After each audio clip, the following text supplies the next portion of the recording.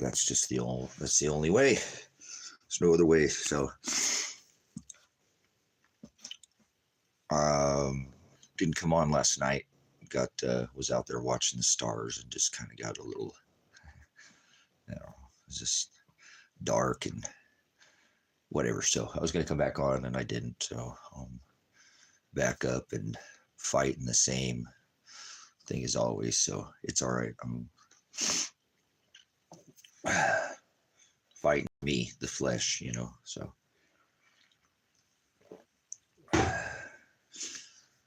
Again, thank you, Father, for all things, and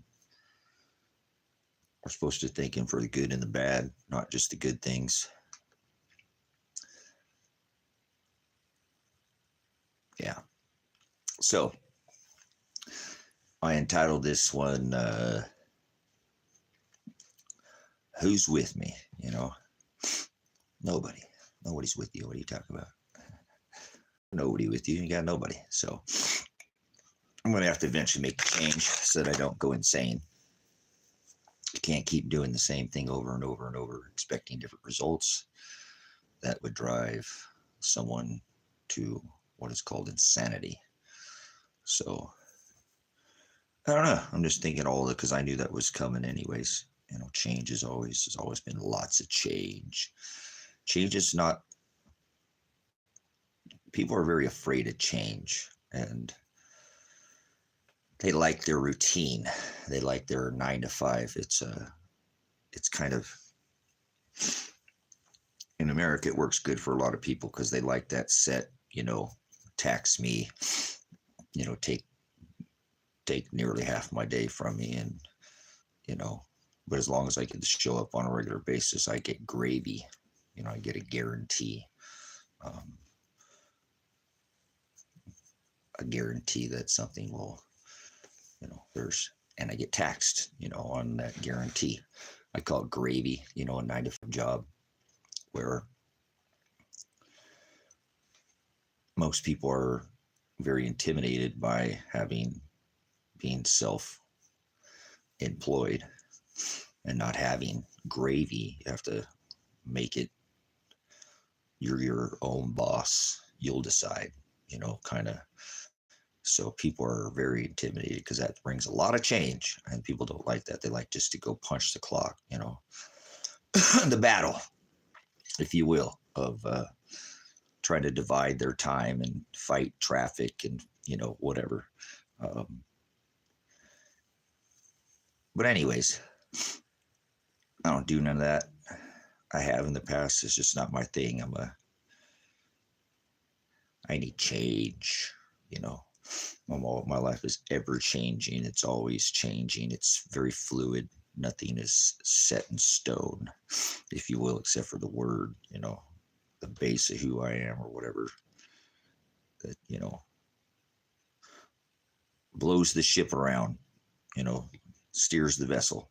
So, but we still got to be here in this meat suit, whatever you want to call it, and look after it and make sure we don't, it's a temple. So He reigns within us, and He'll tell us, he'll tell us what it is, but will we listen? Will we listen? That's the Ruach HaKodesh. That's the Hebrew word for Holy Spirit. Oh, my kitty's whining. I got him out. Let me let her in. She got some babies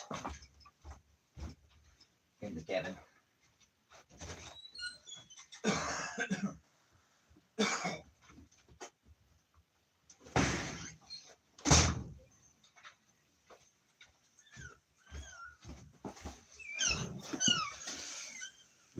All right. Oh, man. It freaking stinks out there so bad. It's like so plastic smelling and electric. It doesn't even smell like regular fire smoke. I don't know what it is. The taste on my tongue is horrible. Man, I can't, wait for these fires to be over with. What are you talking about, Tracy? His judgments are going to be by fire. We're just getting started in here. So, fiery trials, brothers and sisters, fiery trials we go through. He puts us through. He beats the self out of us. He beats the people he loves. He makes them stop doing the things of the world, and he just rags their brain all the time. Yeah, he's inside of you, not in the sky. So anyways, maybe I'll find somebody like that someday who will understand that, God is not in the sky. And maybe they don't believe in space either, but everybody I know believes in space. So I can't wait to go find and go back to my old self, not my name in this meat suit, but who I always have been and who I'll be after I'm going to it's not for me to decide, but he already chose he either made me do self-will and I'll go to hell because he didn't design me. He didn't write me to do his will, agape, love him. 2 John 6, he designed me to be a vessel of wrath, a goat fitted for destruction from the foundation of the world. And that can't be changed. And 99% of the world doesn't want to hear that. I think they're doing it. And that's because that's the Greek word, idolatria or porneia. And that is idolatry. And latria is to serve and self, eyes or lies or fortunes, and have self-will, not free will. And 99% of the world believes in free will. So see, I'm just not a match. Hados in the same way. He said, I am the way, the Hados, that's to be in the same narrow way as Christ. Parallel, like, equal to, hovering right over, conforming, follow after, all these things he told us to do. So, but people believe in religion, and I never found a religion that I've ever studied that's real. 99% of religions are Satan, to include the Christian church, who worships self and birth. And you're not supposed to celebrate birth, so you're surely not supposed to celebrate the birth of Christ. See, 99% of the world, I can't change them. That's their own self-will. They're idolaters, and that's what God has designed them to do. I'm not here to change anybody. He doesn't tell me I have to. He actually tells me not to hang around people like that. Don't be with people like that. Don't sup with vipers, is what he told me. Don't cast my pearls in the mud before swine. So not the low energy is not. God is light, the aletheia and the orizo, the hados, the aletheia and the orizo, the way, the truth, and the light. But there's like a path there. He gives you the path. It's like a cheat code, if you will. Like he didn't create a planet. He created the stars, sun, and moon. I am the hados, the aletheia, and the horizo, the way, the truth, the light, sun, stars, and moon. I don't get it. People are. He does everything by the number, and it's an infallible gospel that he's made. The gospel is what's so amazing about the word, but nobody takes it as that. They take it as religion. So that's what I'm saying. I rebuke all religions. They're idolaters and Satanists. Satan is the adversary to Christ. You're either with Christ or you're an antichrist. So you're either with Christ or you're Satanist. People don't define anything anymore. They're a bunch of translators, and they go after a transgender God, both man, beast, and woman. Horns, hoofs, and breasts, if you will. So, but they don't. They believe in the kitty devil, demonion, antichrist. The red, pokey, horny devil.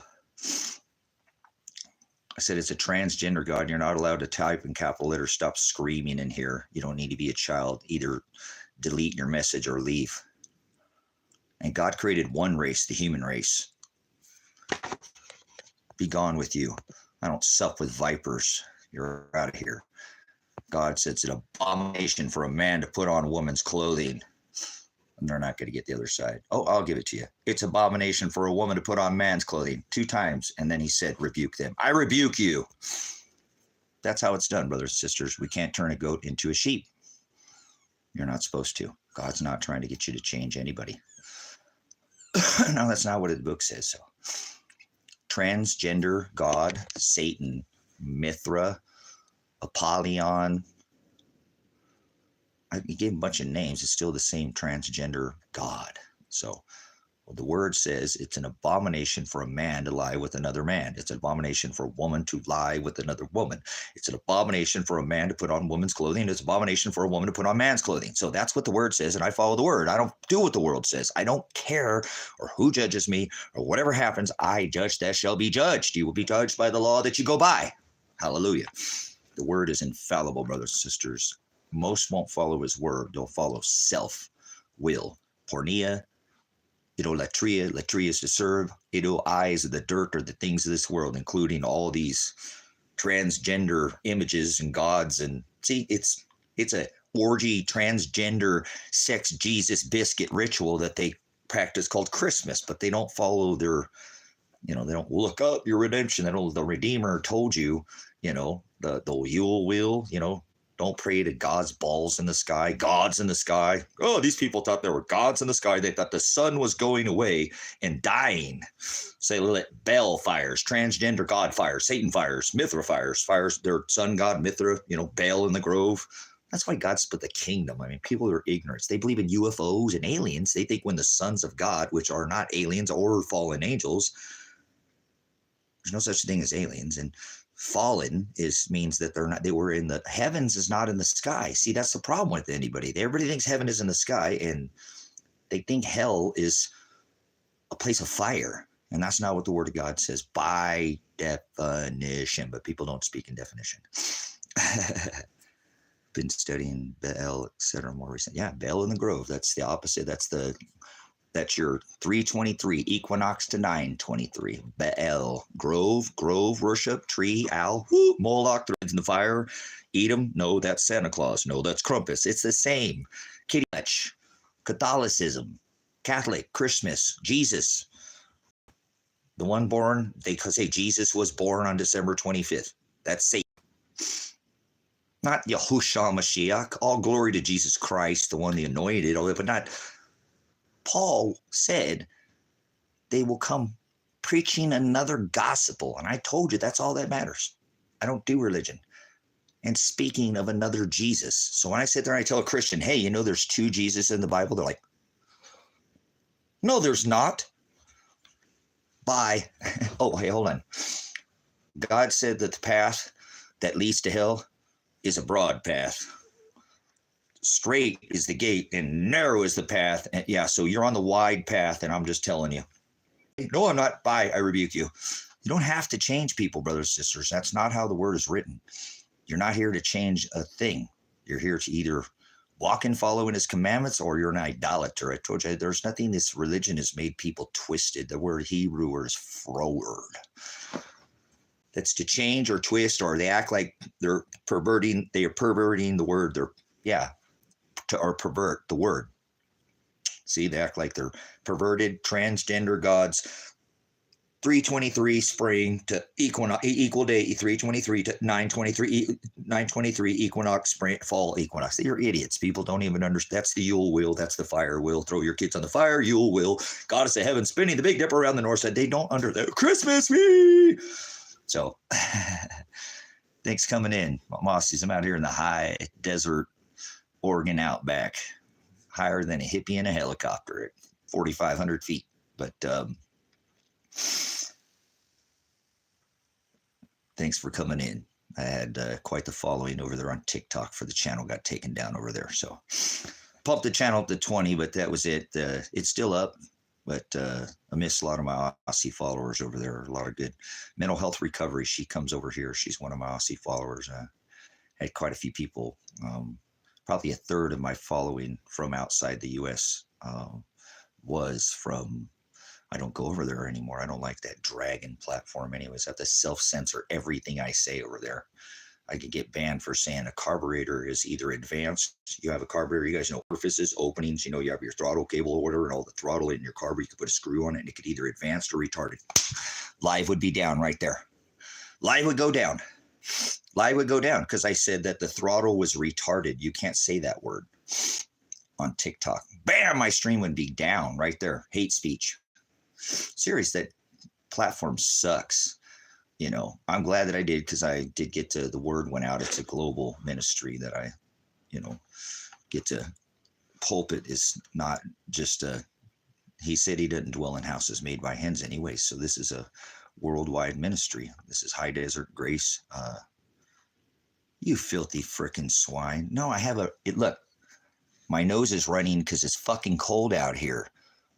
Coke, and you're insinuating drugs? Dude, you're filthy, man. You'll know them by their fruit, brothers and sisters. Go ask around. You do whatever you want. It's not what goes in a man, it's what comes out. It's your crap that just, you didn't have to, you could ask. I mean, guess what? Seriously? Dude, you're filthy. You're filthy swine. You're swine. You're going to ask me if I'm doing drugs?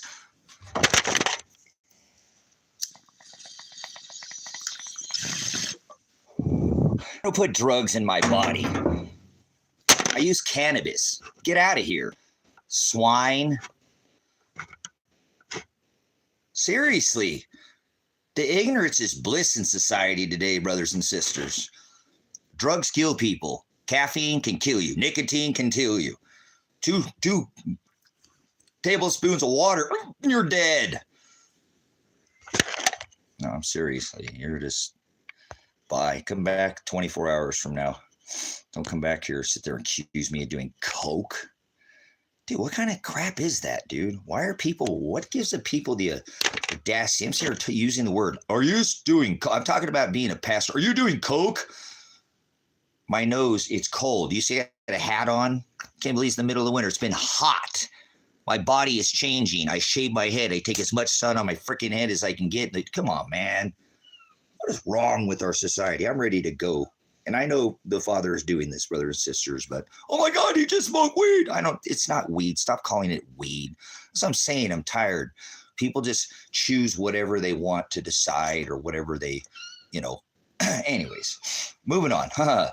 Idiocracy of this society today. I don't care what people do, brothers and sisters.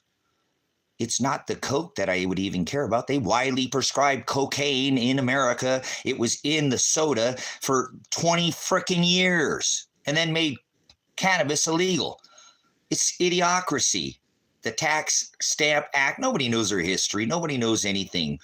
Fuck this drug enforcement agency, war on drugs, Ronald Reagan. They never did war in the war on drugs, did they? I'm tired of this. Apologize, Father. Darn it, I did it again. It is what it is. I guess the ministry is getting a little rough on the edges. You just have to filter, brothers and sisters. But it's not what goes in a man or a woman that defiles him. It's what comes out of us, okay? If somebody wants to do something in their own time and do it responsibly, and it's not affecting anything, in the sense, then what are you to say anything? You can judge a man. That's fine. Woman, no, you can't. Yes, you can.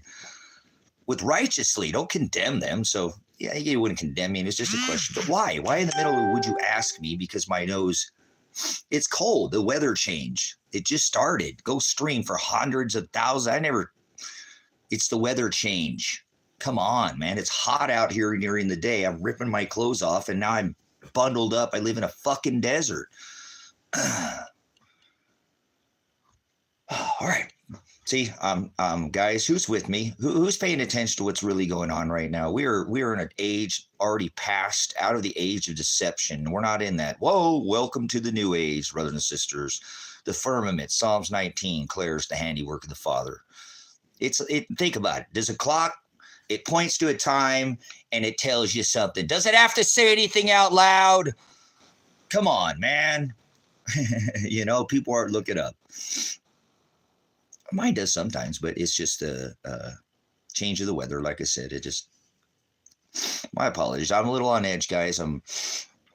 God's pushing me hard, and that's fine. I need to keep doing his will. I should be doing other things, and I'm not, and I'm doing his work. So it doesn't matter. It's just the stress of the flesh is just, we all fight it. And that's what his apostle Paul told us not to wrestle against it, right? Ephesians 6, and we're not even under that testament anymore. So just, he said, be not anxious. And I'm just trying to get in here and find out who's with me, so to speak. And you don't have to necessarily be with me, but I want you to understand it's an important time. We need to be looking up and paying attention to these celestial geometry markers we're going into that we were again at the time of Christ. It's not a prediction. I'm not a prophet. Prophecy was nailed. There's not one prophet on this earth today. Anybody who believes in prophecy is a blasphemous heathenist. They're blasphemous according to his nailing himself as a contract, as a new covenant with his bride, as he divorced his bride and said he would call out his bride in that book, the book of the Lambs. At that wedding, he would take his bride to the wedding feast, right? These people love selling their feast days, or feast of Yule.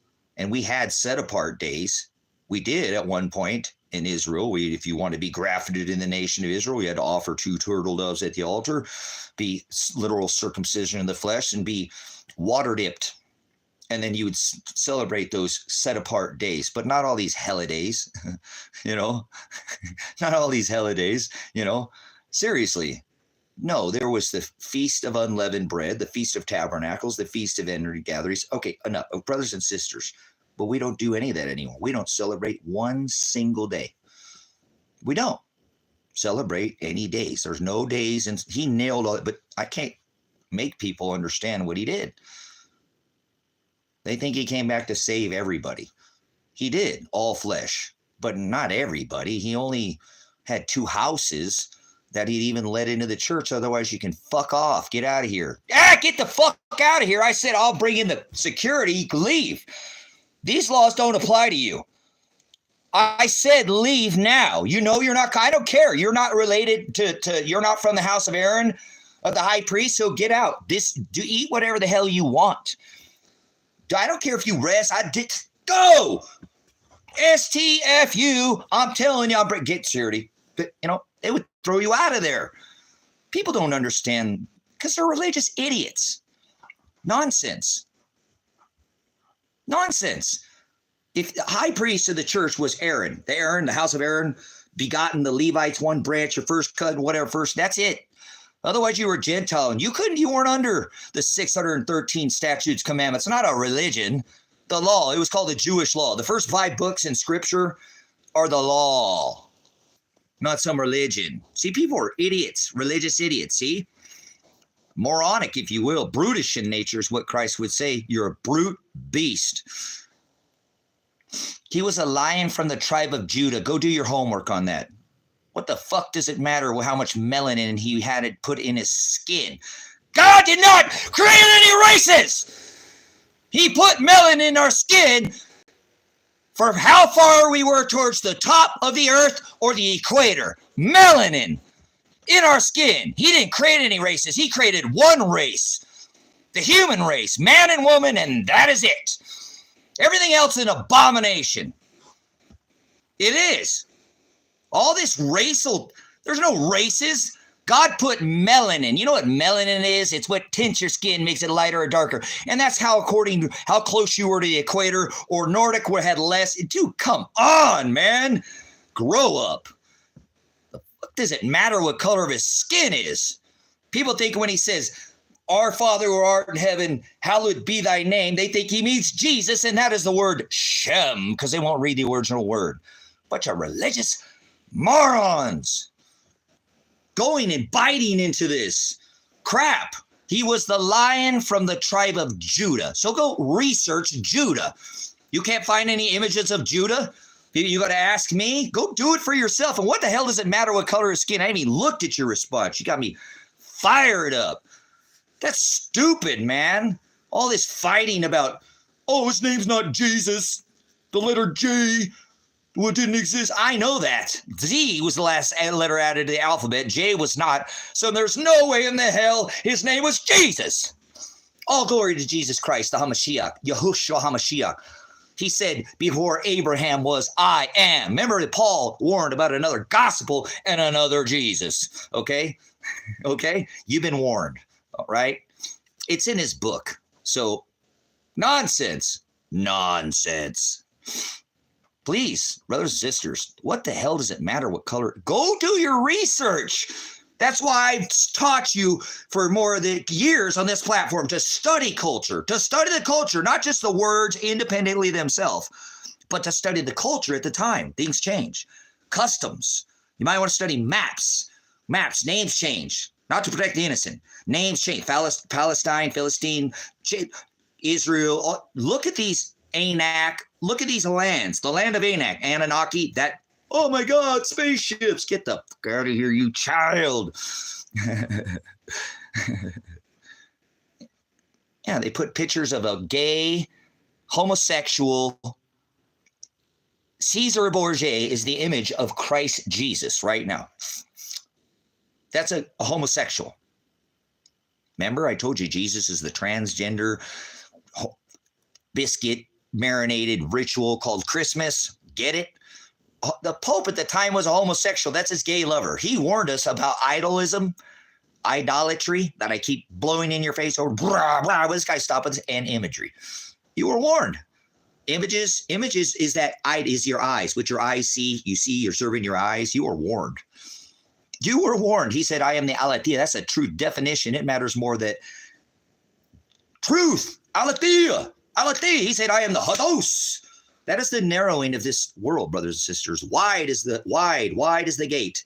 Broad is the way. If you're not willing to, narrow is the path that leads to the straight gate. If you're not willing to narrowing is that theolobo is the word, brothers and sisters. Theolobo, that's the Greek word to be pushed down on both sides. Theolobos, the verb. Theolobos is to be pinched down, pushed to pinch down through a narrow. He said, I am the hados. That's to be in the same narrow way. I'm here to rewatch. Blessings, Noah. Thanks for coming in, brother. Thank you again for your blessings yesterday. I went and bought a part for my truck, man. Okay, I have a truck out here that caught on fire. I bought it 2 days later. Catholicism comes from Muslim. Okay, I teach on it often now. It is what it is. If you historically research, hold on, get back to that. 1 second there. Hoover. Like, damn. Oh, damn.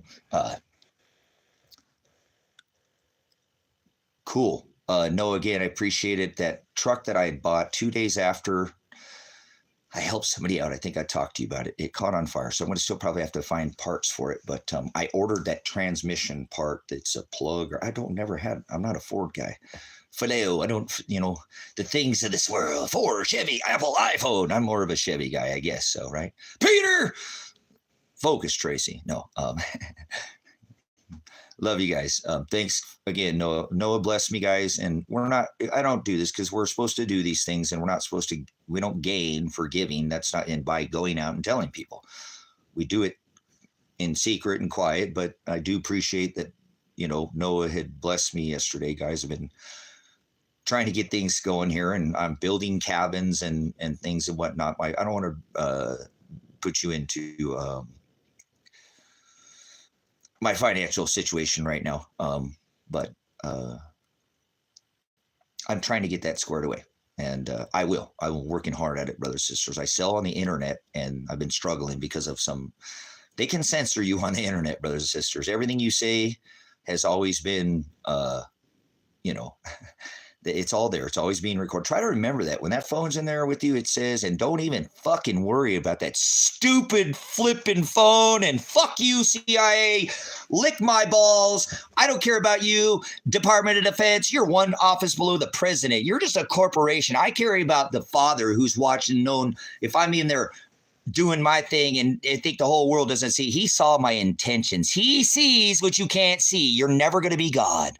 You're trying to be like God, you stupid corporation, but you're never going to be like the Most High. He sees everything I've ever done, all this world. He wrote it. You're never going to be like the Most High. You're just some puppet on a string. Okay, brothers, because remember, they are always on that phone. You guys forget that. That phone is sitting there and recording everything you do all the time, all the time, all the time. It is a tracking device. Oh, shit, honey. I left my tracking device at home. What? That's not what you said to her. You like, oh, I left my phone. I got to go back and get it. They don't even need to chip us. Everybody worry about a chip. We bring our tracking devices, and when we leave it at home like a good dog, we go and get it. I love you, brothers and sisters. Have a good day, Noah. Try to, man. I know it's difficult. I know you're going through a tough time yourself. It sounds like it. Hang in there, brothers. Trials and tribulations is what he puts us through. That is the hados. That is the narrowing. That is the fiery trials. The ellipsis is the word tribulation. And the Apostle Paul, after they'd stoned him, because he went out and preached that gospel, brothers and sisters, and he was a bad murderer of Christians, a Pharisee. You couldn't be any worse than the Apostle Paul. So if the Apostle Paul and that thief on the cross, who are we to say? Thy kingdom come? Pray for his will to be done. Don't pray for anything else. If you do, pray the Lord's Prayer. Okay? Okay, hold on. I'm speaking with Noah. So it's not hard. Just research. Muslims are just Christians without a sun god. Hallelujah, brothers, sisters. God sent you here. He writes all things. This isn't me doing it. This is me, because God made me study it for all these years and not chase tail. I could have got laid a bunch of times and had a bunch of relationships, but I had some long ones, and most of the time I didn't, I just still studied. And so, the worldly things, like a lot of guys, cars, fame, money, but I didn't. It just wasn't. If I could make $1 over the money I needed, I was always good every month. I didn't chase fame. My father was an actor on television that I'm sure at least one or two of you in this room, if you're near old as me, saw him growing up in television. My aunt was runner-up for me. I don't care about none of that crap. I hate money. I hate fame. I hate fortune. All rich people go to hell. All famous people go to hell. So I don't want anything to do with that. Yes, all of them. He said it'd be easier for a camel to pass through the eye of a needle than a rich man through the gates of heaven. And he said, if you were loved by this world, you'd be hated by my Father. Boom! I rest my case. Let's move on with the subject about Ishtar. Let's take that flag, brothers and sisters. Let's take that flag, and we'll draw it in your head, the Muslim flag. You see the crescent moon. Moon goddess. The moon is the 323. You asked for it. You got it, Toyota. Maybe someday I'll get a Toyota. Whoever said Toyota, 47. Thanks for saying Toyota. Hold on, guys. I'm going to have to. Oh, my gosh. Oh, no. This I shouldn't have done. All right, whatever. All glory to God. Guys, my sciatic has been so bad. I don't know why. Just all of a sudden, out of nowhere, the sciatic. This is the last lesson. You could go back and whatever I was teaching yesterday. I don't know what was I going on. Oh, eclipses and the 1024. The importance of an eclipse. And why that's horizo. He said, I am the hados, and I'll teach you that. We'll go over that, and then we'll do that, and then we'll teach you the star and the sun and the equinox and all that. So all glory to the Father. Thank you, Father, for the eyes to witness. God. So my name is Apocalypse. That's what I go by. Revelation. Try to reveal the lie, brothers and sisters, have been put over for thousands of years over the masses. They do it. It's by casting spells on people, sending people to school to go with the flow in the narrative, so that you you go along and you say what everybody you are in the hados who has been schooled. You don't get out of the a school of fish. You've been channeled, right? You grew up watching channels, or right, television lies to your eyes and telling you there's things in the sky. All this Star Trek and space, it's just comical. Actually, it's childish. It's very, very. They believe that God's in the sky. Remember, the pagans thought that those balls were men. They were gods in the sky, and God divorced His bride for that, Israel, for believing God's in the sky. Okay, so where are we at? Oh, I got to get some. I get some more markers here very soon, but we'll be fine. I think I got enough here to pull off a lesson. I got to get to town or something. Get me some markers. So, well, we got Hunter's in here. Jason's in here.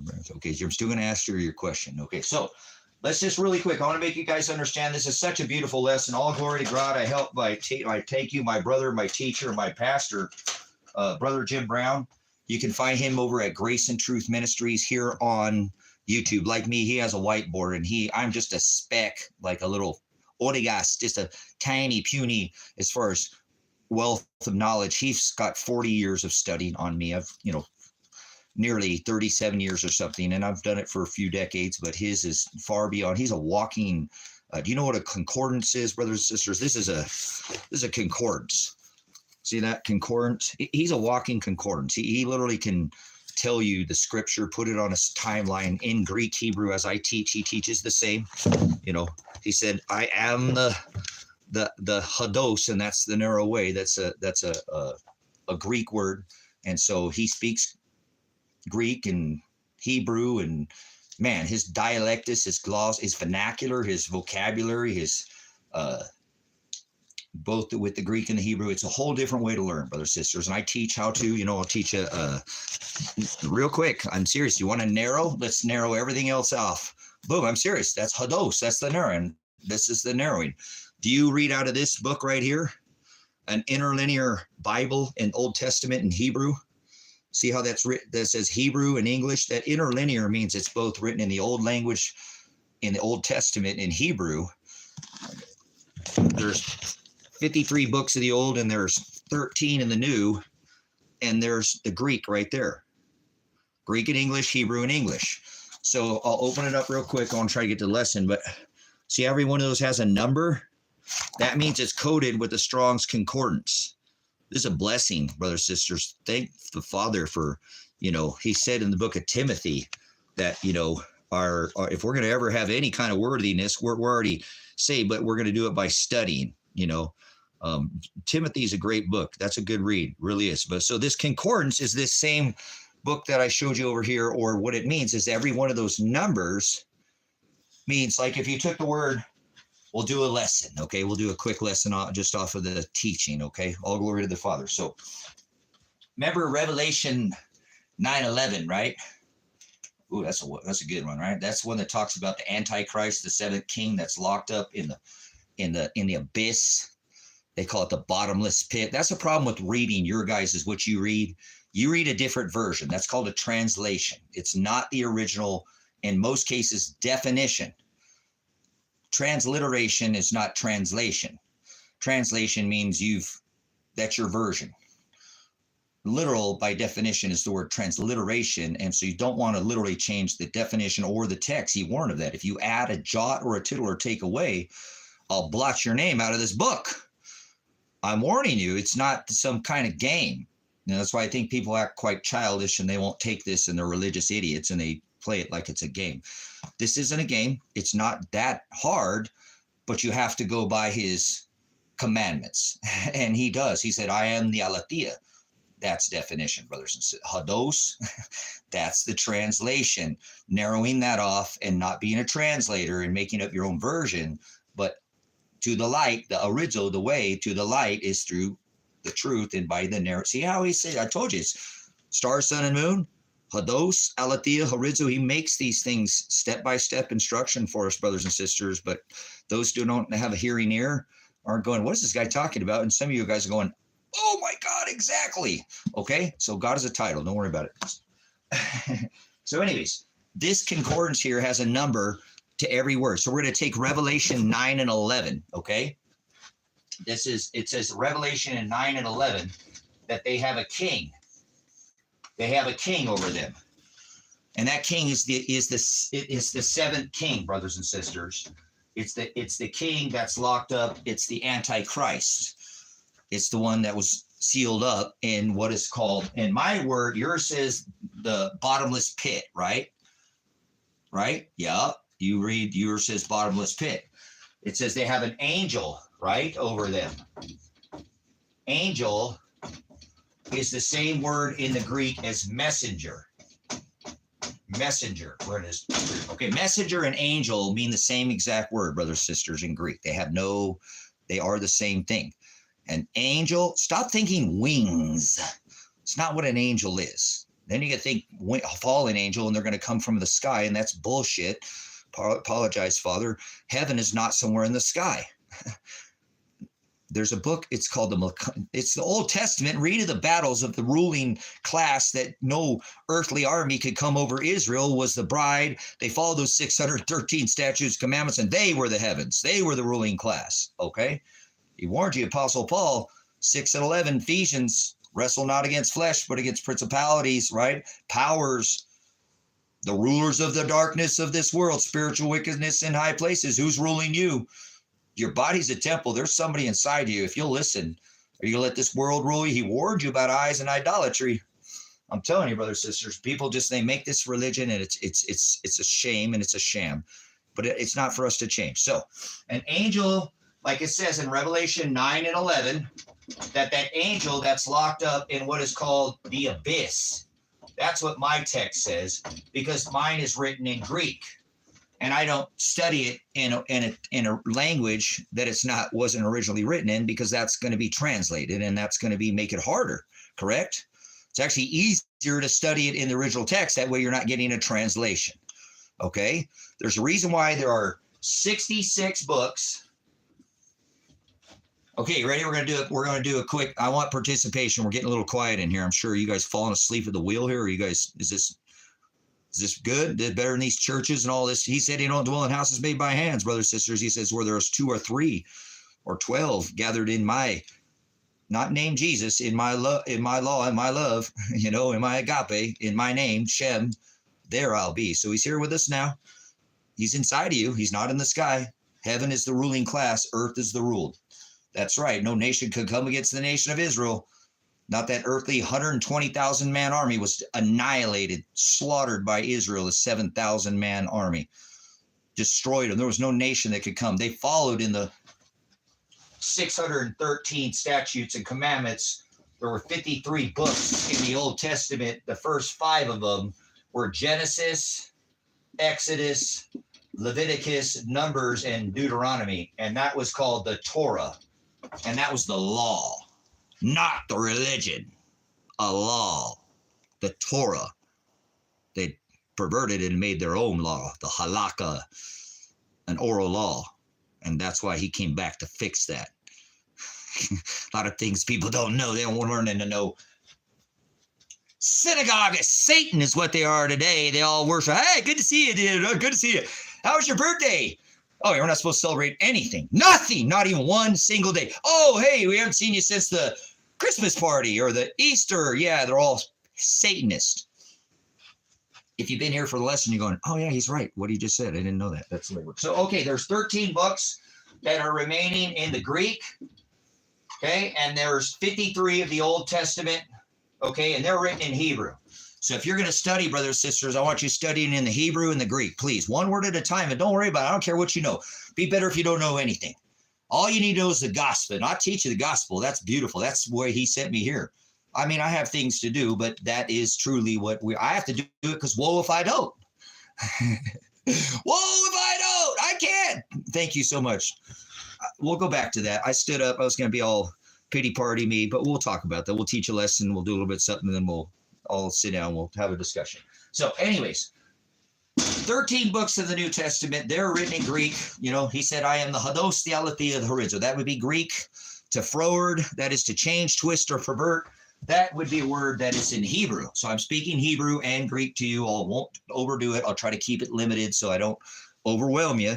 But please go see Brother Jim Brown if you want to be overwhelmed with Greek and Hebrew. And I am in the high Oregon desert outback in Silver Lake, Oregon. Right.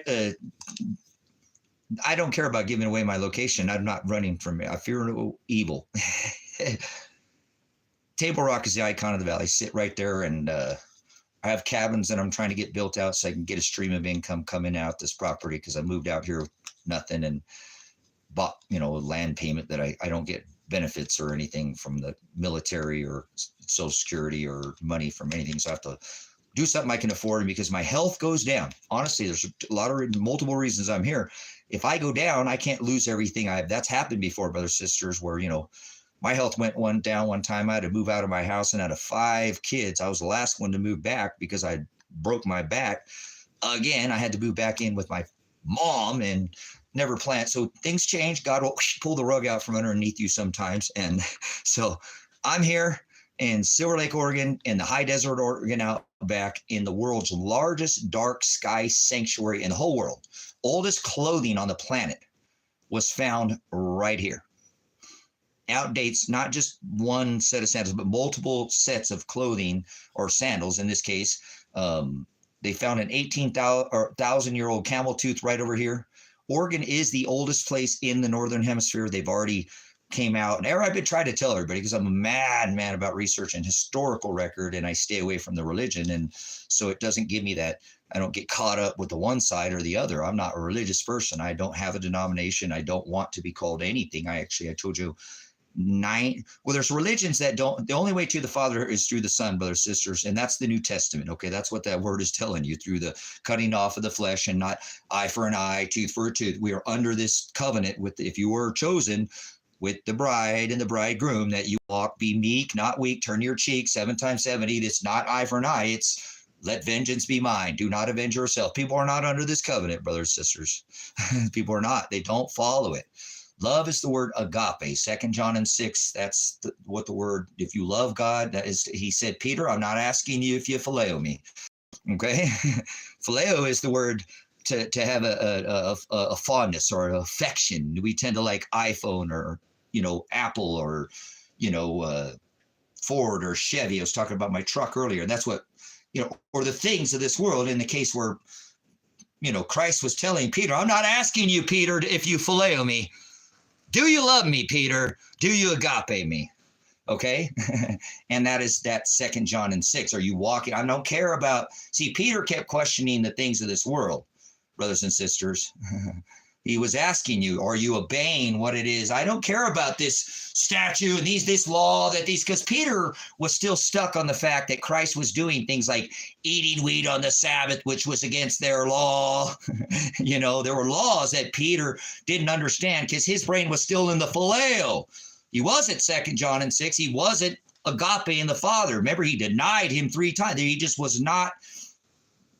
Christ eventually, his heart was rebuked. He obviously was still at his time of death. It was bearing on he asked to be hung upside down, brothers and sisters. He did die a martyr, and I'm telling you, but please, Peter, I'm not asking you if you like Ford or Chevy or if they've made this corporate law and this mandate and all this, and they perverted this modern day. What's in the Constitution, brothers and sisters? It says if they make a law that's not constitutional, you don't have to follow it.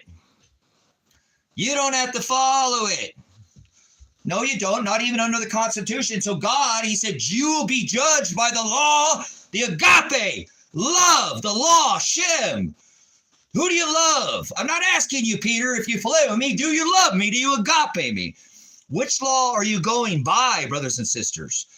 He said, follow after me. And he ate wheat on the Sabbath. He hung out with a prostitute, a mass murderer, a hooker. Okay. Seriously, a woman of the night, a lady, a prostitute, brothers and sisters. They hated Christ so much they threw him in prison. Does anybody want to throw you in prison? They hung him on a tree. Does anybody want to hang you from a tree? They put holes in him. Does anybody want to put holes in you? They ripped his beard out of his face. All of it. Does anybody want to rip your facial hair out, or maybe your armpit hair, whatever? I mean, come on. Stuck him. Stabbed him. Literally bled him out like he was some kind of deer hanging up there getting ready to eat, like all these pagans with their, a human. They eat human flesh. Seriously. And a crown of thorns. Not this Christian baby he carried a cross. That thorns like this, brothers. They went into his skull. Nobody knows what the price he paid. He said, do you love me? See, isn't that beautiful? That's what he's asking you. I'm not asking you, Peter, this worldly things. Are you getting what I'm telling you? Christ didn't come back here. There's this lollipop, easy Jeezy. Oh my God, God loves everybody. Come on in. How you doing today? Sit down, put money in the bag. He said he don't dwell in temples made by hands. And God divorced his bride Israel because they thought gods were in the sky. And now people think that God is in the sky. And their dead ancestors are in the sky. It's incredible. Synagogues of Satan. Here we are all over again. It's the same thing. They make up their own Shem, their own love. 2 John 6. Agape, love, to walk and follow in the commandments of they're their own commander of their own ship, doing self-will. God made them do everything that they're doing and wrote everything that they did, not through his will, because they would be loving him, right? I'm not asking you, Peter, if you phileo me. Do you love me? Do you agape me? Will you walk and follow in my commandments? Will you obey me? Are you obeying what he said today? Who shall ever come after me? Let them deny themselves, take up your cross daily, and follow after me. Follow after me, conform to my image, endure to the end. See, you can't do what you want. It's not going to be easy peasy, other Jeezy. Difficult is the path, brothers and sisters. We'll move on to the lesson, but people don't get it. We get caught up in the things of this world. God is not going to judge us by the law that we think. He's going to judge us by his. And if his law says, you have the right to travel, right? Under the Constitution, 4th Amendment protects your right to travel freely, warrantless search or seizure. You cannot be stopped. That's accosting. That's illegal unless you've committed a crime. Somebody could stop you. Hey, they have to have reasonable, articulate suspicion that you've committed a crime, the commission of committing a crime, or you're going to, and they have to have and articulate which crime it is to you before they can detain your wrists, arrest your wrists. You've been arrested. Oh, we're detaining you. If they put handcuffs on you, you have been arrested. Don't fall for their bull. These corporate thugs, that's what they are. America is not a constitutional republic. It is a democracy, a corporation, and it is democracy is what it is, right? Yep, 51% of the people said, Tracy, you got to shave, half your beard off and dye the other half pink and wear a tutu. Shut up, 49%. You too. There's your razor. Here's the tutu. I said, shut up. No, it's the law. See, people believe in that. 51%. Oh, so hey, 51%. I'm going to do a man on the street video, raw. No editing, no nothing. Hey, hi, it's Tracy. I'm here with Predestined for Light. 51% of the people voted that, they're going to. What is that one? Do you guys ever see was it Mark Dice? He go out in the public and he I remember what was the word he was using for hydro. I can't remember what the other name is. So it's a hydro, whatever, and he's going to ban this. It's in the municipal systems. It's put in there. It's known to come out of, it's in the ground, and people are like, oh yeah, I'll get banned. That's water, you idiots. People will ban water. I'm serious, because 51% of the people said, he would, people will go with, if the majority rules, that's called mob rule, brothers and sisters. An arrest starts with getting pulled over. Yes, they are. They're arresting your right to travel if you haven't committed a crime. And if you haven't ran anybody over, thank you, and hurt anybody, there's no crime that's been committed. What crime is there committed? I mean, I'm not speeding. Guys, I was a police officer. Why do you think I hate myself so much? And a veteran and a military police as well. I hate myself so much. I've extorted. I've been a road pirate, extorting this, not only, for, like I said, there's a corporation, but for the beast, on federal land as well. That stays on your record for 8 years, not 3 years. There's all these things that, people, DUI. And I'm not saying to drink and drive at all. I'm just, because I know I've worked fatality accidents, and the only ones I worked were alcohol related. But unless you run somebody over, or is there a crime? See, it's victimless. That's pretty dangerous. Freedom is supposed to be dangerous, brothers and sisters, and I don't believe in that word, but let's be real with it.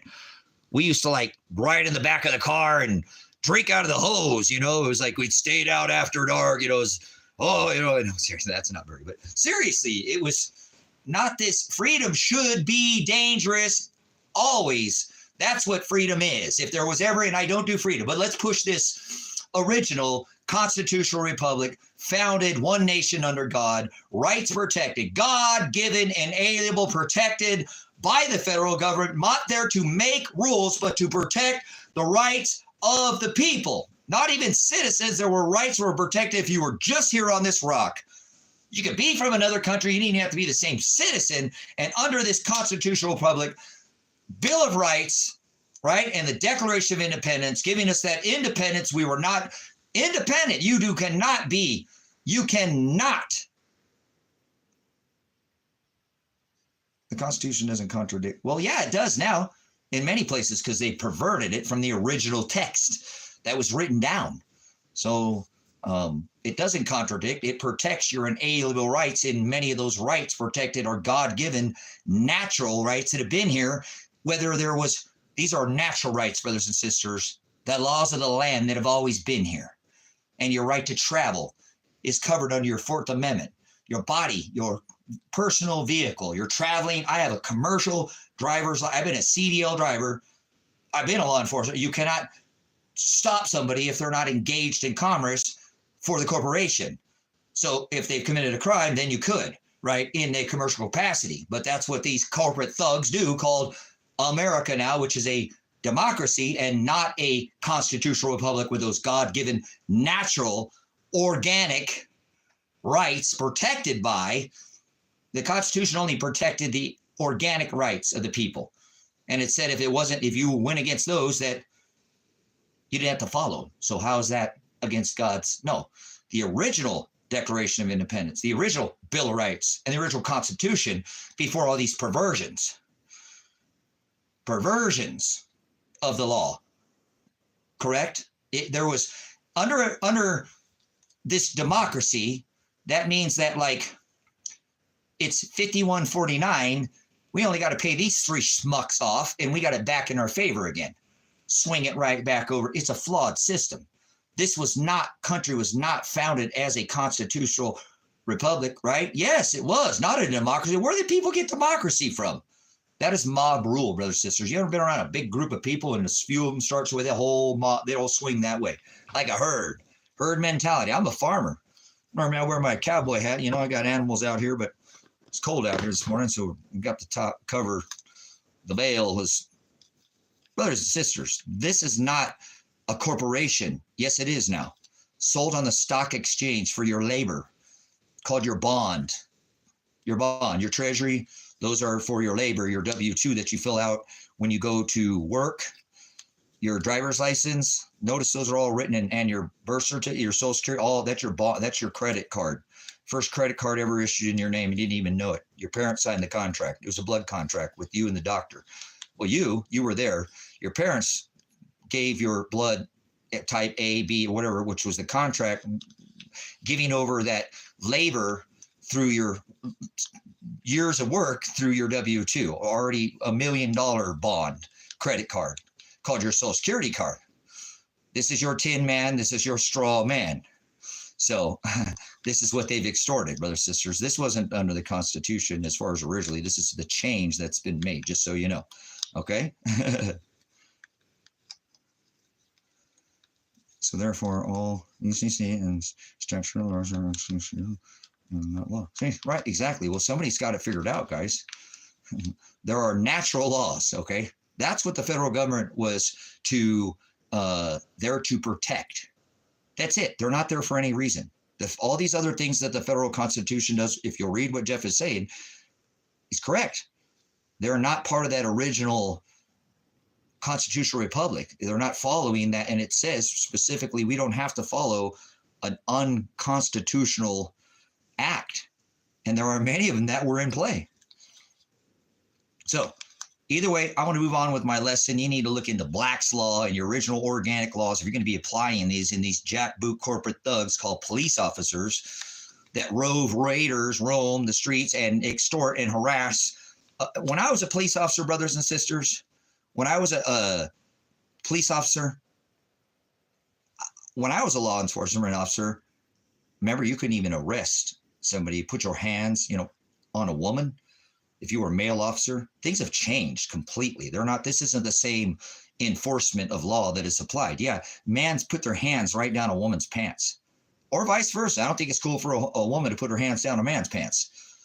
There's a lot that's changed in just these, but most of these corporate jackboot thugs don't know. And even when I did the same thing. But if you understand, when I served in a capacity, we had to deal with the public, and part of that was dealing with gangs, groups of people. Laura, I was telling you about, herds. And so a gang, technically by definition in law enforcement, when I served in the 90s, was a group, 5 or more heavily armed group of thugs going around, all wearing the same thin blue line color. You wear all the same color, going around and harassing and extorting the general public. That is a gang. So generally, people don't understand that. They've never been around the culture, even understand how that works. But I grew up in that. I've had to be in that capacity. Now these supposed public officials who are supposed to be serving the public now serve the corporation called America. And they don't even know it, brothers and sisters. That doesn't make them right. Judge this shall be judged, brothers and sisters. Judge this. Let's go by God's law. Who cares about Black's law, this law, that? What about the law? You'll judge be the law that you go by God's law. How about that law? That's the only law that matters to me. I can talk about all these other things and we could bore you to death, but most people won't even apply them. They don't audit their public officials when they get pulled over. No, they'll make sure everything is dressed. And so they never, like somebody said, to not get stopped to begin with is a good way to avoid it. But, what are you avoiding? Are you avoiding God's law? Do you have to have a license on your vehicle? Do you have to pay that registration? Are your taxes going towards roads, or are they going towards killing Ukrainian, Russian men, women, and children? And yes, they don't go to the roads, do they? And then they tell us, oh, well, you don't have the right to travel on the road if you don't have it. What do you do? Just driving over everybody's private property? That's trespassing. The idiocracy, brothers and sisters. You've never had to strap a license to the back of the ass of a horse's ass to travel. So this idiocracy of, you have to have a license. It's just people not applying their natural, organic rights to the land. You've never had to. In public, you can travel. Nobody can accost or stop your body. And under the Constitution, it was already ruled in 2023 that you do have, and they protected. That's under the 4th Amendment, warrantless search or seizure. Your right just to not be stopped is accosting. You can't, that's committing a crime. So, you don't have a plates on your vehicle. I don't require to have it, and that's still not a crime. That would be a moving violation. If you want to write me a ticket, you can or whatever, but, I'm not. No, I won't give you a license. I won't tell you who I am. No, I didn't commit any crime. It's not a crime to not have a license or registration. Not required when I'm traveling in my personal means of traveling. I'm not engaged with the corporation. My name is not on that capital letter. See, I don't go by that, brothers, sisters. Well, people say no. Well, you could fly a flipping airplane. As long as you're not delivering pizzas for Domino's in your airplane, you're not engaged in the corporation, correct? Oh, no, FFA, Tracy! FFU. How about that? Yeah, just trample on a man's right to fly? Heck, if he could do it, jump off a building and glide, you're going to put better stamp a freaking, somebody staple a license plate to that boy's ass. He's going, there she goes. Come on, guys. This is jackboot thuggery. And they do this under your corporate name called America, the corporation now, not a constitutional republic. This has been changed. 99% of these cops do not know. But it can't be a crime against the state. And they will call it the state. They'll call it, that's victimless crime. Do you know how many people America has more people locked in prison than all the other countries combined? We're only 3% of the population. Isn't that incredible? A lot of them for victimless crime. No victim, it's the state. The state is the victim. Right? You get pulled over for speeding. Who's the victim? Who's the victim? Think about what I'm saying. We'll make it very simple so you understand what it is that Thursday is saying. right? Who's the victim? You got pulled over for speeding. Who's the victim? Who got hurt? Where's the victim at? I thought there had to be a victim for there to be a crime. I thought you had to commit a crime so somebody could even stop you. Your right to travel is cost if you're not engaged in the corporation delivering Amazon, Uber Eats, or whatever job working in your personal view. You can go do your own business, check your mail, go to the store, get some groceries. You're not required to have it's a constitutional protected right. I audit these public officials out here. Josh, the one I think he ripped the headlight out of my motorhome. God, please reveal that to the world. And if I'm wrong, then God, please, show the world that I was wrong. But seriously, brother, sister, when they came out here and swatted in my house and, shot the windows out, tear gas, shot me in the face, all that. Remember, I was talking about, I drove that vehicle. I audited on the channel in that vehicle, the camper that I have, the motorhome. And I don't, I said, no, I don't care. I don't need a plate. I don't have to. I'm not required. And I audited my public officials. You know what I'm saying? And then I found my motorhome light, which was parked outside. Not that, maybe you drove it through. No, I didn't. I drove it around. Ripped off inside of the gate. That means whatever police officer ripped it off, brought it inside, said, ha ha, motherfucker, you cocksucking little prick.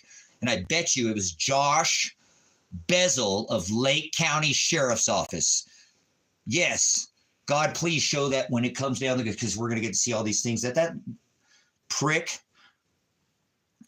because he's mad at me because I audited him and told him, no, you were on the last traffic stop, and you guys already know that I've already been stopped and under the threat of arresting my body, and I don't have anybody to take care of my animals, and extorting and basically remember, harassing, extortion, my money. You're going to take money from me if I don't present you with this commercial license that I have here. When I'm engaged in the commerce, I have to have it. I've had it since I've been 21, but I'm not just going to give it to you, and eventually I did under the threat of arresting my body or extortion or whatever.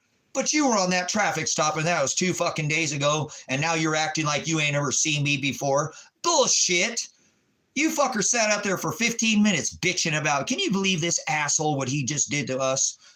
I gave him insurance. I have insurance. Not on me. I'm screwed. If I hurt myself, that's my problem. I do carry insurance, and I do have a commercial license, but I'm not going to just give it to some thug. 99% of the cops in America, just so you know, not only 1% of them know that they're enforcing this corporate. What the fuck are they out there doing it for then? If they know the 10-man, straw man, corporate, all capital letter law, birth certificate, W-2, social security card, driver's license, all written in capital letters. Is that who you are? That's what they're extorting, brothers and sisters. A corporation is written in all capital letters.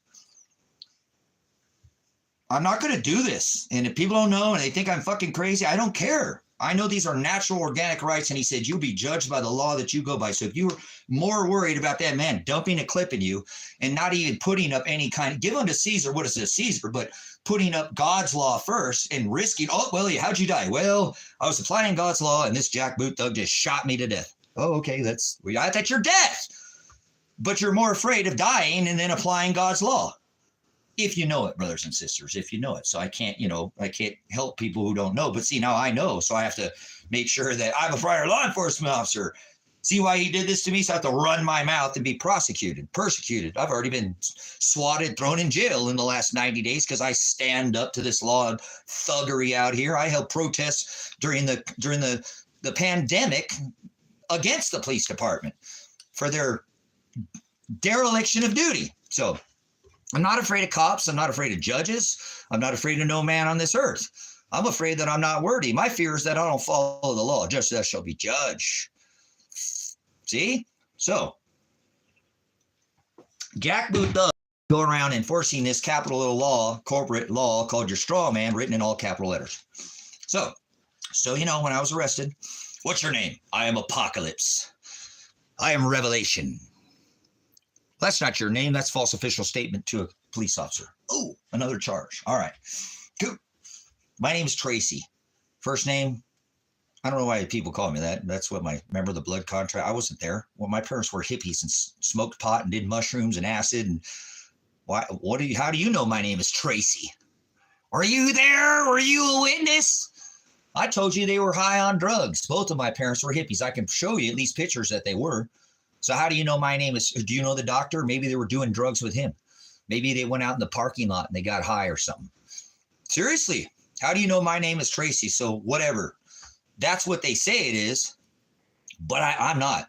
I was never Tracy. My name was never Tracy. And after I leave this meat suit, it's not going to be Tracy. So, but okay, so I didn't say all that to the cops. I said, I'm Apocalypse, I'm a Revelation. And okay, that's a try. I said, okay, well, no, my name is Tracy, but it's not all in capital letters. So, you know, my first name, Tracy, capital T, small r, small a, small c, small y, capital J, small o, small a, small n. I'm not afraid to give out my name. Don't run from nothing. Small w, small e, or no, capital W, small e, small r, small n, small e, small r. And the sergeant can't keep your pants on. She came to work one day without her pants on, and she still has a job. Wow, pretty crazy, this county over here. Seriously, brothers, sisters, whatever it is, what it is. So she says, she starts putting it in the system. And I said, if you cannot put it into the system, please don't come here and solicit my followers with a good paying job. What do you, hey, hold on, I want to say, we'll do this. So Marvo, are you going to make him fill out a W-2 for the corporation? Mr. Hookup here, you got the homie Hookup. Do you make him fill out a W-2 for the corporation? Do you work for the corporation? Mavro, your W-2, blood on your hands for killing Ukrainian women and children, Russian men, even the women. Oh, you're going to give me a job. Well, so how am I going to get a job? Will you live where I live? What's up with this behavior? You want to come work here? I'll give you a job. I'll give you a job. I got 40 acres. You want to go to work? I got 20 up the road I need worked. I got 5 on the highway. So what's your job, Mr. Homie Hookup, Mr. Secret Squirrel Club Connection? Connect. Are you trying to just sell drugs in here? Everybody report this person for illicit behavior, please. You're not supposed to solicit people, brothers, sisters, like this.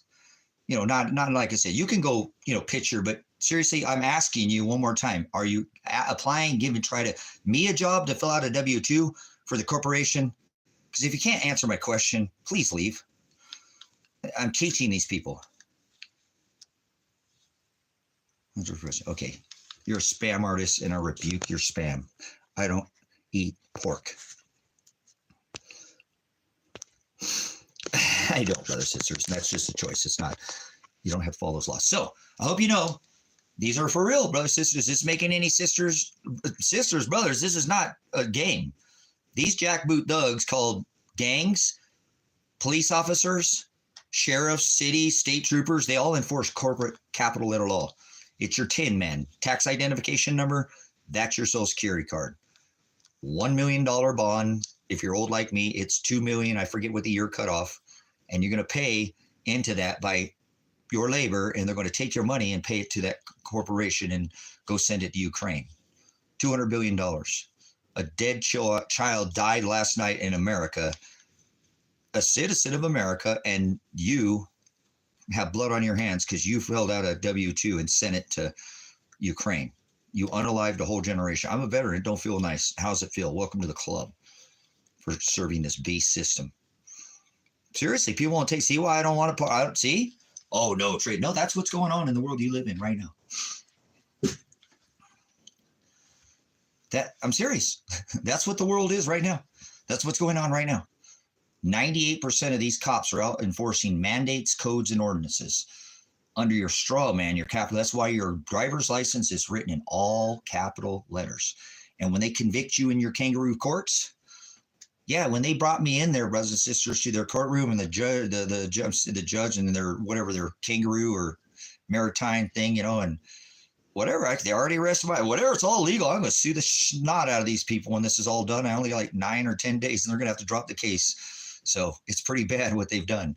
Seriously. So, like I said, I'm standing in there, and they've got it written down, and it's not in all. I don't care if your system can't put it in and has to write it, but that's not who I am. So I don't agree to that. And so when they came in there, you know, my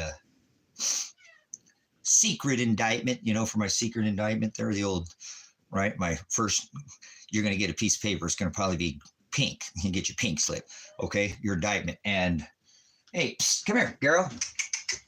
What are you doing? Come here, mama. Come here, Dee. Where'd you go? I seen her up here. Where'd you go? Come here, girl. You go outside? Where did she go?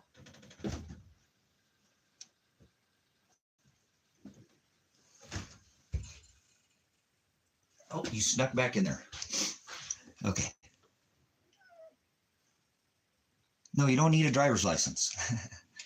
You don't need a license to travel. If you're not engaged in the commerce, the corporation, this is not a sovereign citizen, brothers, sisters. Don't any one of you get in your brain that I'm some kind of sovereign citizen. I'm not that. I don't claim sovereignty.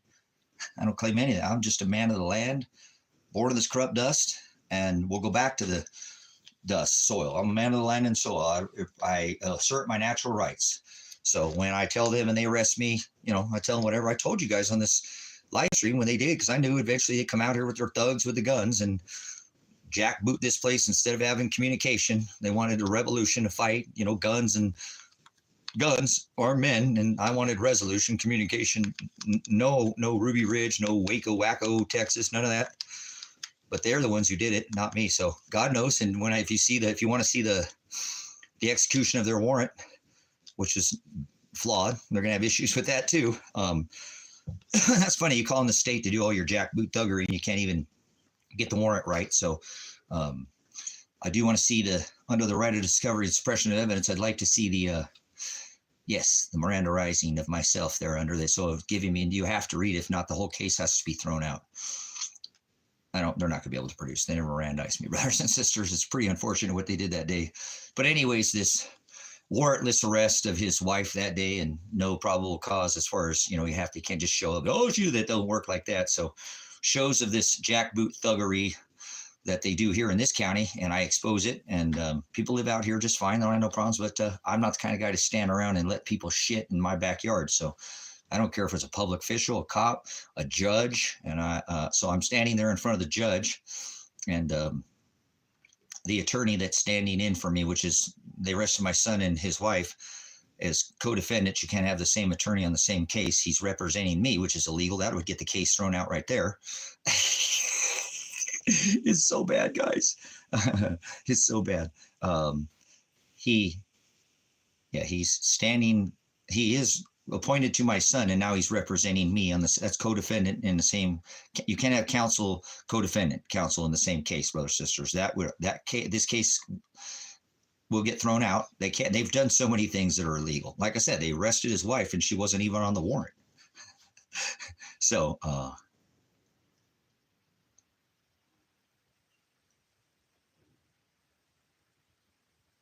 No, you're not going to split hairs. Your right to travel, unabated, warrantless, search or seizure. Nobody can accost your body unless they have a warrant that you have in the commission of a crime. You're committing a crime. And they have all the crime, and they can articulate which crime you have committed. So they can arrest your wrist, arrest your body, stop you. I don't care. Nobody can stop you. You can't be walking down the street. Somebody, hey, boop, boop, I don't care. No, that can't be done. I don't care if they're a cop. I don't care who they are, what jackboot thug agency, which clown suit. They got a badge and whatever clown suit they're wearing. They're still a clown, acting as a clown for the corporation. So you have to remember, no matter what, Thursday, that's still corporation law that you are talking about. I see what you're saying. That's why when you hear me audit my public official,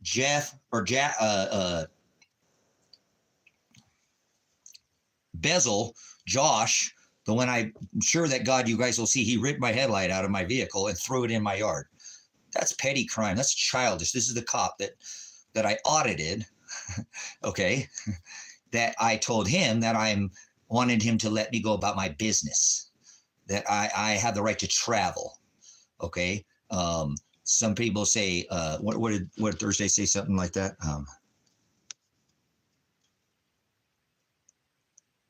It's not the right to travel is not a privilege. It's a right. It cannot be accosted. That means You don't have to go bust through everybody's fucking yards in their private property so you can go to the store. What kind of fucking sense would that make, guys? Think about it. I'm going to start cussing because I'm pissed about the idiocracy of people. They can't even think rationally because they get caught in word salad. So if you can't travel on the roads, does that mean public roads? Does that mean you just have to stay home and now you can't do nothing? That's so stupid. That's so fucking dumb. Oh, no, don't let that senior because they can't make enough money and now they can't keep their life because they didn't know. Now, oh, hey, Grandpa, don't worry. You don't need to. Oh, no, now he can't leave his fucking house. Oh, somebody's got to pay. Shut up. Shut up. You can't stop a man. You can't. What do they do? Driving on everybody's private property? They get shot, brothers and sisters. The stupidity of this shit, man. It's ignorance. Ignorance, you know? Well, Donald, don't apply your rights. Go watch my videos. Go watch the moderators. Hey, look, man, thanks for even considering it, okay? You know, I'm not a sovereign citizen, guys. I apply something that's normally even not applied. As you know, I'm standing there in front of the judge, they say, okay, I've got the co-defendant, you know, representing me, Elijah's, you know, attorney, my son's attorney. He says, is that you? I said, no. I've already told you I am not part of the corporation. My name is not written in all capital letters. Okay, let's proceed. They still proceeded anyways, but guess what? They can't convict Tracy John Werner in capital letters because I'm not that straw tin man. That they're trying to take my money from my bond. It's already, they sell that to another, brothers, sisters, they sell it already and now you have to work for it. That's why Donald Trump is a menace to society. And a menace to the future societies even more. He brought up the like average cost or something to like $400,000 per household or something. It's insanity. He's a menace to the world because of his printing of money. I don't care about he wears a clown suit and face paint, make like a sun god, paints his face orange to look like the sun. And I don't care about none of that. I care that he spent the future's generation, and that is done under the corporation through your tax ID number called your Social Security number, written in capital letters, just like your driver's license. So when the judge asked me, is that you? You know, is that, no, that's not me. I'm not part of this corporation. I'm not part of this corporation. I'm an organic man of the land, born of this corrupt dust. I sin, it is, but it's not against the law to travel freely in my personal means of traveling, and I'm not engaged for the corporation, so nobody can accost my body because I haven't committed a crime. Not having a plate on my vehicle registration, not required to. I told you, I'm going to slap a freaking one on my ass if I'm walking down the road or something now. Come on. Oh no, only when you're traveling in a car. Oh, you can walk down the road. Oh, no, you better snap a freaking thing on his butt. I want one in the front, too, in Oregon. No, you can travel. You can travel in any, if it's not engaged for the corporation, you're not required to have a license. It's that people won't assert it, though. But people don't understand. They say, oh, yeah, that's me. I'm this in capital letters. And, oh, okay, take that money. I'll go in the front of the judge. I'll pay my fine, and then they'll send that money to kill Ukrainians. Russians, Iranians, Israelis, they give money to Iran and Israel. Seriously, you know, you think your money goes for roads? Do you think your money goes for roads? Your money went to tuck and strap $500 million kids in America so they can zition into their new button or pocket or whatever they wanted to. You get in the way of it in this state, they'll throw you in jail. That's right. You must understand your rights before you ever apply them, Donald. So please don't go assert your rights, these stupid sovereign citizens. Sovereign means you're above the law. That's what cops have, brothers and sisters. It's called sovereign immunity, which means they can lie to you. Oh, yeah, come over here. If you know, I'll let you go if you can blow in this machine over here. And if you're okay, they can, you know, they can lie to you. They can't break the law, though. Cops cannot break the law. And once they do, they break the law, you can sue their bond. They don't have the right to break the law. They'll lose what is called their sovereign immunity. Once they break the law, they lose that. And you can actually sue them. Like if they accost your wrist, arrest your wrist, and then take you in for something illegally, you can sue not only their bond, but you can sue for every hour that you're been arrested. Your body's been, your wrist, your body, then they arrest your wrist and throw you in the rape cage, right? Well, you can sue them, and they're all bonded. You can sue the county or state or as well but they'll normally settle out with you. If you know how to apply your rights. Most people don't. There are auditors that go out and do this. If you want to see an auditor in action, go watch this channel. They did part 2 down. You can go see part 2 on TikTok. I audit my public officials, and I again believe that's why Josh Bezel, the Lake County Sheriff here, ripped my headlight out of my vehicle and threw it here on my property to say, haha, we were here, kind of, like they ran over my fences and shot me in the face and shot my son. And, I'm in a 40-foot cabin it only needed 1 tear gas canister in here to fill it up. And they shot 5 or 6 of them in here, with me in here, with my animals in here. And they don't care. They're thugs. So I don't care about thugs and following thug corporate law. I follow God's law. Now, in this case, like I said, with my son, go watch it. You'll see who's in the right. Who's wrong? Whose laws were broken? Go check it out. There's a 16-minute video, and then go watch the 263 hours of live streaming, 87 hours, 14 days sitting on my ass. And once I stood up and put this whiteboard, that's when they went and got the warrant. When they knew I ain't messing around, they knew they were screwed because putting the numbers was like, oh, there's all the evidence. And yeah, so anyways, what are we doing here? He's still early enough. I can spend a little bit more time here. So let's get back to this lesson too, guys, because I really want to. It is, though. This is true. This is part of life, brothers and sisters. If you don't stand under this, under God's law, he said you will be judged by the law to go that you go by. That's the law that God is going to judge you by. Do you go by corporate law or do you go by God's law? I'm going to leave it at that. That's how I act, brothers and sisters, every day. It's in God's faith that I act, that I know that it doesn't matter what happens to this flesh. Wrestle not against flesh, but against principalities, powers, spiritual wickedness, the rulers of the darkness of this world. Now, spiritual wickedness in high places, these jackboot thugs that think they're authority over you. Do they? Were you worried about that cop dumping a clip and losing your body, or are you worried about not following God's law? Go out and do whatever you think is right, brothers and sisters, but I know the law, so I'll assert it. And I'm not a sovereign citizen. I'm not a nationalist. That's one way to get your rights back, is to claim nationalist. That does work. You can contact your Secretary of State and tell them, I'm not that 10-man straw man. You will not get any. If you have Social Security, you'll be taken off Social Security. You will not get any benefits from the state. You do not become part. You're not part of it anymore. You literally are what is considered a state nationalist. That is the way to go if you choose. I ain't spending the money. I ain't doing all that. Hell with that. I'm going to apply my natural organic rights I've always had. I don't need paperwork to prove anything. It's protected under the Constitution. If they want to throw me in jail or do whatever, I'm only concerned about the judge that's going to, when the media is with me, whether they can throw me in there. I spent 7 illegal days in jail, 7 extra days. I'm exposing this county for their thuggery and their corruption and their targeting and all their, no, I'm not a state nationalist. I just said that. I just said that I wasn't, Donald. I said that I'm not. I said that's what you can do. I don't apply those rights. I'm an organic man of the land. I was born of sin. I apply God's law. What I'm telling you don't understand. People don't understand. An organic, natural law is God's law. It's the laws of the land that have always been here. Before they strapped a license on something, there was, before all this was put in place, there were laws way before that. There was laws that have always been here. It's called the law of the land.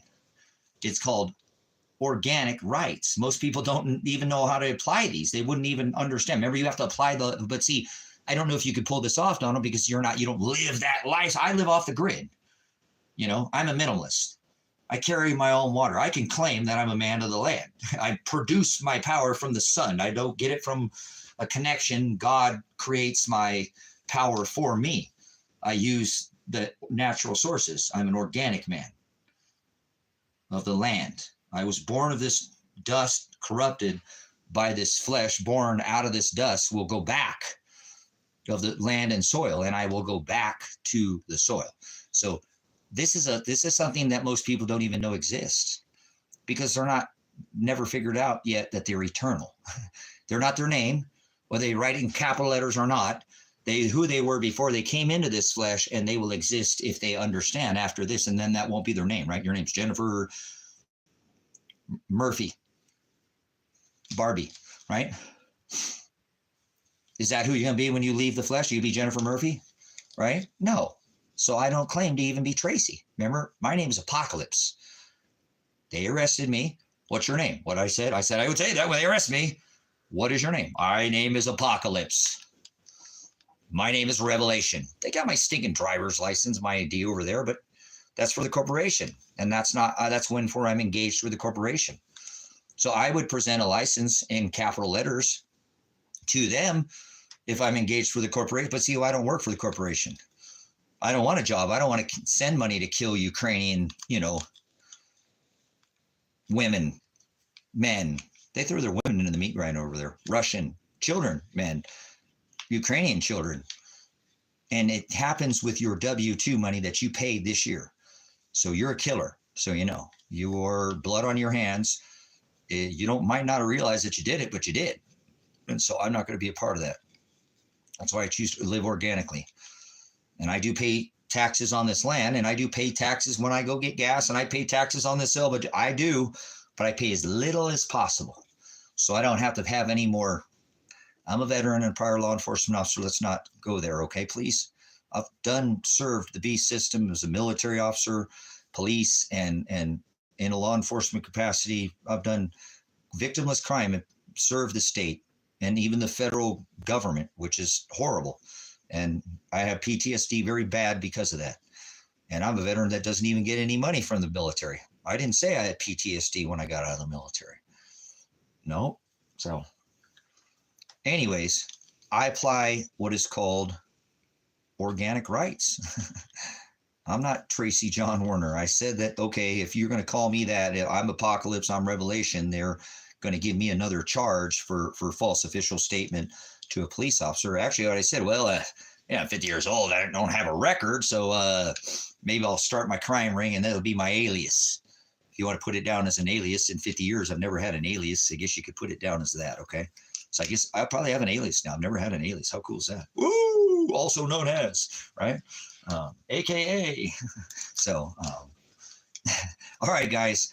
Hey, whatever you guys do, you do whatever goes in your life. I hold protests in front of the police department during COVID to make sure God knows, hey, he stood against the law. They threw him in prison, right? They did. Yes, they did. And he tells you to conform to his image. Follow after me. You got to do what he did, brothers, sisters. So I hope you're doing it in some way, shape, or form. This is how it applies in my life. When we have a spam-demic going on, and I know it's a whole scam, and I want the cops to come in and stand in and assert their law and protect the businesses and use their elected official authority, and I call their asses out on public, in forums, to their faces, and hold protests across from their police department to try to get their asses to do something. So I'm that guy that exposes the corruption in the town when everybody says you're going to get shot and killed by doing this. Also told me to shut up during the scamdemic because this was some kind of federal thing and national emergency and thump and all. Oh my God, this is the time to actually appreciate what you do. But boy, you're going to get yourself thrown in federal prison. Here I am today. And I still held that protest across from the police department. And those people still didn't do anything because they're just a bunch of jackboot thugs, corporate thugs during the scamdemic. Remember, you could do anything but pretty much run over an American in America on the highways, and they didn't even enforce nothing. Just tuck their fucking tails between their legs and collect paychecks for nearly 4 years. You want to see the biggest scam in America? You're looking at these. They're called the state police. They're called the sheriff, elected official, and all these corporate workers who work for these state, city, county, all of them. I just told you they could have protected. How about some fucking Bearcats? You send them out to my house. You send heavily armed vehicles to my house. What about send them in fucking front of the business like I asked you to? Michael Taylor, Vandenberg, you're in on this too. The judge, you know all this shit. Ted Martin. That's why you're so pissed at me, huh? come swat my house. What about using that same fucking Bearcat, MRAT, the same shit we had in the desert? Militarized your ass now. And I warned everybody that was going to happen back in the 90s. These people are going to militarize. And that's what they are now, AR-15. They should have seen how they shot up and wrecked this, you know, what they did in here.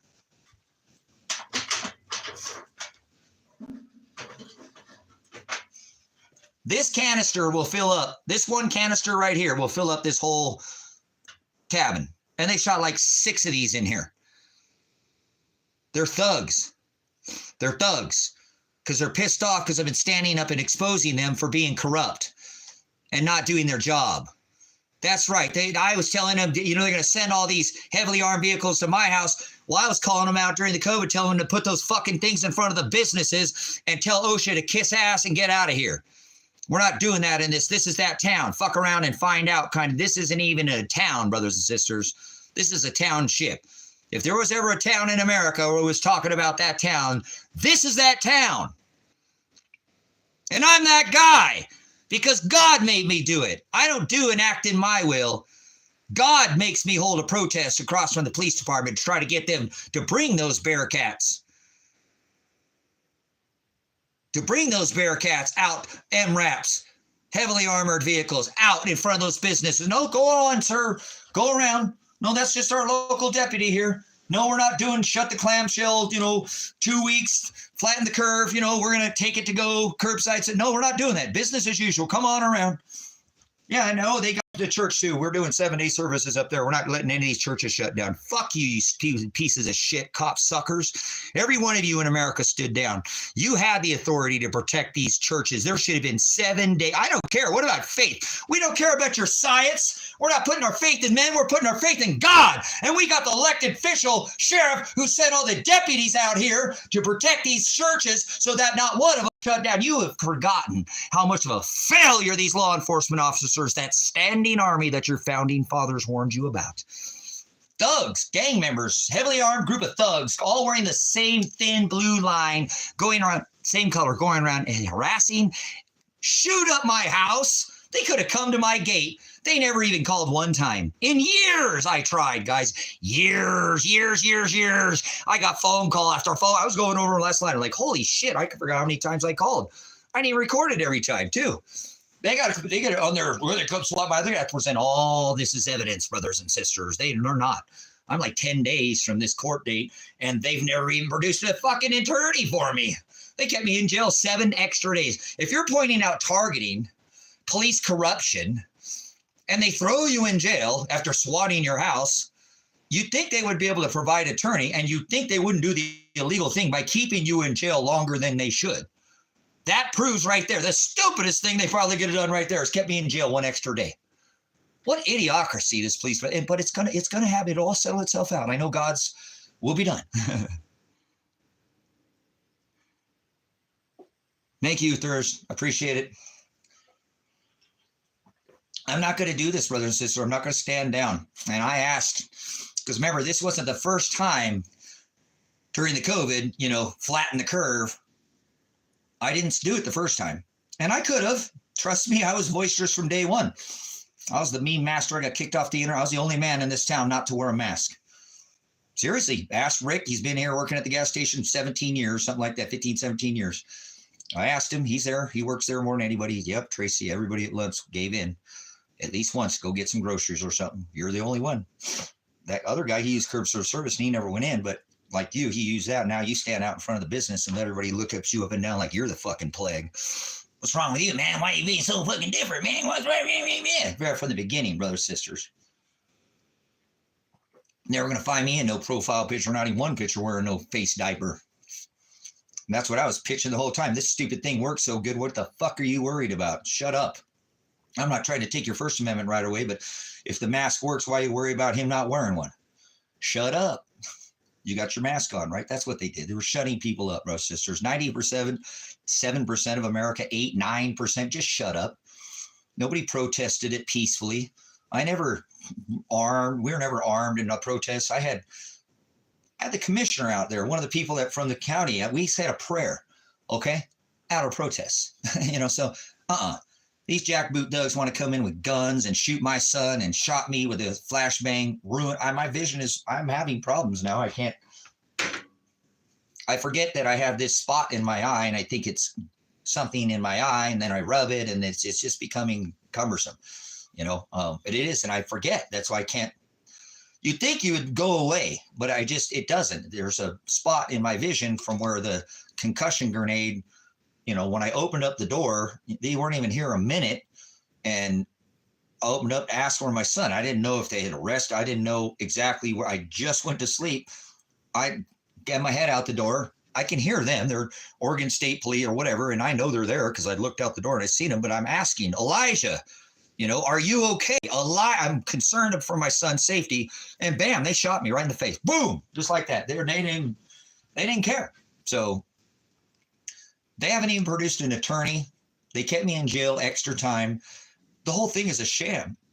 So I don't have that much more time before they're going to have to. You have the right to what is called a speedy trial. Now, if they kept me and I stayed in jail, they would have had to drop it in 60 days. I didn't sign away or waive my rights to a speedy trial.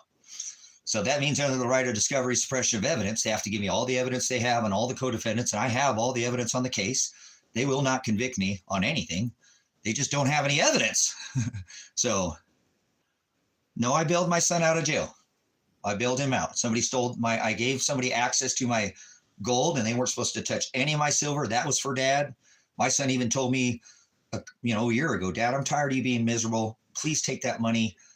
I can't believe you have gold. Guys had little small 1/10 ounces, and I bought them over years of time. But I had quite a bit of silver. I had silver before, and it got taken from me. But I said, okay, get into the gold, but get my son out of there. He's got money. He's got silver. That's why he told me, Dad, I like silver. Remember, I'm a silver bug. I don't like gold. I don't know why you bought it. You didn't have it last time. I said, I'm just diversifying a little bit, Elijah. There's little pieces, okay? There's not like I bought ounces and ounces of gold, but I've got, those 10th ounces will add up. You'll see, and then go. And then, so I gave the person, because I was waiting for my son to be bailed out. And I kept saying, the person that said they're going to bail him out said they had a chunk of change, which was like, cool, I'll reimburse you. I got land. I got a deed, if any money that you have to spend, I'll cover you. Okay. So he has silver though. And I just took and traded one of his cars for a big box of 2 boxes of silver, a car, like a nice thousands of dollars of silver. He just sold a car. So he's got that, and he's got paid. So just go get my gold. That'll pay the difference that you've been waiting. You need the difference. Get that. And they just took it all. So I lost all of it, and it sucks because that's the same thing that happened when I kind of in a position like this. My brother, this time, my youngest brother, there was 26, 27 pounds of silver. That 5 or 6 of that was my son's that he earned back then. I'd give it to him for doing good in school and, all different ways. A lot of it he bought. He bought 4 of those pounds were his. He bought his, he bought his own way in his own investment. And that's what he was telling me at the time is, Dad, just spend that money, please. Go on the road. I hate seeing you miserable. You've been out there for how many years? I thought you just had $200 in land payments. I didn't realize you had, it could be a couple $1,000s every month that your expenses are, and you don't get a penny. That's got to be stressful as hell. How do you come up with that kind of money? I work too, Dad, but you're in the middle of nowhere. I'm sorry, Dad. Please just go on the road. You have been screaming to TikTok for freaking a year. Somebody come out here, homestead with me. I'll give you a cabin to stay in. I've got it almost completely built, and I got a wind turbine for you, and I got a generator, and come on out. We'll live cost-free living. Come on, guys, let's do this for the whole, shizzle gets the fizzy, and we'll be set, and we'll grow our own food, and we'll be so healthy. We'll all have 6-packs, and it'll be awesome. We'll hang out, and we'll have campfires every night, and you go fishing, and I'll cover your duties today, and you cover mine next week. It was just going to be a dream, brothers and sisters. I dreamt of this dream forever and did all the work. I got it all here, but nobody ever came, Field of Dreams. Nobody ever came. So my son's like, Dad, you want to go on the road? I tried 2 years ago to get the fuck out of here, guys, and somebody robbed me. I tried to leave and get a break, a vacation. I needed a vacation 2 years ago, and here I am. Still no vacation, I sold a vehicle, my Toyota, my last one I didn't want to sell, but I wanted to pay to front my son over there to get him into a different living situation for about 6 months or so, and I was going to front part of it to get it going, and he would help. My son is, we work together. We'd rock it in the city. I'm living out here in the country, and I still make it. If I move there, we're going to do good together, and we were going to work together, and then somebody robbed me, and I couldn't even go over there. I had to get stuck, and I don't know how many months it was before I talked to an adult. We ended up getting in it over some car or something, and I didn't talk to him after that, and for about 4 or 5 months, and I didn't talk to nobody, guys. I was isolated like hell, and now actually this person that my brother who took my silver in the past, my blood, I told this and said, look, dude, man, because he helped my son, got in trouble last time. This person I called, hey, can you help me? I'm in here this time, but I'll cover it. This is, I know you got with my son, but I don't owe him anything. We work together. They have a separate friendship from me. But this gentleman, like I said, he went and picked it up. And there could be, he told me, because he told me at first, he just needed a little money. So I told him to go get that. So anyways, I get conflicting stories, brothers, sisters. Supposedly, yeah, they had to get into the silver. I'm like, son of a bitch, man. What the fuck? What do you mean you had to get into the silver? He had money. His wife had a paycheck coming in. He had just had a bunch of silver between his silver, that you said you had some money. How did you guys have to get into my silver? What do you mean? Well, I took her up there and we went and she cashed it in, and, and then I talked to him later and he said he didn't even go. And then he said he didn't even have it. I don't understand, like I said. And then and so now I know the same person I say, because I told him last time about the situation of my brother. This is the guy that I actually consider my brother. I told people, I said, man, he helped my son out in a pinch. I eventually had to do a lot of, $27,000. I think he put about $9,000 and I put the remaining of $27,000 to get him. And that is my son, but he was a grown man, and I would, obviously pay if my son didn't. And I don't know if that's why he took my silver or not, or this time, or even if he says he didn't. He said he didn't. He said that my son's wife has it, but that's not what he told me. So he hasn't called me since. I don't have no contact with him. He's avoiding me. He didn't give my dog back for, months. I was going to go get my dog. I was very distraught, getting arrested, worried about my animals. The one here, my dog here was getting depressed. I'm like, dude, come on, man, please let me come pick up my dog, man. I know, I appreciate you getting him and stuff, but I know he's out in the river, but dude, he needs to be here with, what I'm saying? So I consider this guy my brother. I'm like, well, I don't have a brother because of my family, who to do that to me. That's fucked up. They got millions of dollars. They don't need my stuff. My brother has millions of dollars. Big house, big car, big NASCAR. They don't need anything from me. They came and stole not just my silver, but everything I owned. Everything I fucking owned, my brother, not just the silver. I had more than $25,000 worth of guns, weaponry. I had more than $35,000 worth of ammo to go with it. Lot that didn't. I had 3 generators, Honda generators, 2 of them in a 300 EU 3000 at the time, and a 2000 in the box, and a freeze dryer. I had a freeze dryer. Guys, I got up to $237,000 that I had record of because I bought most of these on the internet. I owed my brother $13,000 for an attorney that I wanted fired. That I said, this attorney's not doing his job. My son, same thing. This attorney's not doing his job. He didn't even look. There's nothing done. Yet I was forced to pay for it. And then I owe them. And like, well, hey, here's what I can do. You're making me work every day. You're not paying me. My older brother I couldn't be with my younger brothers, took my stuff. It's hard for me to be, so he's a Satanist. He don't believe in God. So me and him didn't rub very well. Obviously day 2, I was with my older brother and built this restaurant for him. So for a whole year after this, I was helping my brother for no pay, trying to get my son in this situation, myself in the situation. I said, hey, take and let me have access to my things. I'll go grab a couple things and give you guys the fucking money so I can get out from underneath your wing. I can pay this bill that you have on me off. And I told you day 2 to fire this attorney, and you're still making me pay for it. And this other attorney, right? Because it's not, get this attorney, this Moon, he didn't do anything. Nothing. and I'm paying for him too. So, okay, give me my stuff back and give me access to it. And I told my brother the same thing.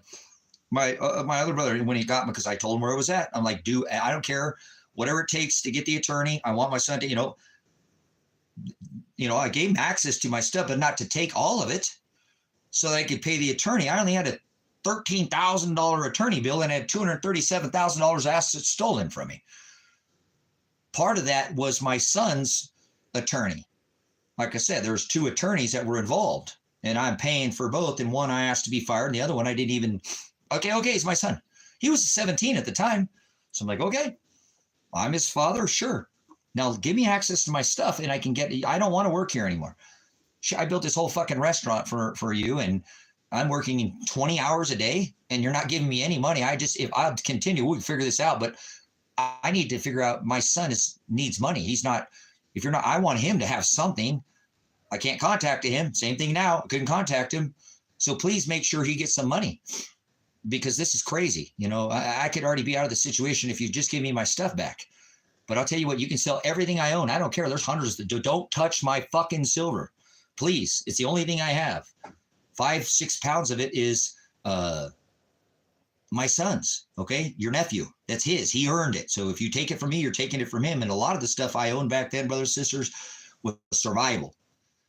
Generators, freeze dryer, there was ammunition, a lot of this was, I was a prepper big time, end of the world or whatever, not so much back, but prepared, very prepared. A lot of things were even not of things for me, things for other people. A lot of it was for my son. So my son did tell me, when I showed him, this time, how much, it was like, Elijah, if we could just hang in there and we can get through this shit, buddy, we're going to be fine, man. Just keep doing what you're doing. I appreciate it. You've done such a bang up job, bud. We'll get this shit taken care of, man. Just hang in there, because he'd never seen it. I didn't show him. And then he's like, holy crap, you have way more silver than you did last. I told him I had like 27 pounds last time, guys. I didn't have gold. This time I did. So they just took it all. And it kind of sucks, because my son told me, Dad, take all of that and go on the road, because I see you in your eyes, you're hurting.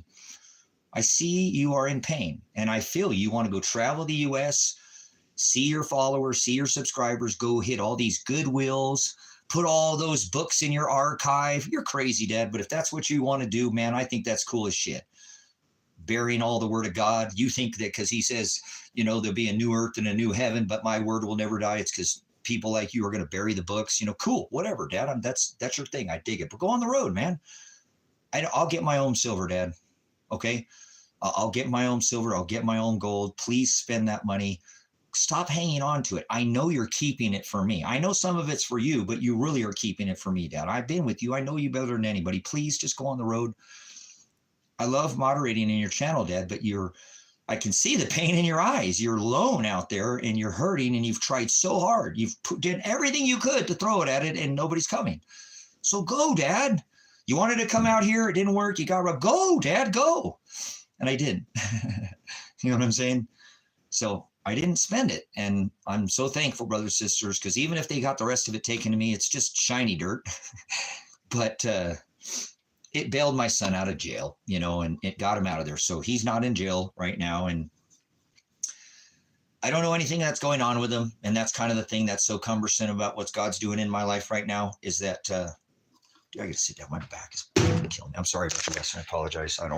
Not sorry about anything. I do apologize, because my back, I said I would get, I could maybe back to the lesson or something for you guys that are hanging out here. I didn't mean to go off on this, but I'm against the wall here, guys. I got like 9 days, I think it is, to my court date now. It's getting pretty damn close. He said, Dad, I see the pain in your eyes, and I know you want that lifestyle, and I want it for you, Dad. But you probably could obtain that if you'll just, go out on the road and get that break that you need, and bring a bunch of books back, and then go right back at it. Like you're saying, go right back, and maybe the people will come then, but please don't hold on to the money. Don't hold on to that silver. What are you doing, girl? Come here, Tweepy. You want to go outside, girl? You want to go outside? Big girl. Mama, mama.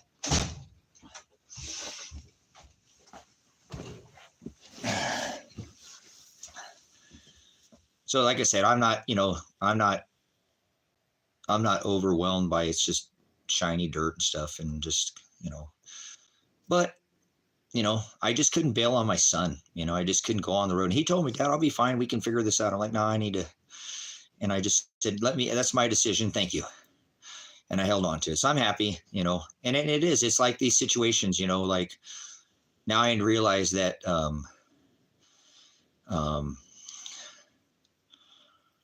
that I don't have a friend like I did. I don't have a brother, even though he helped me. And I'm not saying he's my enemy, but he hasn't even called me one time since that day when I picked up my dog. He hasn't called me at all to ask how I'm doing. He knows I'm hurting out here too. He's the other person I would talk to, and I wouldn't talk to him much about it, but told him, I've told him, and he knows I want people to come out here. I was, before I got on this live stream, I didn't make a list, but I made a list in my head, and I can't believe how many people, irregardless of how many people I invited through TikTok and YouTube to come out here, honest, real people who really want to, or live an organic lifestyle. That's what I was really shooting for in the original, was learn how to live under, the surface. You live above the surface, but cut costs by creating see, there I go again. There's nothing in my eye. See, I think there's something in my eye, and it's not. It's just that stupid thing. To get below the surface so you're not paying a power bill for your heat. You can keep core temperature. This isn't Florida. I can dig down here, and I have, and you can live with a cabin on top of below the surface. So you have both. I don't know what I'm facing years. I got 3 felony charges and a misdemeanor. So whatever that would be, probably 40 years or something. I don't know, 20 or 30 years, but they're not going to convict me. They can't. They can't convict me. They don't have any evidence. They don't have to produce a trial, and they're not going to be able to take. I actually spoke with a pretrial, lady who takes care of it, and told her, because I have a check-in thing, and I told her there's not enough time to take it to trial. And she goes, I agree. I said, this whole thing's crazy. I'm that guy. You probably heard about me because, you're not them, but I am that guy. And, and it makes no sense. They still haven't given me an attorney. You can't take it to trial if I haven't been represented legally. They have to, what is called right of discovery. You have a certain time to go over the evidence. They have to present you under the right of suppression. They can't suppress any evidence that they have, even in the co-defendants. And I have all the evidence. Even though I don't have an attorney, I do have all the evidence. So they have not given me legal counsel. Under your Miranda rights, your Fifth Amendment, to shut up, the right to, it will be used against you. Just erase the can out. Don't say that. Just say anything you say will be used against you in a court of law. Okay. So, but you have the right to legal counsel during questioning. If you cannot afford one, will be appointed to you at no expense. And they have to do that. And if they don't, they have to, which they did in my case, because they can only keep me legally for 7 days without legal counsel. But they kept me illegally for a whole 7 extra days. And now I'm maybe 9 days before 90 days to produce a speedy trial. And they have not given me legal counsel. They can come shoot my house up, arrest my son, arrest his wife, arrest me, shoot out all my windows, shoot me, shoot my son, ruin my whole property, run through all my fencing, all these kennels and stuff that I make my living, and have my animals all run over, all of it, make sure it's all. Animals they didn't have to do what they did, and they still could have. The animals could have been, somebody could have come over here and said, okay, put them in that kennel over there, and then the animals could be contained and they will not be able to leave the property. They had to run over all of it. Even after they were here and I had gone peacefully and they didn't randomize me, the cop came up here. What other one guy said, hey, you have that front gate locked up. There's a lock around it. And I said, here's the code. Okay. He said, because we don't want to run over and ruin anything else. But yet they still could have turned around, but no, they had to drive through that kennel, and out that kennel to get out the gate, because they were all laid out. I could see how they came in and how they came out. I'm a crash reconstructionist. That's not hard to figure out. So they're liars. They're liars. I cooperated. My son went peacefully, hands up. I went peacefully, hands up. Adriana went peacefully. Nobody resisted. There was no armed standoff. That's what they wanted me to come out this fucking cabin with a gun and shoot me to death. I'm sure that's what they wanted. That's what most people that have come and contacted me in this case and said, dude, I've looked at your live and I've looked at, they wanted to shoot you. That's why they kept calling you to try to get you off that live stream and kept tossing as many. You remember you came out the door, you asked for your fund, bam, they shot you right in the face. You went back in there, you started talking to them. Why are you here? You know, they're supposed to come to your door, present you with the warrant, not just shoot you in the face. I can't go on there anymore. They shut my live stream down and I can't. The stream's just, you know how long it's been. And I tried. Thanks for coming over. Remember going?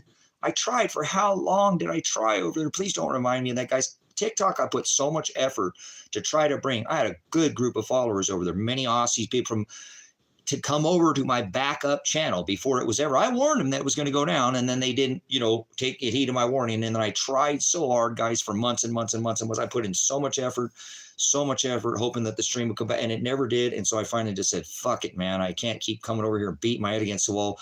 I don't feel like I'm speaking to anybody. Nobody cares. I'm going to go back over to YouTube where I started, and the channel blew up. Glory to God. I mean, it went fast over there. It was amazing. I miss people coming into the chat. It was a good thing. We had an amazing thing going. We were not doing what any other channel on TikTok was doing.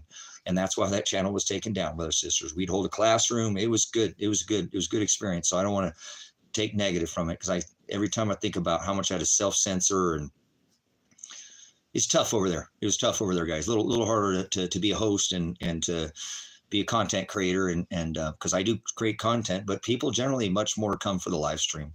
So cool. It's been, like I said, I don't even go over there anymore, Sean. I really wish people would just stop contacting me over there, because I told them I'm not, come over here. So thanks for coming back over. It's good to see. I really wish more would have come over here. This channel did it on its own. If you're a part of the TikTok Predestined4light channel over there, you know that that thing shot up record quick. And then over here too, this is the largest channel on YouTube at one point in time, growing. And it was till that water overlay that, remember, it was the water and the police audit. Those two videos are the last two videos on the channel. Those are the ones that got it taken down, the live stream. They took the live stream down, and it's never going to come back up. I've done everything I can, and it's locked. They're never going to let that channel come back up. So it's just, I've downloaded some of this over here to this platform, and I'm still trying to take the rest off of there when I have the time. I don't know. I'm just kind of in a little bit of a pickle here. I'm sure once I get past this 9-day court date here, we'll see what's going on with my life. And I need to cover that too. I mean, I got a few of you in here, and it's cool. I got somebody else, and I've got Donald, I think, seen Ross, and I need some writers in here to talk to. I appreciate anybody else if you're here, but you guys, I'm coming up to a critical point in my life. I probably should have taken the silver and spent it and got the truck, because I probably could have helped my son, but I have zero regrets on doing anything. I feel comfortable that I'm glad that I didn't spend it, and it did, because I wouldn't be able to bail my son out of jail. Maybe I could have sold the truck if I had it and come back or whatever, but it was liquid. It got him. And what pissed me off so much about that, guys, is he didn't get bailed out till day 9. They used all my precious metals. I got the rest of them taken from me. So why didn't they just bail him out day 2? His wife got out the next day. Why didn't you bail him out? I told them, I don't care if I sit in here the rest of my life. As long as Elijah does not go to jail and spend a day in jail, I'll sit in here as long as it takes. I don't care. I'm in here for the long haul. If I know somebody's taking care of those animals, fuck it.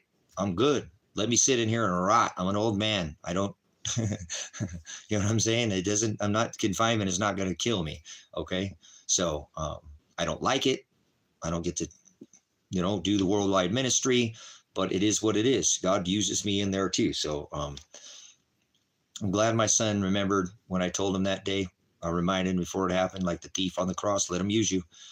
And I told him that day. And he came out and he said he didn't want to go. I seriously thought my son was going to get shot and killed that day when they showed up.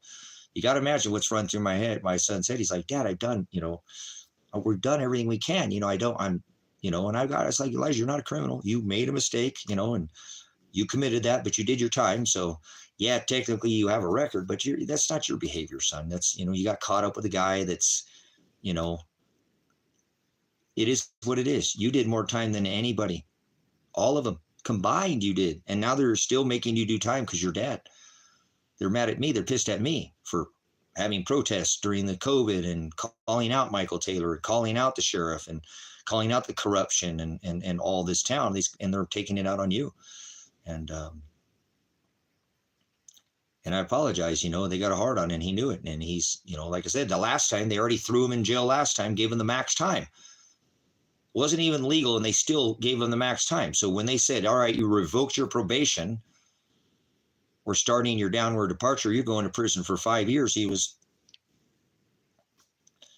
I'm not going to prison, Dad. That's crazy. I was like, oh, you got to do what you got to do. It's God controlling. And so we had a discussion when he was here before they came and swatted out the house. I sat down a couple days before and look, do we need to sit down and talk about this?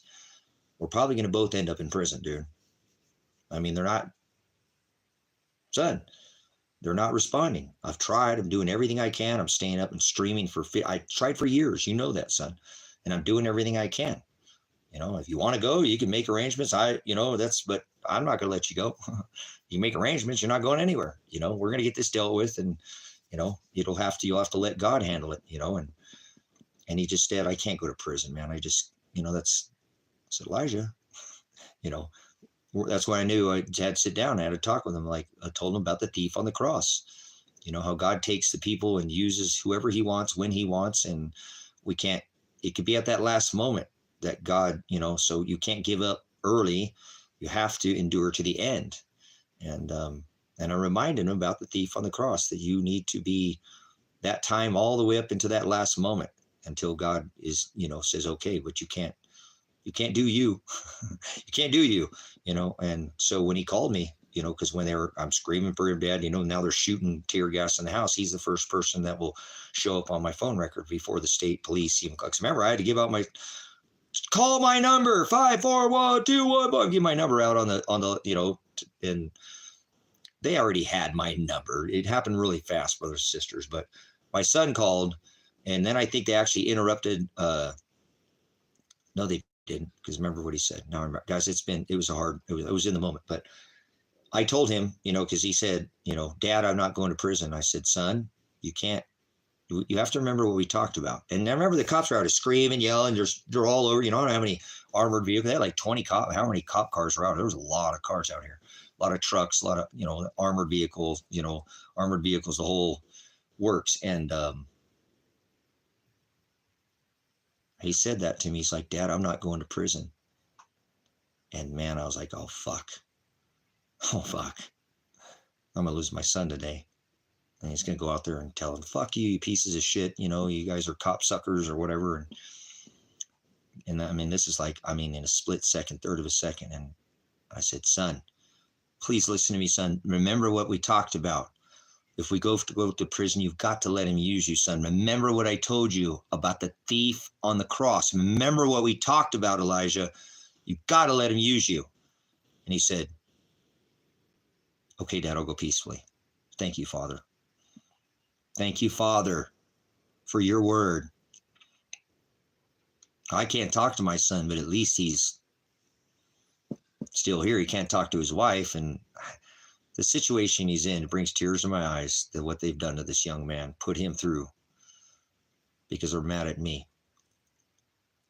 He made a mistake, but he did his time more than anybody. He literally has done way more time than all of them, I believe, combined.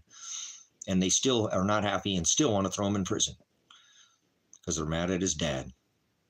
And they said he only did 47 hours over here. He would have gotten a probation violation. That's an impossibility, what they did to him. And he put his head down and did it again, double dipped in probation.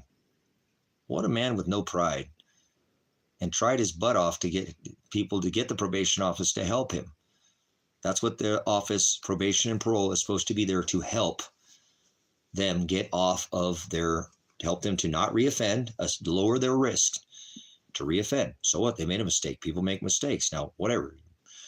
You go to a bar fight, you get in a fight with some guy, you're probably both going to get anger management, right? You're going to have to go through the water steps and do what you're told. And, that's how it works, right? And he went through all the steps. He did everything he was supposed to do. Lower your system, not go to the bar or fight. Maybe no, he's not known as an alcoholic. It was just a rare occurrence. He just didn't show up. No, this guy shows up to the bar all the time. He's an alcoholic. This guy's going to need a little bit different than him. They have a different risk to reoffend, right? That's what they're supposed to do, and help you lower that risk to help you get off of the system. And Elijah pleaded to the system to help him. I pleaded to the system for them to help him. You know what I'm saying? Peacefully, with a voice, not by being violent, not by using our mouths.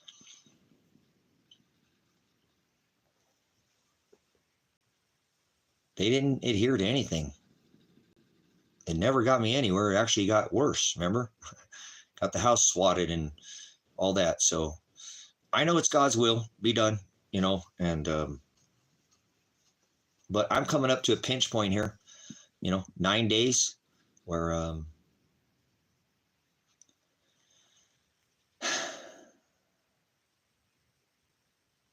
see, now I talked to the trial lady and what she said. And this is crazy, guys. Listen to this. Listen to how my life works. I'm talking to the pre-trial lady.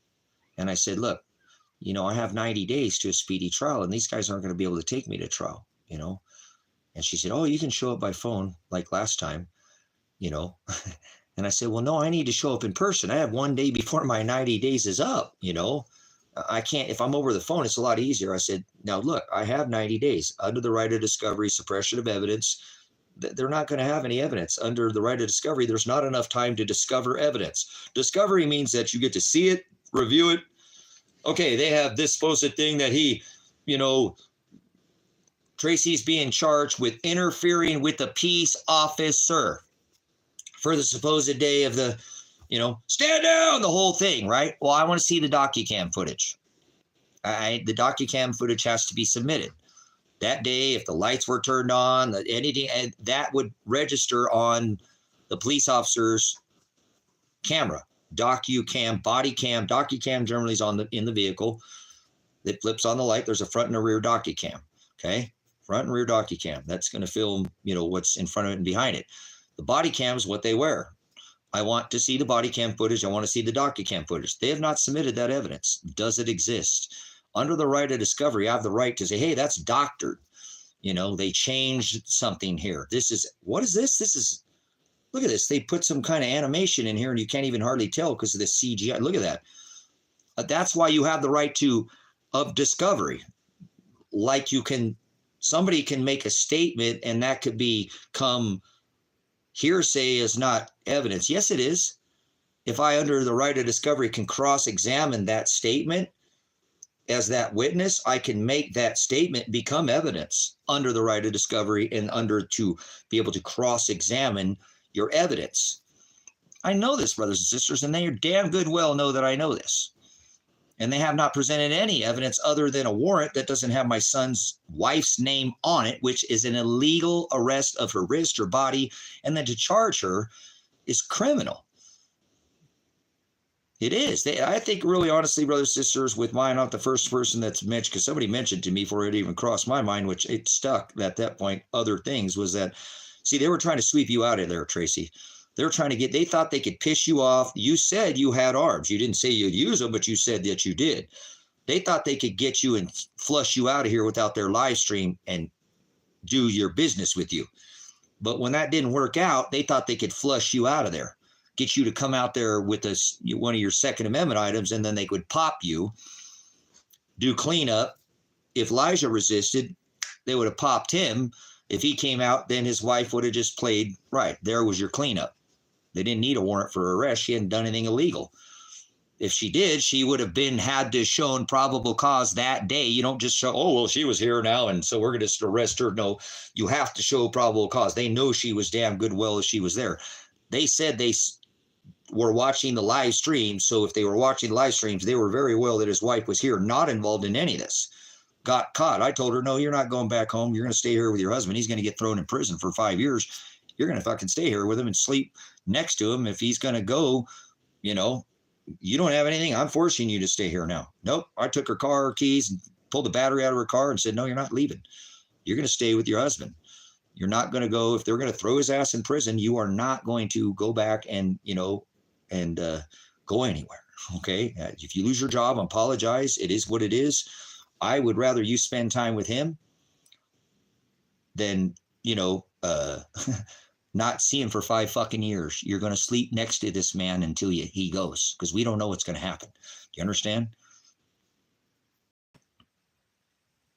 So that's where I told her. So she had no choice. So she wasn't involved. That's why I told the police officers, don't you dare fucking charge her.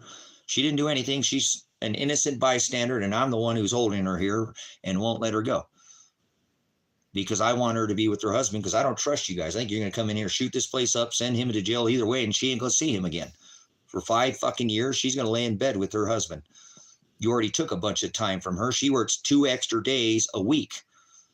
Works with him to try to get him off. She signs a separate, he signs in and volunteers. No, she volunteers her time with him. She's doing labor. She works a 5-day-a-week job that she's had for a long time. And then after she's done, she goes and works 2 days a week with him. 7 fucking days a week. This woman, you're going to bring charge that she doesn't have anything to do with. And I told him that. Don't you dare. And they arrested her anyways. Without a warrant. They don't have probable cause. They have to, and she's not on the warrant. That's a bad. And on the 16-minute live stream, you'll see they said that they had a warrant for her arrest. See, I would know if they did. They're not going to have a separate arrest warrant for her arrest. And see, even under the right of discovery, they tried to make something up. They already had to give that to me. Well, we did, and we just didn't give it to you because there was a separate. No, that I get all evidence, all co-defendants' evidence. That we're all part of the same. I get to see under the right of discovery all their evidence they have against everybody in the case. Even there might be separate case numbers a piece, but it's still involving the same. See, what I have been told is, again, it's like, look, they didn't plan on arresting her, Tracy. They plan on shooting you. They plan on shooting you. Don't you remember you were very standoff about getting Lavoy Finicum, the Bundy standoff, the elected sheriff, all that. You're very boisterous about the legality of who holds the authority in the land, and they know that. You held a protest across from the police department. Remember, you've been calling out Michael Taylor, the elected sheriffs, to come out and stand with the business. The authority who holds it. And they don't like that. So remember, they did that during, Lavoy Finicum crossed the Rubicon. He's going over to the other sheriffs. The state police came in and did the dirty work for the sheriff's department out there in, what was that? What county was that? Burns, wherever that, Hines, or what, I forget what county that is over there. It's not Mulhern, it's not. Irregardless, the wildlife refuge. Remember that? Lavoy Finicum was going over to John Day to speak with the elected sheriff, and then the cops, state police come in, shot him in his hip. He said they reached for something and then killed him dead. You shoot him in the hip, of course he's going to put his hand on his fucking hip with their sniper rifle. So either way, I mean, he obviously was like, you put the gun, but brothers, sisters, it was the state police that came in and did the dirty work for the county to do cleanup. And that's what everybody said was happening here, because the state police met up the night before with the local counties and went and bragged to, there's only a couple places to eat in town, and it's a country town. You don't speak that. They were bragging on what they were going to do out here, guys. Maybe not everybody in this town likes me, but there are a lot of people who had a lot of respect after I held, protest in front of the sheriff's office news, and I wasn't playing around out here no more. You don't shit in my backyard. I never bought no property anywhere in the United States. This is the very first place I decided to call home. So I don't care who it is. I don't care what it is. This town, it's righteous. If you stand up for what's righteous, I do what God tells me to do, brothers and sisters, not what man, not what the people, not what the county, not what no man tells me to do. That's still because God is inside of me. It's the Ruach HaKodesh. It's the voice inside my head. It's been there since I was born. I don't listen to it all the time.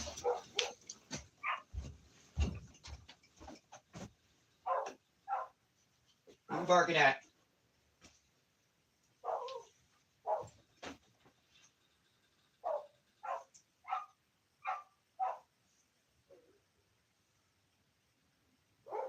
Okay, that's not.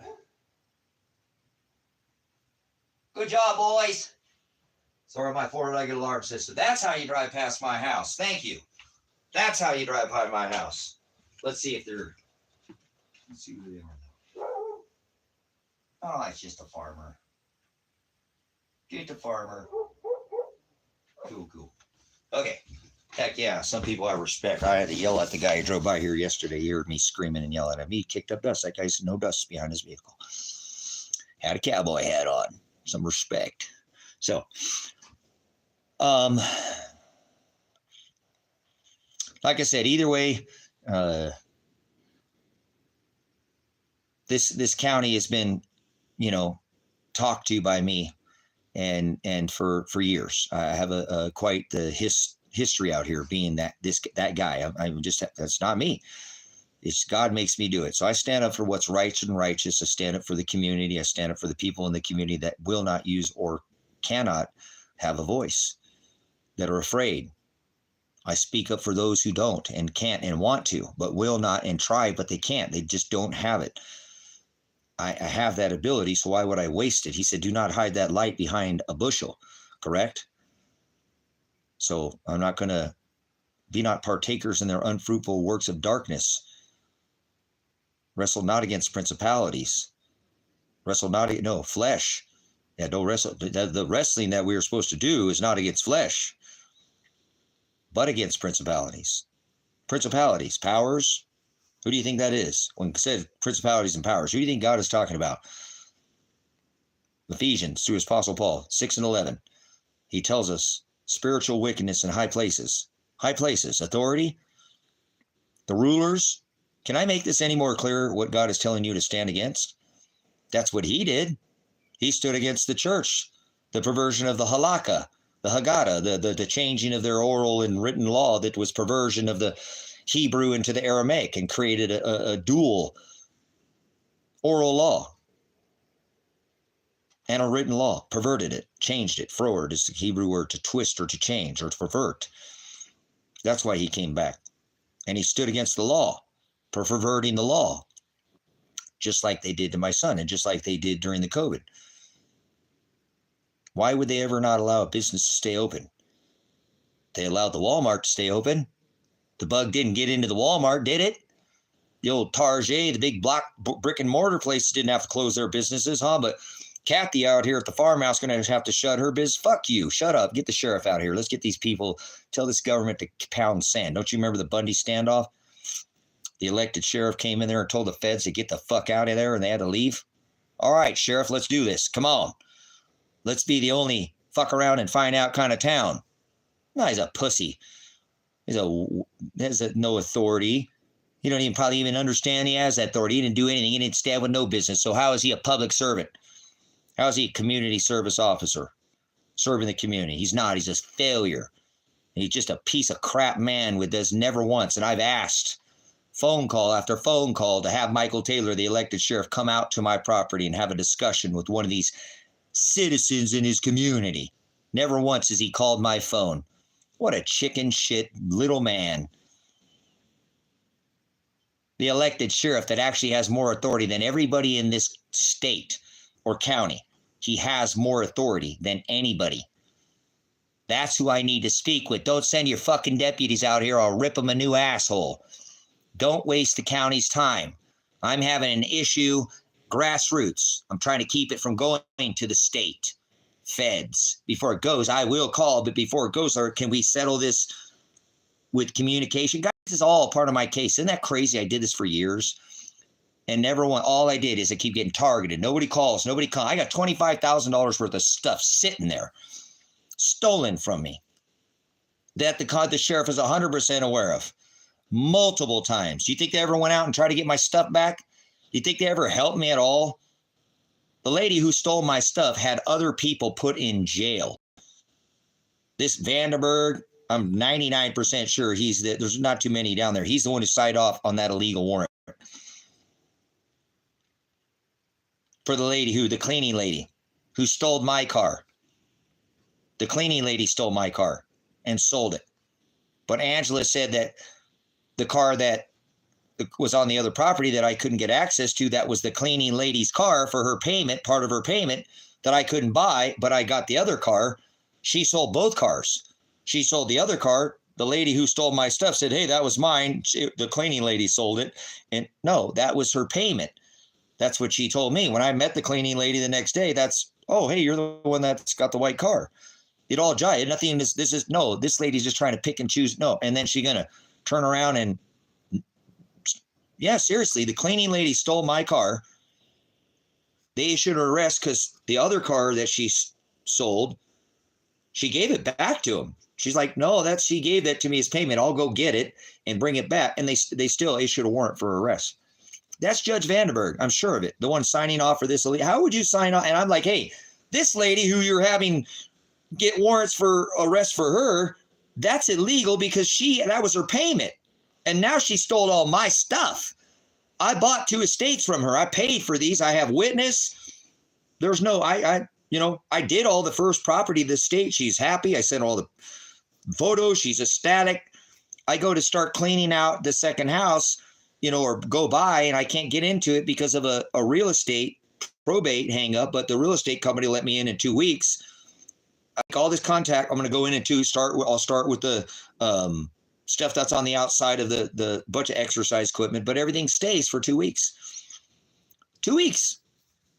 And then I'd get let back in because that's when her missing sister, who went missing, that's the time she needed so I can get in. Well, the next day I went over there and stuff was starting getting moved out of the house that I bought. And so I called the lady, like, what the hell's going on? And she would never return my call.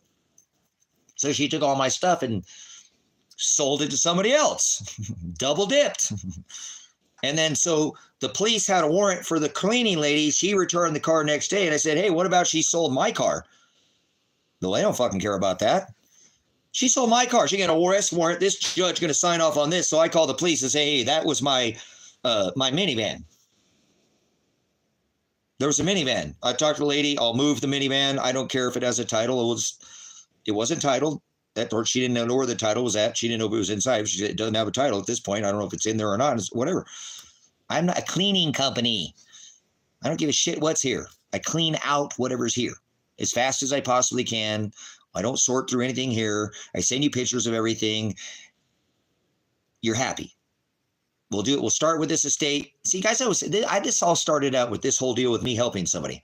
I go out and garage selling or whatever. I'm just driving or whatever. Went to the store to go do something. There was a garage sale. I started by. There's an estate sale. And they'd been out there for days. How I knew something, these people were over the top because they had a trash can full of brand new shit. A little dumpster full of valuable things. I'm like, oh, shit, they're over their head. These people I was like, hey, what's going on? I bought a few things because I had some nice stuff. There was an old lady. She had an antique. I bought like a bird bath. I bought some things from the older lady. It's estate. There were some antiques, and I kind of like older things. So, and before I left, I said, hey, I said, how long you guys been here? And I got the skinny that grandma had died or mom had died and sister was missing and her estate was over there, which I'd bought, and I couldn't take anything out of that one, remove the minivan. I bought the old lady estate. And said, look, here's what I can do for you. I made my money ahead of time when I was using technology before people would use it. I used to work for investment property management company. I had a landscape company on the other side of the mountain. And I didn't do a lot of landscaping after a while because they had me go do cleanouts. Because a lot of people do cleanouts. They take too many days because they want to sift through it and they just, it takes a long time. I can take pictures that day. It's all gone. Send you pictures, and most people they can't bill for 2 or 3 days. It take a week to get a cleanup job done. I can send a bill the next day. I can send a bill the same day. You know what I'm saying? So I made my living that way and took over a lot of guys' jobs that were just had too many other jobs. They couldn't show. I could show up on a fly too. I didn't take that regular route of cut, mow, blow, all the I would do whatever whatever they would feed me and keep myself open and available. So they started using me for these cleanouts, and they go, man, this guy's good. He's got a big trailer. He doesn't waste time. I didn't charge him for a lot of dump fees. I included it in my billing. So it was just all part of it because I didn't waste time. I could actually bill them for the dump fee, and they pay for it anyways, thinking that it's part of my fee. A lot of the times recycle some things, I just didn't work like most guys. And so I told her this lady, I said, I can tell you what, mom died. You've been out here. That sucks. I'll help you out. You guys are going to be out here another couple of weeks and you ain't going to sell. You're out in the middle of nowhere. I want to be nice. I noticed you got some stuff in the trash can there that's got some value. Let me help you out. Here's what I'll do. I'll tell you what, I'll get it all out of here. I'll clean it all out and I'll send you guys pictures and you guys could leave today. You don't have to stay here. If you put your trust in me, you guys can leave today. I'll send you pictures, so I bought the first estate, and I didn't know what was going on at that time with the house over there, but I knew it was part of it. I'd see a drive led over there and the fence is like, so what's up with that place over there? She said, oh, that was my sister lived. She went missing. I said, well, is that for sale? She said, well, I can't, we can't get in there. I can't sell anything because it's in probate for a week or two, She know the exact time, 10 days to a couple weeks, but it was coming to the end where she first went missing that she could actually remove the property from the estate. So we went through this whole thing. I paid for this estate. I bought that estate. I asked her about the minivan. Was this, I don't know. I don't know if it has a title, whatever. That's all right. I'm a clean out. I'll just clean it out. So I went to my house. I dropped off what I bought. I came back, picked up my trailer, got all my equipment ready. I had a guy there help me. Witness too. My son came by that day out of the blue. I don't know how he showed up. I think he was out here. I don't know what he was doing. He didn't go on the property. He was out I met him out at the fence line. But he knew I was there, what I was doing. And so that day I cleaned everything out. I sent her pictures. She was ecstatic. Thank you, Tracy. Looks great. Super da.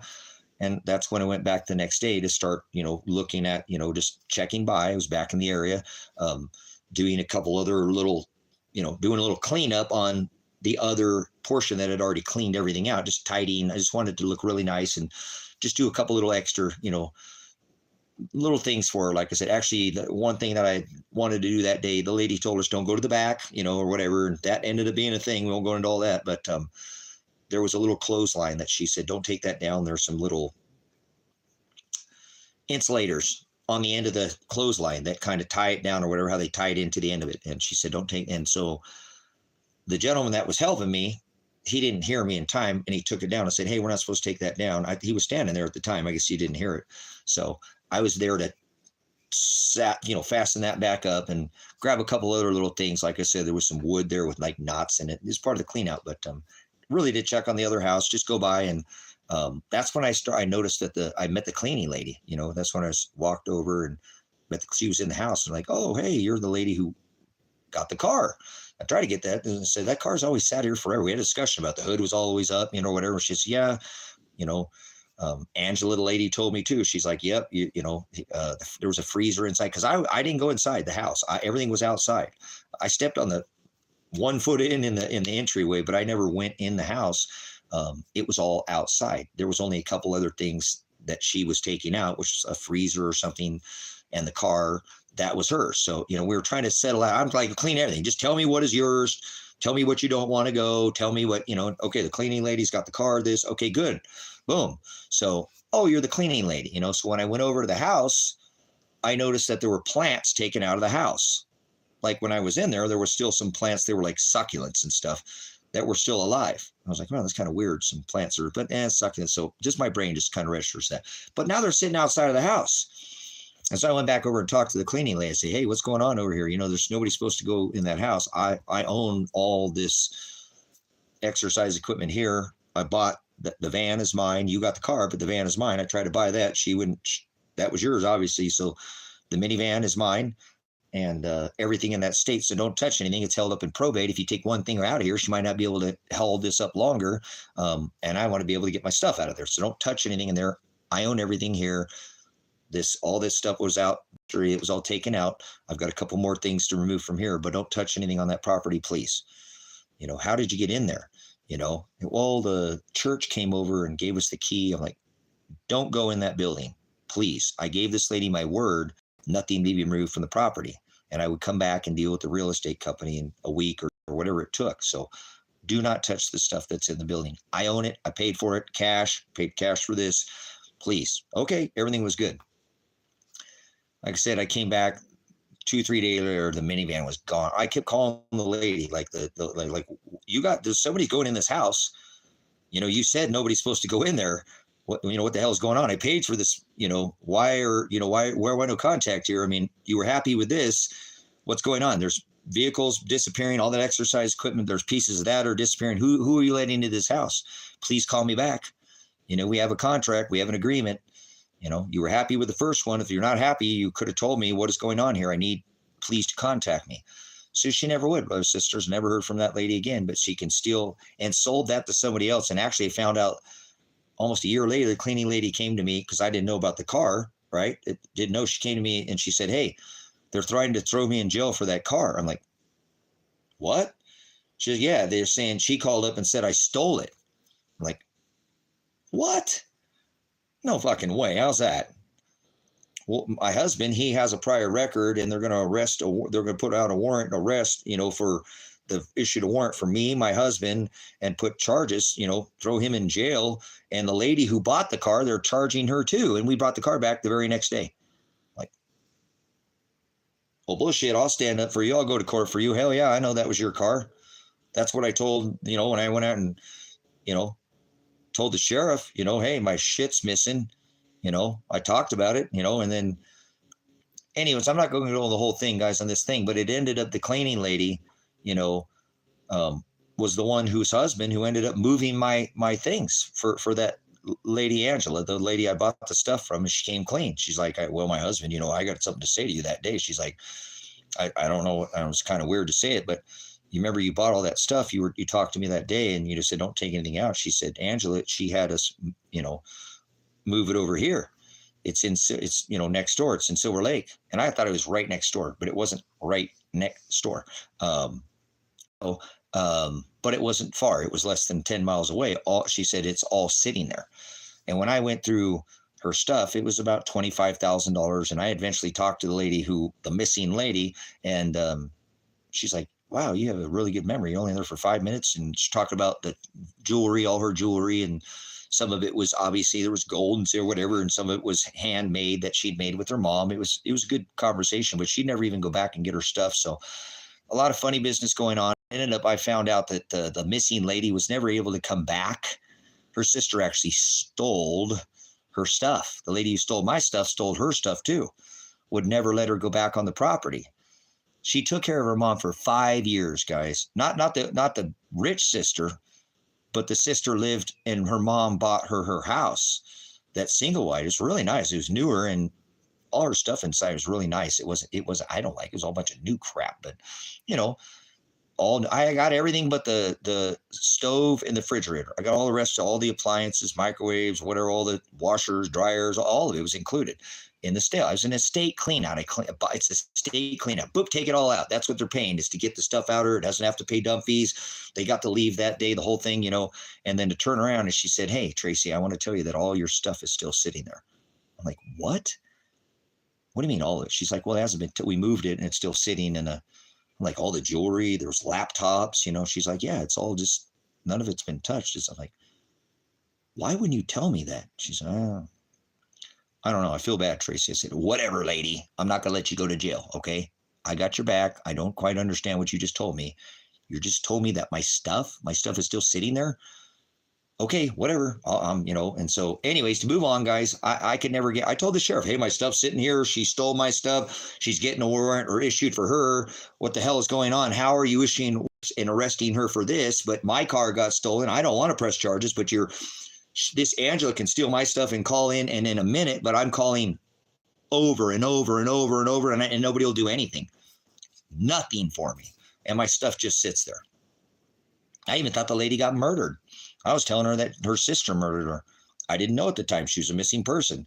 Lady starts stealing my stuff, and then that day she told me, don't go to the back of the property. I had talked to my helper. She's like, yeah, she told you that a few. I heard her say it a few times, and he said it to you, and she said it a few times, and he said it to me. How many times did they say, don't go to the back of the property? I started thinking, holy crap, the missing lady is on the back of the property. So I went to the sheriff's office and said, look, I think the sister killed her sister. And she's back there because she told me don't go back there. I didn't go back there, but why so many times? And she's stealing my stuff. Her behavior is very odd. Will you please investigate this? She can call you and you can have warrants issued. Vandenberg can issue a warrant for this. she steals my stuff, but now you're having this lady who stole my stuff get warrants. She can call in and have other people arrested when she's the thief. What the fuck is going on here? That's unequal justice. This is a lot of what I've been exposing out here, brothers and sisters. These cops do what they want, when they want, who to want. Angela was the one when sister tried to come back after taking care of her mom for 5 years. Mom finally went into a nursing home. Big sister never lived on the property. Her younger sister had a really nice single wide, full of decent things, and took care of mom up until 6 months, where mom had to go into a care home and started, so sister still kept the power on, stayed, come back from time to time, but mom was gone. So she didn't have to be on the property, right? Mom's gone. Sister's been taking care of her 5 years. Mom dies. Sister comes back to get her stuff. Sister says, you ain't coming back here. Don't come back on this fucking property. Tom Rorick is the officer that I reported this stolen stuff to, is the one who said, Angela called up and said, don't let her come back here. Tom Rorick's the one who facilitated that, brothers and sisters. I found out that. I thought the dead lady was missing. I eventually found her years later because I didn't give up. And she said exactly what I thought. Yeah, my sister stole all my stuff. And then there were 5 of us. The house sold for $359,000. I suppose I had a check for $5,000, but then they went in and recut the check because the air conditioner went out on the property. There's 5 of us kids, $359,000. Mom owned everything. No. She had the title to both. She bought cash for the single wide, which was her sister's, right? And all her stuff. She said, nope, you can't come back. And it's the sheriff who facilitated that, guys, with Angela. See why when I went and talked to Tom and said, hey, this fucking lady's dead and he killed her. She killed her. She's on the back of the property. And all my stuff's just, I don't care about my stuff right now, Tom. Where's this missing lady at? I want you to be on the lookout. Is there a death record of her? Where is she at? Oh, I'll look into it. No, Tom. This is not, I'm talking about a potential murder. I got $25,000 worth of stuff. We'll put that on hold for a minute. You guys can investigate that. But I want to know what's going on with this missing lady. Where's she at? Please, I'm not going to, come on. I'm serious. I'm the Plier law enforcement officer, run a 2829, a wants or warrants check on her, please. I need to know this lady's acting crazy, stealing my stuff. Her behavior is weird. I think she whacked that lady because she told me and her, my helper multiple times, do not go to the back of that property. And I think she's sitting on the back of the property, Tom. You guys, I ended up contacting the lady when I was talking about this murder. This is how it came up, guys. This is how I ended up finding this missing person. Because I'm staying on it, and I'm talking about this criminal behavior, locally up in the town. I asked one of these locals, been in this town for 40 plus 50 years. And I said, look, man, I reported this murder and he's not doing it. He's like, dude, you're not the first person to report a murder out here and not get nothing done about it. Remember Tom's partner? Remember the cop that got killed out here? Tom's partner, that officer that got killed, missing person, went missing out here. You're not the first person to report a murder, Tracy. Nothing happened in this town about it. They'll do what they want out here. I said, oh, okay, well, I'm this, over here. And she's like, well, wait a second. That lady right there knows who you're talking about. They used to be best friends. She would know if, I'm like, okay, cool. So he's come over and she sat down, lady sat at the table and he's like, hey, this, and she was like, she started scowling. I said, see, I told you something's up with that, because I mentioned Angela. And as soon as I said Angela, you could see her whole face kind of like she cowered down, like she's like, she said, yeah, she stole her sister's stuff. She says like, I went there with her when her mom that day, when she bought her that house, bought her the single. I said, yeah, I gave her that year. And I said, well, yeah, it's about this old and about this. She's like, wow, you're right. Yeah, only $1,000 off or something on what the house was for the single wide, and bought her that house and was friends with her and said, no, Tracy, she's not dead. She's alive. I spoke with her yesterday. I'm like, say that again. She's alive. Fuck yeah. She said, yeah, I'll let you call, and I was like, oh, thank you. I felt like such an idiot, right? I'm like, well, I'm an idiot, right? And I said, it is. I said, but there's still something. And that's when she started talking. She said, oh, no. Angela, that lady's bad lady. She stole all her sister's stuff. When they cut the check for $359,000 for the sale of the home, okay? You know what I'm saying? She got a check for $12,000 when that air conditioner went on the main home on mom's house. They replaced the whole pump and everything. That all came. There was 5 kids. Her check was 12. She ended up getting a check for $7,000. That's all she got was a check for $7,000 out of $359,000 estate, and didn't even get her stuff back. None of her stuff back. So once I found out that she called, she gave me the number, she was alive, I called her. And that's when I found out that Tom was the one who would let her go back on her property. And Tom's the one who allowed Angela to facilitate to steal all her shit because she wouldn't let her come back there. She couldn't get her stuff because she didn't let her out on the property. Then she turns around and heists her and sells the house for $359,000 with the double wide on 20 acres with a single wide over there. Out here, that's about the going rate for that big a chunk it was a nice place. She gets a $7,000 check, doesn't get any of her stuff. So I call her up and I talked to her, and I talked to her for hours. Those guys, it's a pretty good conversation. And that's when she tells me, no, we didn't, she took all my stuff. And so I said, well, check it out. I said, you're not going to believe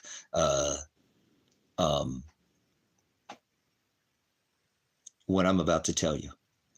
I said, I bought all your stuff from your sister. And she told me you were missing. And that's what she said. No, I wasn't missing. I learned, so I wasn't missing. And she told me the situation about mom. And I was like, wow, that's fucked up what she did. Not let you come back. When you took care of her 5 years, she didn't take care of her one day. And then she shut you out of the property so you can't get your stuff back, and then cut you a check for $7,000. Check it out. I know where all your stuff's at. I bought it. I paid for it.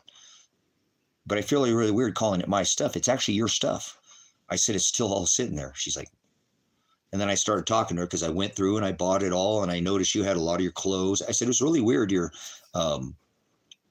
like everything was there, a missing person. I was like, well, this jives. It's all there. She's like, I wasn't missing. My sister wouldn't let me come back. I'm like, oh, so I still want to know what's on the back of the property, because they did have some farmers go out there and dig up something on the back of that property, brother, sister. Next day when I went and told the sheriff, and then I told the lady, the cleaning lady, she said, Tracy, I just drove by that house and there's a bunch of there's a big white van out there and a bunch of I'm like, oh, cool. The coroner's out there. And there's a big excavation piece on the back of the property. I'm like, oh, well, awesome. They're a cop car. She's like, no, they're not. They're all white vehicles. Farmers are in cahoots with the cops out here, brothers and sisters. The rich farmers are in cahoots with the cops out here. Yes, they are. Everybody's in cahoots. The money and the cops, they go hand in hand out here. So pivots. So anyways, she tells me that she has talked to Tom Rourke. Now, Tom knows, because I'm saying she's dead. Her sister killed her. Tom knew damn good and well she wasn't dead. Tom knew that he's the one who facilitated her not to be able to come back to that property. See why he wouldn't do anything about it? She told me. That's when it all came together for me. Like, holy shit. Now this all makes sense. Tom wouldn't listen to me because Tom knows she's alive. And then she told me specifically that she talked to Tom in that time. So I'm telling Tom Rourke out here, hey, this lady's her sister whacked her. She stole my stuff. Look at the house. It's crazy. It's like, and now she's telling me don't go back on the property. Tom, please go investigate. Go to the back of that property. My stuff can wait for a minute. Please find out what's going on. When I heard this lady tell me that she had talked to Tom, now Tom already knew, but she had actually talked to Tom, I was like, what in the, and I'm live streaming, guys. You hear me on my live stream when I audited Josh. Tom is the sergeant out here. I need your supervisor. It's Tom. Hey, Mr. Werner. Tom, I reported a murder to you, Tom, and you didn't do anything about it, Tom. Murder, Tom.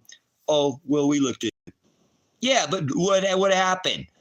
We looked into it. What about the state, brothers and sisters? We looked into it. Tom was the officer who facilitated her sister not be able to come back. That's why Tom didn't say anything when I said she's murdered, because he had actually, you're going to find that that lady had contact. That man needs arrested today.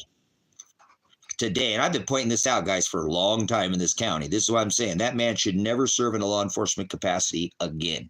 His bond should be sued so he cannot work as a law enforcement officer and never serve as a public servant official again. He's getting people arrested, like the cleaning lady, her husband, and I can't get any kind of, the lady's murdered. He don't say anything. I'm on a live, and he knows damn good and well she's alive.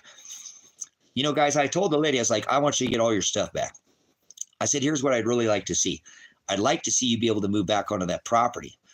I said, if we go after this district attorney, because obviously he's the one who's prosecuting here, and the judge, Vanderberg, the one who's same one's on my case, guys, same fucking shit show. Seriously, these are the same people I'm dealing with, guys. And we'll go after your sister. She doesn't have a criminal record. You told me she's never worn orange or stripes. We'll threaten her with it, with charges. And this, if this district attorney doesn't charge her, says now I have the proof from you. I now have the proof that she stole your stuff, my stuff, whatever. And she is a criminal. She's going and having, see, now that proves to me that these judges are illegally issuing warrants. So the judge is corrupt. The sheriff has got to be damn good and well aware of it, Michael Taylor. So he must be on it too. Tom is definitely criminal. If you talk to him, so I said, look, now I'll get your stuff back for you. We'll, if you want to sue her, we'll threaten with lawsuit. She can settle. I said, here's what I'd like to do. First of all, I'd like to get your stuff back. And so we made it. She's not even in the States. We made arrangements, guys, to get her stuff back to her. You know, I talked to her about a U-Haul. I said, we really need to think about what it is that we're doing here. Let's not act in haste, and let's not seek vengeance. You know, this hurt me financially. It hurt me a lot. And I've dealt with this a lot. I spent a lot of time in here. Your sister's a criminal, and what she did to you is criminal. So I think if we got the district attorney and the sheriff and said, hey, look, we're going to either go to the state and expose you, or you're going to put the charges where they're supposed to lie against sister. Now, if she wants to settle out, I don't care if the house is sold or not. What I'd like to see for you is I'd like to see you be able to go back to that property. So if we can settle out with the court, the house was $359,000. You know, we'll put $1 million lawsuit and she could settle. You move back into the house. I said, you move the main house or whatever. And, you know, and I said, it'd be so cool.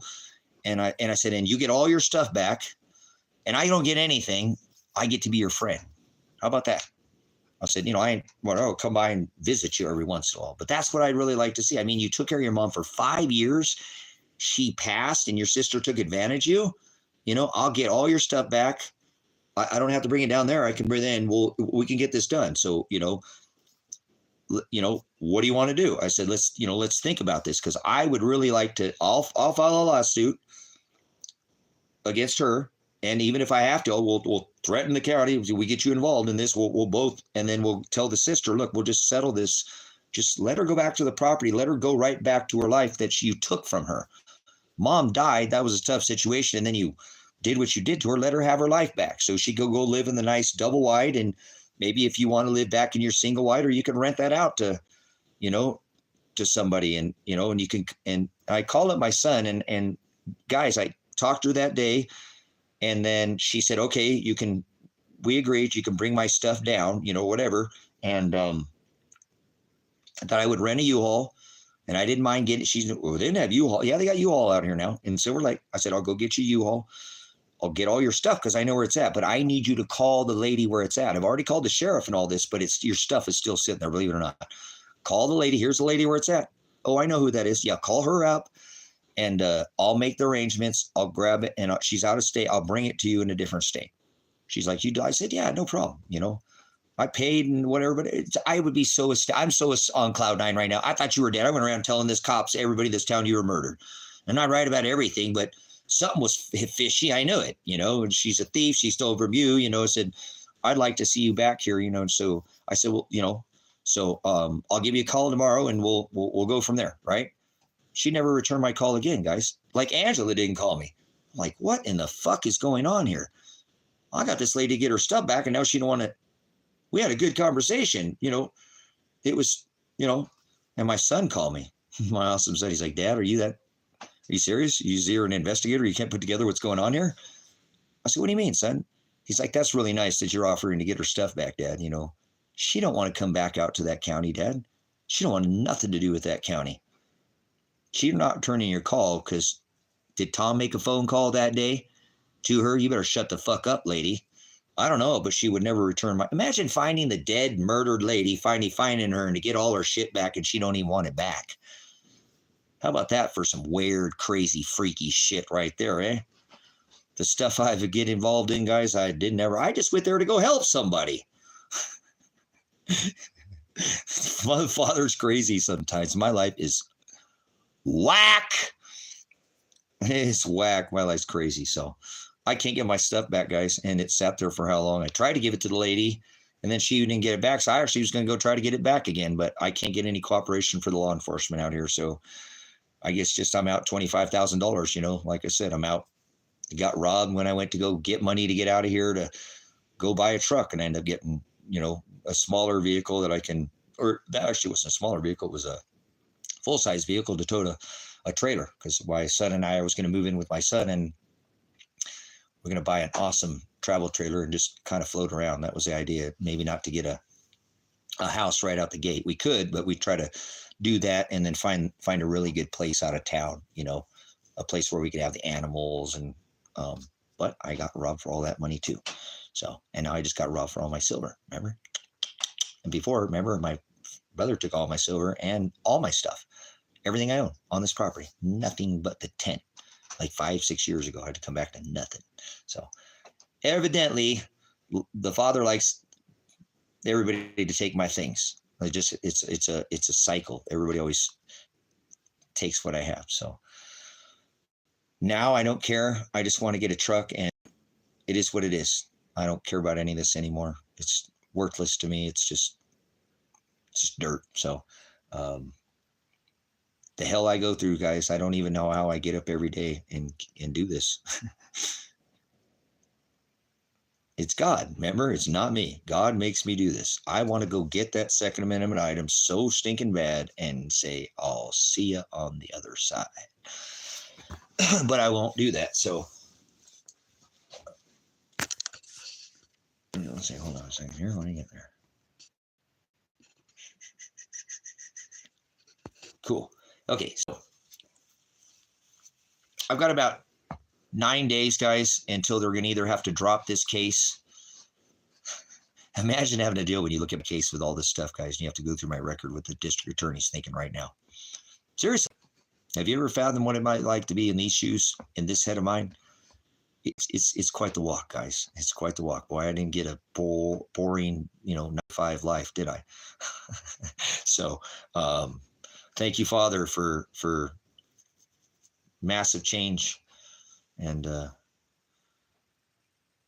he'll pour out a just measure on everybody, brothers and sisters. When he does, he will pour out a just measure. So it is what it is. But since I can't do the homestead, since nobody will join me, since nobody wants to eat, organic, all grown vegetables and basically have a zero cost of living, have about 4 or 5 people just chill out with, and cool. Love you guys. No worries. But I am about this close to going insane, thinking that I can make something happen for nearly 10 years and it not, and provide every single facility to make it happen. The physical means, all the things are in play, waiting. It's not going to happen. So if I ask myself again for somebody to come out here and nobody comes, I will go clinically insane and probably have to go be checked into some kind of padded room. So I'm just going to plan on having independence. You know what I'm saying? And if other people join me, great. If not, I just don't want to try to build anything anymore. It's a waste of my time. For what? If I don't have anybody to share my life with, it's just, I'd rather just, honestly, I've been really, I think I just want to be mobile for a while. I'm not selling this property. I'll always have a home base to come home to, but I'm going to go insane, guys. If I do this any longer, You know, if you do something over and over and over and over, that is the definition of what would drive somebody insane. Doing the same thing, expecting different results. So I do the same thing and the results that I expect never come. So I am on the verge of, I don't know, I don't want, like I said, I know my PTSD is really getting stronger and stronger and stronger. So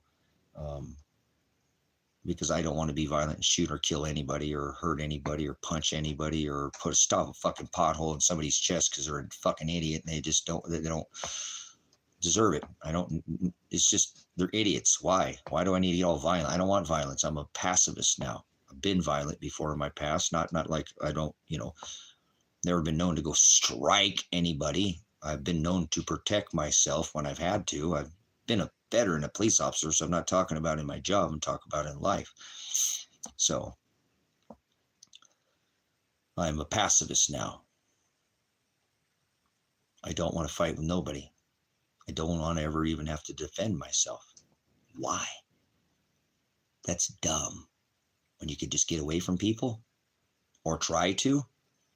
Wouldn't that be smart? Who's stupid and who's smart? You want to stay there and fight with people, population density, or you want to get away from it?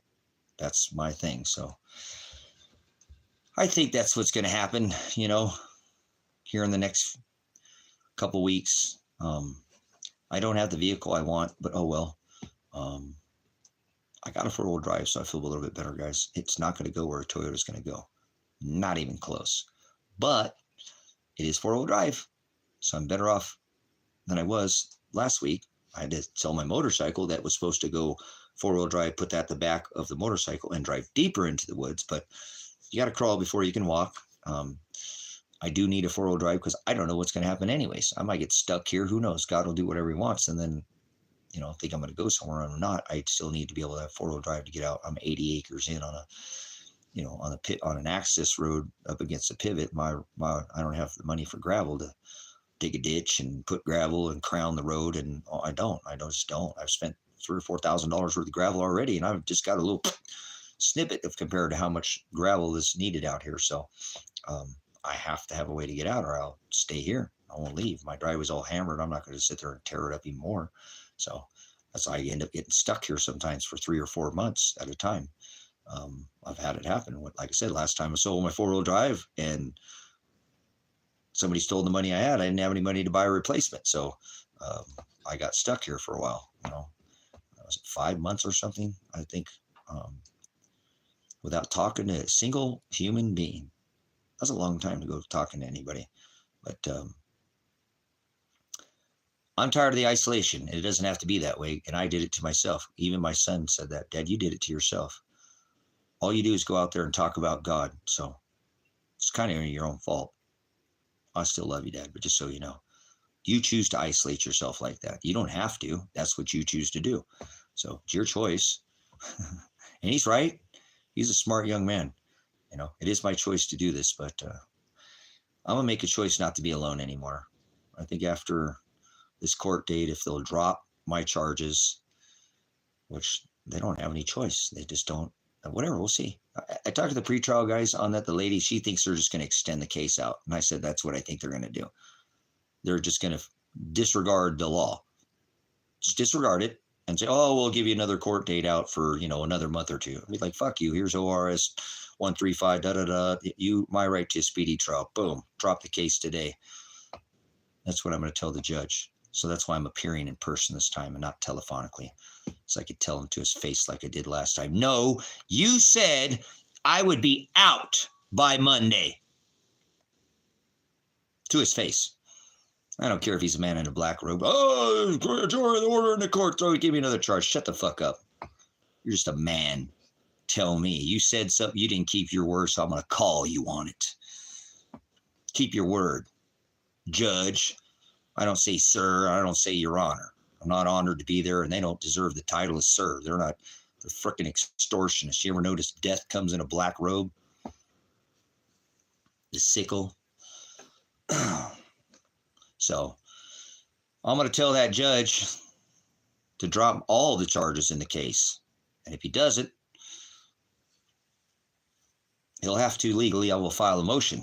And if they don't do it with the motion, then I'll continue. I'll file appellate. I'll continue, but I'll start doing this on my own. But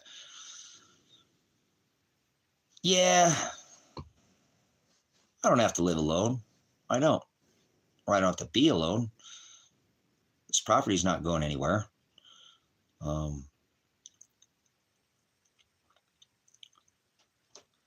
There's things I'm not doing out here, and I don't care. Jimmy Crackhorn. The shelter's not getting done every day. It's beating me to a pulp. But I'll start on that next week. I am. I'm going to take next week off here on YouTube. I might stream the build, but I need to stop coming on here and doing God's work for a minute and get a little bit of the fleshy stuff, and I'll be able to come back on here later. But I'm going to have to force myself. I have to do that to myself. And when I'm self-employed, that's how I do it. Nope, get up. You're going to work 6 hours today, and period. And you're not going to work 8, but you will put 6 hours working. I don't care what you do. You're going to work. And I forced myself to do that. I've been self-employed for 20 years, and that's because I'm my boss. I yell at myself, and I make myself get up and do it no matter what I want to do, no matter how much the flight, I just make myself do it. So there's a reason why I've been able to make it out here this long. And it's a lot of the times it's forcing myself to do things that I don't want to do. So anyways, because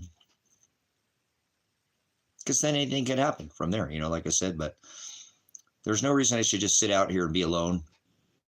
I thought I had a friend who helped my son in the past, but he hasn't called me since. I haven't heard from him. I had another guy that kept telling me, I'm your friend, I'm your friend, I'm your friend, I'm your friend, I'm your friend, I'm your friend, I'm your friend. I'm like, yeah, I do appreciate it. I love hanging out with you, but, and I'm not, but I don't want to say that you're not, because we hang out and stuff, but, it's, and like I said, it's okay. I thought something was there. A guy actually come out to my house a few times, hung out or whatever, not just, remember he's afraid, you got to drive to their house all the time. It's kind of a mutual thing or whatever, but I had this other acquaintance that you might call a friend, but he's just some guy who's really just helping out, who has a lot, had some issues, and he ended up beating on his sister, and who he just picked up, a couple months ago from being, locked up and, mental place, got out, got into some halfway thing, a few years kind of out of it, been drugged up by the system for quite some time. And then this guy I know, he started, hurting his sister, both mentally and physically and emotionally. And so I brought her over to the property. And then this other guy, the first guy that was beating on his brother, she came back or went and left that day to go to some appointment, and they never came back. I kind of had a sneaky suspicion that was going to happen, because I told him, look, you're going to leave this lady here. You were beating on her, and I'm calling you out. I don't care who you are. I'll fucking beat the living fuck out of you ever touch her again. And I'm a man of God and told you I don't seek vengeance off nobody. But if you put your hands on her again, you're going to have to be physical with me. Stop being physical with her. You didn't even know her until now. And you check her out of some halfway mental, whatever thing, her halfway house or whatever, because she can, and then you start physically being violent with her, and then you treat her like she's a dog, and you tell her something's wrong with her. She won't talk because you say she's too doped up. No, she doesn't think that she has a right answer. If she says yes, she's wrong. If she says no, she's wrong. You don't have a right answer. You scream and yell at her, get the fuck up now, get out of bed. I saw you do it here. You can't talk to her like you can't. She's a human being. I don't care who she is. I don't even know her. And she's obviously has some issues, but you're not going to talk to her like that around me. I don't ever come back here again. That's what I actually told him that day. I said, you know what you're going to do? You're used to telling everybody what to do. You get to do everybody all the time. You're going to leave her here, or you're going to get in your vehicle and don't ever fucking come back here again with her, and don't come back here. But you don't know. That's your options. I'm not playing with you, dude. You want to stand up and do this right now? Let's do this. But you're not leaving her with her. And if you do, don't come back here ever again. I don't want to deal with this. All I can think about is you beating the snot out of her and how you've been treating her. And I'm trying to work and do what I need to do. And why the hell am I thinking about you? So you're going to leave her here. And he did. But then he came back a couple of days later and said, well, something they got, I don't know, he ran over somebody's stuff in his truck, and she was a witness, and I should have known. But he went and stole her, yes, and then beat the snot out of her and wouldn't let her go, and then sat on her or whatever, and then she ran away to that other guy's house. And I told him when he met, oh, I like her. I'm like, yeah, I can hear that in your tone. Gene, you're a Nordic. You believe in multiple, polygamy. You don't believe in, one. Leave her alone, Gene. She's been getting the shit kicked out of her, the snot pissed out of her, he sat on her. So she couldn't leave, literally accosting her. So she could, he's 200 some pounds and she's 140 pounds or so, 30 pounds, literally squashing her so she couldn't leave. She ran away, and so he came here and he's like, oh, she came over to my house. I was like, oh, cool. Well, she can come back here. She likes her stuff is here, oh, well, she can go where I want to go. And da-da. I'm like, oh, okay. I said, well, you're free to do whatever you want. If you want to go get your clothes, actually, let's go get your clothes. I figured out, if you want to get you, and then I put her on the front. She wants to come. No, okay, no, I don't want to get my clothes. You can just leave them here. I'll leave them here and get out. So I wasn't forcing her to do anything. And so I never heard, I actually called back the next day because I was going to try to give Gene that bike. He wanted that motorcycle. He rides bikes and make a deal with him, but so he can get out of his house. He needed money. I was going to give money, help him get out of his house, remodel his house for him. I thought he was my friend. And I told him, don't touch her, leave her alone. But I think, I heard now that they're dating, and I haven't heard from him ever since. He not called me one single time. I'm your friend. I'm your friend. I'm your friend. I gave him money to go get his son, had a custody here, I don't know what to do. I don't know money, here's double the money you need. I don't have it right now to spare, but man, I've been in your situation fighting for custody. That's not right. Go take care of this so this doesn't get any free. And he got it taken care of. And then I haven't heard from this guy in weeks now. And this guy called me every day, not every day. Oh, I'm lonely. And I said, man, I'm lonely too, but I got you. You can call. I'm good. I chit chat with him or whatever, but no calls since. So my supposed brother gone. The guy that I knew is my acquaintance, and I've helped him out a lot. He's not going to call me ever again. I don't want to see him ever again. He went and beat her again. And when I told him, don't touch him again. So I don't want to see him. The only 3 people that I really had that I thought were maybe acquaintance brothers said that's all been erased, just so you know. Like that. He won't contact me because he's dating her now. He won't contact me because he sat on her. And he won't contact me because he lied to me, or I think he lied to me. Whatever, right? I'm going to be wrong, or I'm going to be, I wasn't right about the murder. But he did say he had my passport, which my silver was in that case that had my passport in it. What the hell would he have my passport for? Oh, hey, I found your passport. It's really weird. It was in the back of my car. Isn't that exactly where you told me you had the silver at? In the back of your car? You're not even really good at his story. So I got nobody, guys. The few people that I thought I had in my life is all been erased. Just so you know. I'm not kidding when I tell you I don't know friends. My mom, she hasn't years talked to her. Nobody. Brothers, I don't talk to them. So I think it's time to go on the road or something, or just, like I said, I don't have any friends here like that. I mean, I know old man Gary or whatever, but, like I said, people I barbecue, eat with, have a dinner with, sup with, I don't have none of that. Not one. Zero. Nothing. It's time to go on the road, eh? Time to stop being alone and forcing myself to be here, thinking I could make this community and all these people are going to come. And I think you should have a better job just being mobile, man.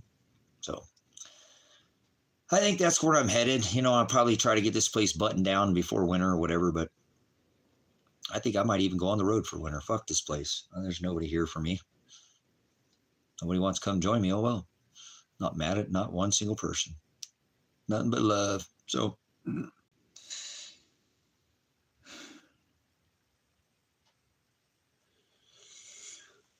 this will all come to head, guys. Here soon. Hopefully, I know I'm going to be right. It ain't about right or wrong, but I know this 90 days is going to come up, and they're not going to even listen to this Oregon statute that they have to go by, to give me a trial in 90 days, or they have to, the district attorney that's prosecuting has to, remove all charges, file a motion to dismiss all charges, indictment, and drop the case. Legally required to do that. So when I spoke with the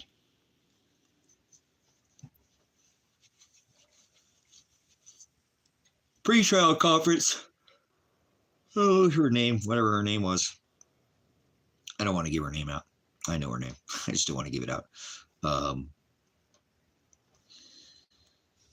I told her I thought that just extend the case and they wouldn't even do what's legally right. And she's like, yep, that's probably what they'll do. she's the people who deals with these people. She even agreed that that's probably what they would do. They won't do the legal thing. Isn't that crazy? They won't do the legal thing.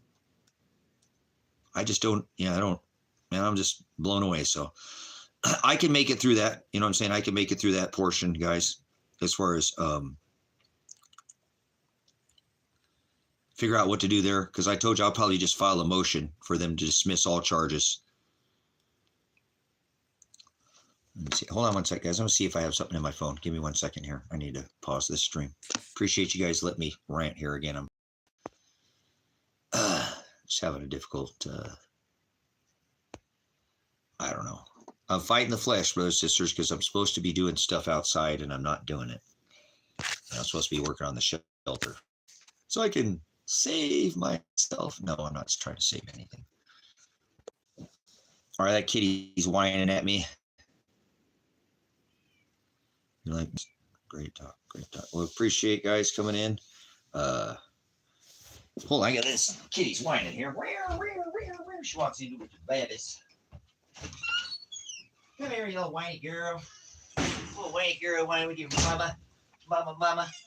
It's the beats to big the boom, mama. She's my good mama. She's a good mama. She's such a good kitty. So, okay, check this out. Check this out. Yo, check this out. Here it says under ORS 135.763, deadline for trial commencement continuances read as follows. Number 1, the district attorney, after receiving notice requesting the trial under ORS 13760, shall within 90 days of receipt be in notice bring inmate to trial. Now if I was in custody, actually, because I found here that it was 60 days. This one says under a Speedy Trial Act of 18 USC 3161 Echo Tango, a case is supposed to proceed to trial within 70 days of the arraignment or the indictment information. So 70 days.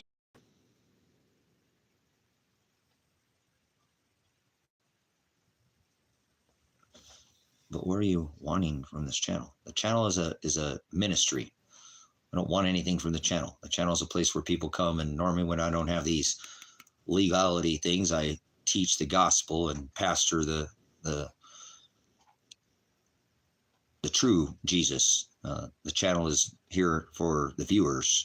I've been using the channel here recently, but to rant a little bit and help teach, because this is what Christ did through my woes. You can learn too that many of us stand up to the law as he did, and then we suffer. So you can learn from that. So iron sharpens iron. That's what this channel is about. So it's about people coming to fellowship. The channel isn't just about me. People come to see me, but so here's the one that says 90 days. 90 days. They have 90 days. This one says 70 days. 70 days. So, how long is a speedy trial in Oregon? Under the U.S. Speedy Trial Act, 18 U.S.C. 3161, Echo Tango's Quest case, is supposed to proceed with trial within 70 days of arraignment or an indictment. And I was indicted the second day, so I'm way past that time. So, they've run out of time, brothers and sisters. They only have so much time to give you a case. So, I do believe, though, when I go into court, they're going to just try to extend it and not even listen to the law. Not even listen to the law. And here it is. I just showed you 2 separate statutes, and I even have another one that says 60 days. That was 60 days is if you're in confinement. They gave you an attorney.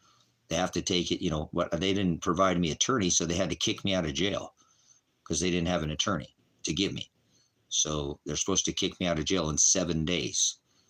That's what everybody in the state of Oregon, all the counties after 7 days there's a Ninth Circuit appellate, whatever, but it's still illegal at this time. It's appealed, but it's still in play, so that's what the stand-in representative attorney was telling the judge and the district attorney. You gotta let this guy out. You're ruining the case.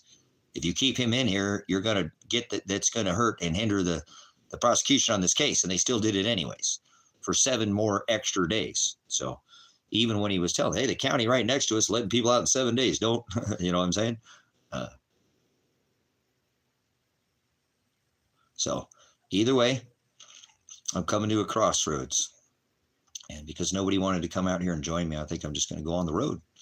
Tired of being alone, tired of not having any friends. I don't have any family. So, I will. I'll probably go on the road if my son, is over there. I don't even know if he wants to come over. He was supposed to come over here and build a house with him and his wife. So I don't even know what he's doing. I'll definitely see what he's doing. But, I know if they extend my trial that they're not going to drop Elijah's case at this point in time. They're just going to try to sandbag the whole time. See if somebody will screw up, kept another charge, whatever.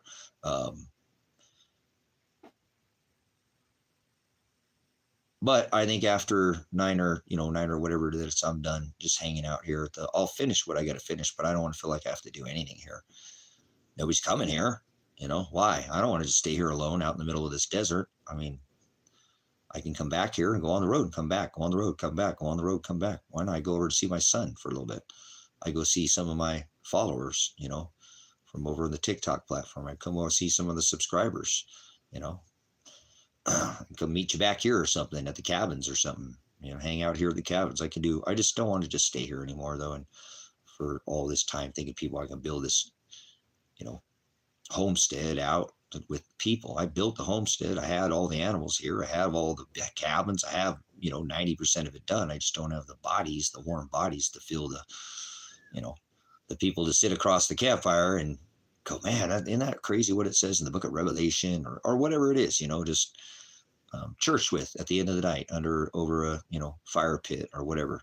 It's actually, I don't do it, but I was actually thinking building a big, massive hot tub out here, buying one of those big, huge, like one of the bigger ones I could find of those feed tubs and putting it on lifting it up off the ground and putting fire, it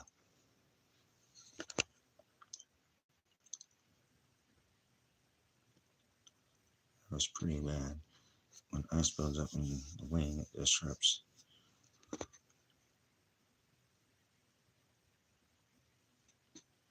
Yeah, I don't know.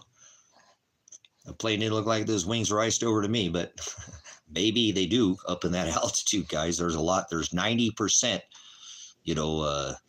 what is this water? It's ocean, but we do have oceans, atmospheric rivers above our head. And in 2022 on February 15th, Honga Tonga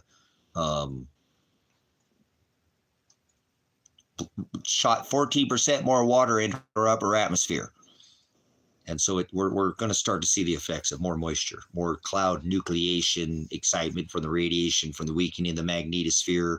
It's a lot of contributing factors. So you're going to start to see planes falling out of the sky. So, our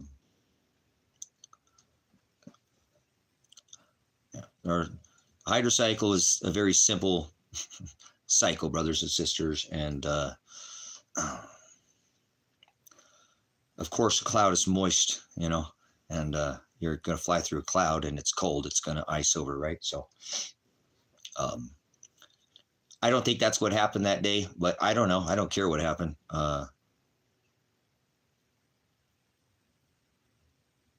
Yeah, I better take a break here. I need to get something from my belly. It could have, though. That happens, guys. But generally, an icing over is not going to cause a plane to just fall out of the sky. That's not how icing works. That plane would still, it would take, the ice doesn't form that quick, brothers and sisters. Yes, I'm live right now. So I don't buy their narrative. And thank you, Maverick, but I don't buy it. Not for a second. I think that had something to do with the magnetics, electromagnetics, the controls.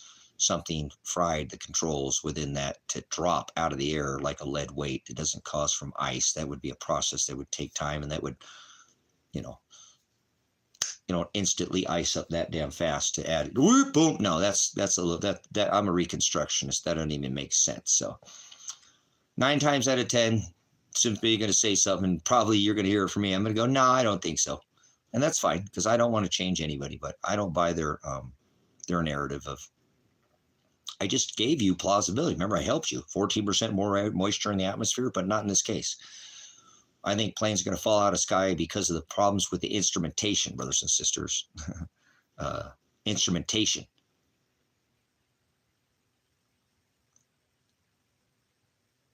You're there, Ron. You're there. So, but that is plausible too. I mean, it is possible if they. But you'd have to be flying in a big bank of clouds for a long time, and then it could. But that's not. Which you saw, look at the background that day. Did it look like it was that kind of clouds? Did it look like that was kind of puffy, big moisture? They didn't see none of that.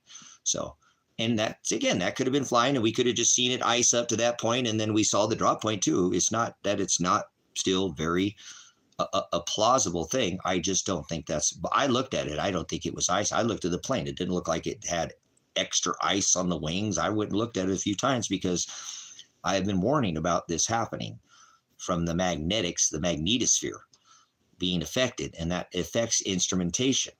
Do you understand that? Do you know how a ham radio works? It bounces that off the upper atmosphere, and that goes in, and then when we get energy that affects the space weather, right, that it affects that community. Well, that would affect instrumentation. So I don't buy icing over the wings, but I don't buy weapons of mass destruction. I don't buy this Jabadoo is going to cure you. I think it's going to kill you. I don't think that Donald Trump is trying to build a fucking wall to keep people from coming in here. I think he's going to lock all your asses in here. And I was right. He did. So I got that one right. And I don't get everyone right, but I normally get a lot of them right because I pay attention to just one more than one factor. You know, I try to look at the left side and the right side and come somewhere down the middle is normally where I fall. I read between the lines, if you will. I don't buy their narrative. I normally do not buy their narrative. So there's something magnetic. Obviously, yes, Mills, there's something going on in the Bermuda Triangle that has something that's affecting the magnetics, the electricity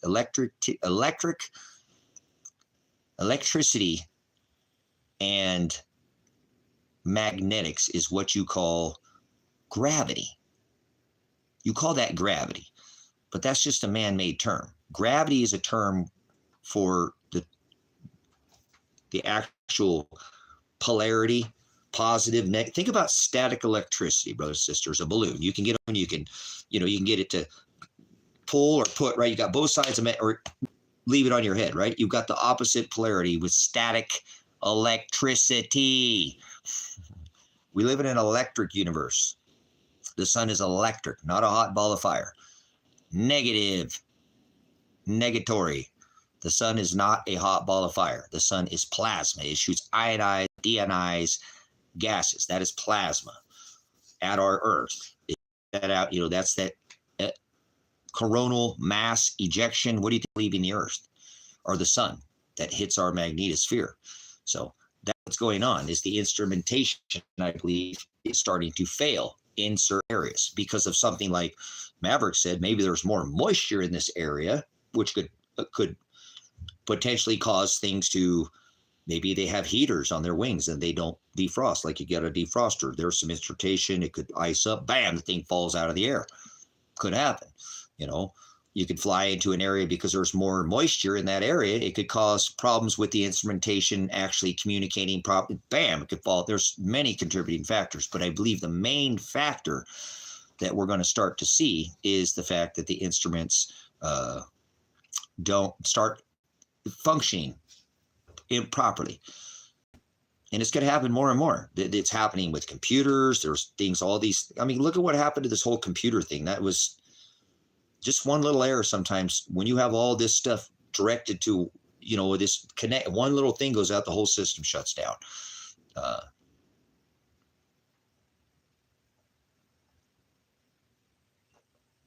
Yeah, there's lots of ways you can stall a plane, guys. Evidently, Maverick studied aviation. Planes can stall out for many different reasons, brothers and sisters, not just what I'm saying. Look at this, what he's saying here. You know what I'm saying? So, oh yeah, instruments will down a plane. You don't have any instrumentation, meaning, you don't have any electrics. I mean, you're talking instrumentation and flying. Okay, maybe I'm not being thorough enough. Okay, that's your navigation. I'm talking about the mechanics of the plane are going to fail. Because of a communication of a signal is not going to come through, which that's not going to allow. So instrumentation will absolutely down a plane as far as the mechanics. Now, you don't need instruments to fly. They had aviation. How do you ever know that you were over your enemy? How'd you know how to drop a bomb on your enemy? Because you were taking flag. Brothers, sisters, they didn't always have instrumentation. And these airplanes were not always as complex. Literally, they were not computerized. They're computerized airplanes. They'll fall right out of the fucking sky. You watch, you mark my words. They're going to start falling right out of the fucking sky.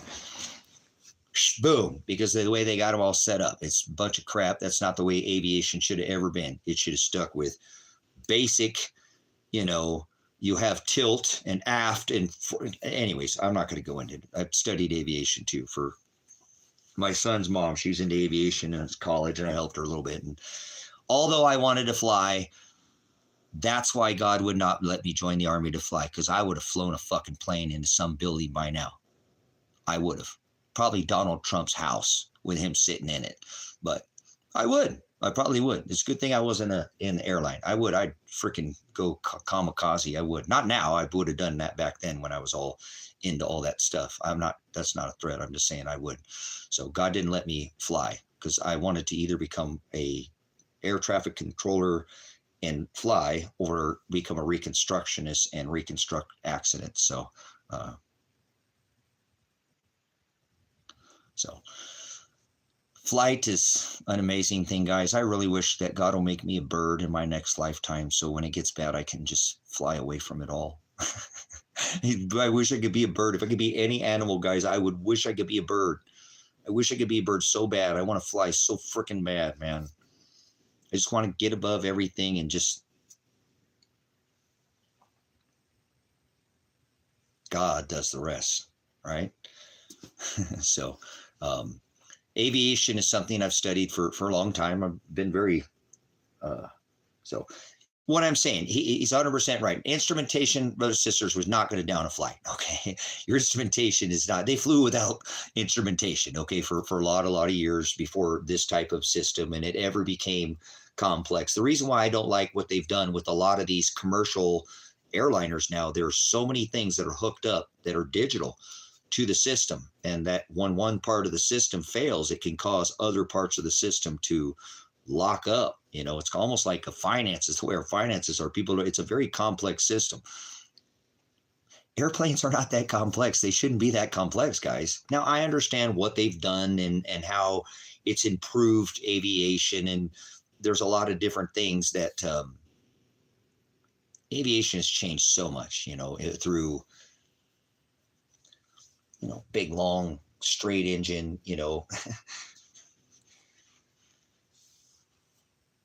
I don't know. The Wright brothers, they were some pretty, talk about daring dudes, man, like send it. So I still very fascinated by, guys, one of the most fascinating things, if you've ever seen, is to see a massive aircraft, massive. And I'm talking even, like a C-130, that's a big bird right there, right? That's a big thing's a hog. They have bigger now than, I forget what they call this new platform. C-130 is a really old platform. They've been using that forever.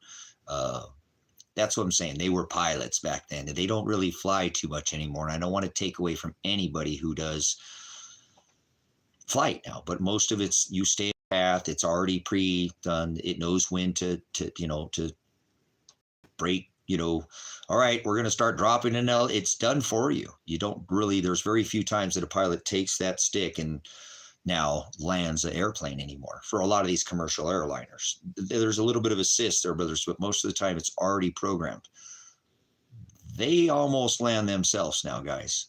I don't want to take away from Maverick because he's like, no, well, yeah, he's, I didn't mean that. You know what I'm saying, Maverick? It's so from what it used to be.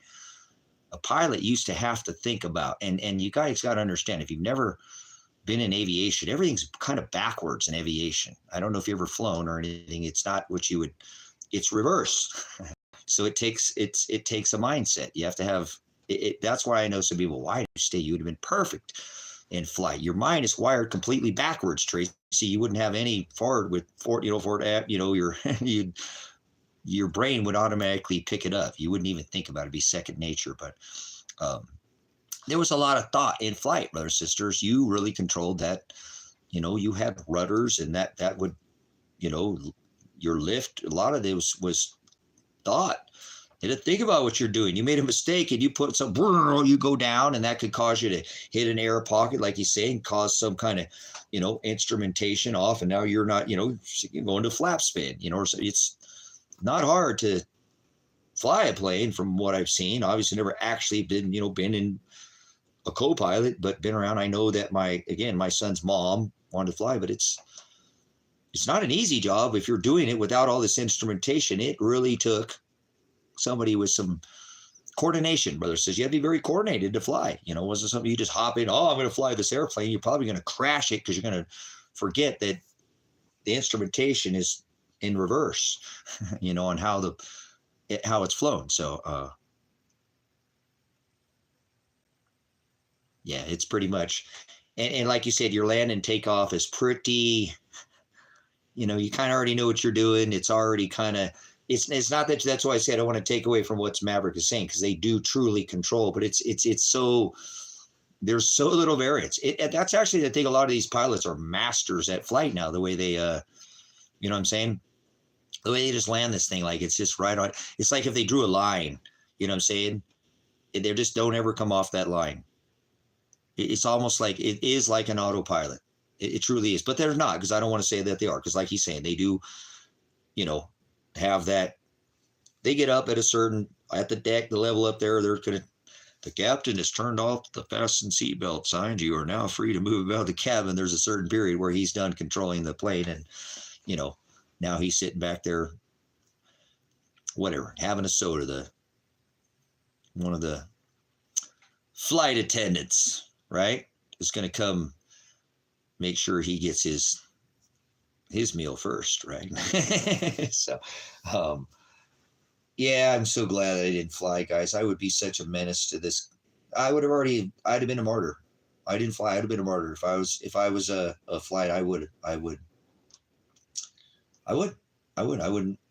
I know I would wreck an airplane into something.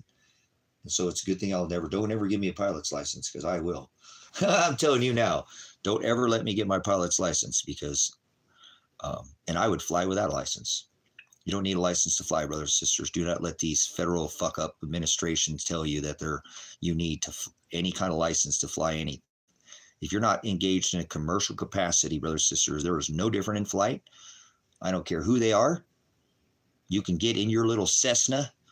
You can get in your little single seater, whatever, you can get your old Red Baron from and you can fly wherever you want. And the FFA can't tell you shit. And don't ever listen to that crap. That's a bunch of nonsense.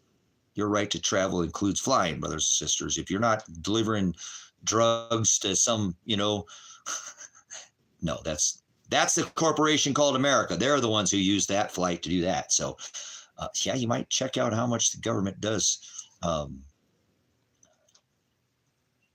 Okay, you're in aviation, Maverick. I got to call you out, not you personally, but you need to speak up. You're in aviation, sir. You need to speak up. Please speak up about all these people who are brought in here by the United Nations illegally, flown in here. And you know what I'm talking about. Yes, they are. They're flying them straight in. They're not even going over the border anymore. Flying them directly into this country. That's sickening. Talk to these people, man. There's people who know this is happening, man.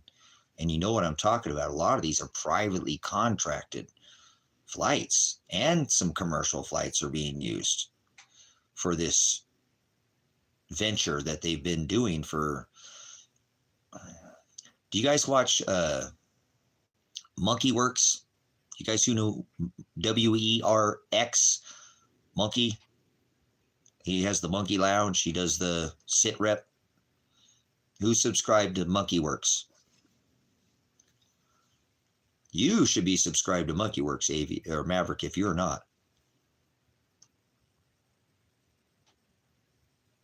It's like the wind turned to ocean. Nice. Do you guys know who Monkey Works is?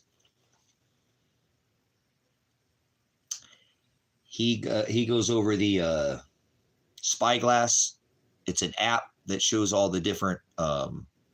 He has multiple applications. I'm sure Maverick knows what Spyglass is. It shows all the transponders and all the flights that are on. It shows all their, and it's global. Right? We'll call it that if you want, whatever. Maverick will tell you the shape of the Earth. Yeah, he will. Maverick knows that he flies from a fixed location to a fixed location. He never has to adjust for the spinning ball. Think about that, guys. Think about if we were on a spinning ball for just 1 second. You could come up off the surface of the Earth, and if the Earth was spinning, you could just sit there like a helicopter and wait for it to land, right? They don't account the 1,040 miles an hour, guys, in aviation. They don't account for a curved surface. Maverick will tell you that. In the program, it never has to, when it's flying by itself, it never adjusts for the curvature. No matter how many hundreds, thousands of miles it flies, it never noses down. Isn't that rather interesting? I don't care about the shape of the Earth here, so you know. I don't care if it's round, flat, triangle, square. Doesn't matter to me. But anybody knows they fly over a plane right? Go for it. Now you get to be like a pilot. I wish. Now I wish I could fly. I can fly in my dreams. I don't dream very often, but I know I can fly. I don't fly, I levitate or whatever. I can, or whatever, but never in person, only in sleep. So isn't that rather alarming that all their instrumentation, we were speaking about instrumentation, is set up horizontally in aviation? There's no curvature ever adjustment in aviation. It's pretty sad. Pretty sad. Yeah, I wish I could go fly, man. I really do. I would love to fly. Not anymore. I don't want to be up in that radiation anymore. You guys, please look into this too. I don't know, Maverick, if you've been watching this because you said you're commercial airline. There's a lot of commercial airline pilots retiring early. A lot of airline attendants retiring early. They're starting to figure out how much radiation is up there, that's a lot, man. I know people get paid pretty good to do it. And if you didn't do it too often, it wouldn't hurt you. But man, doing it in a commercial capacity, being up in that level of radiation all the time, you're not protected.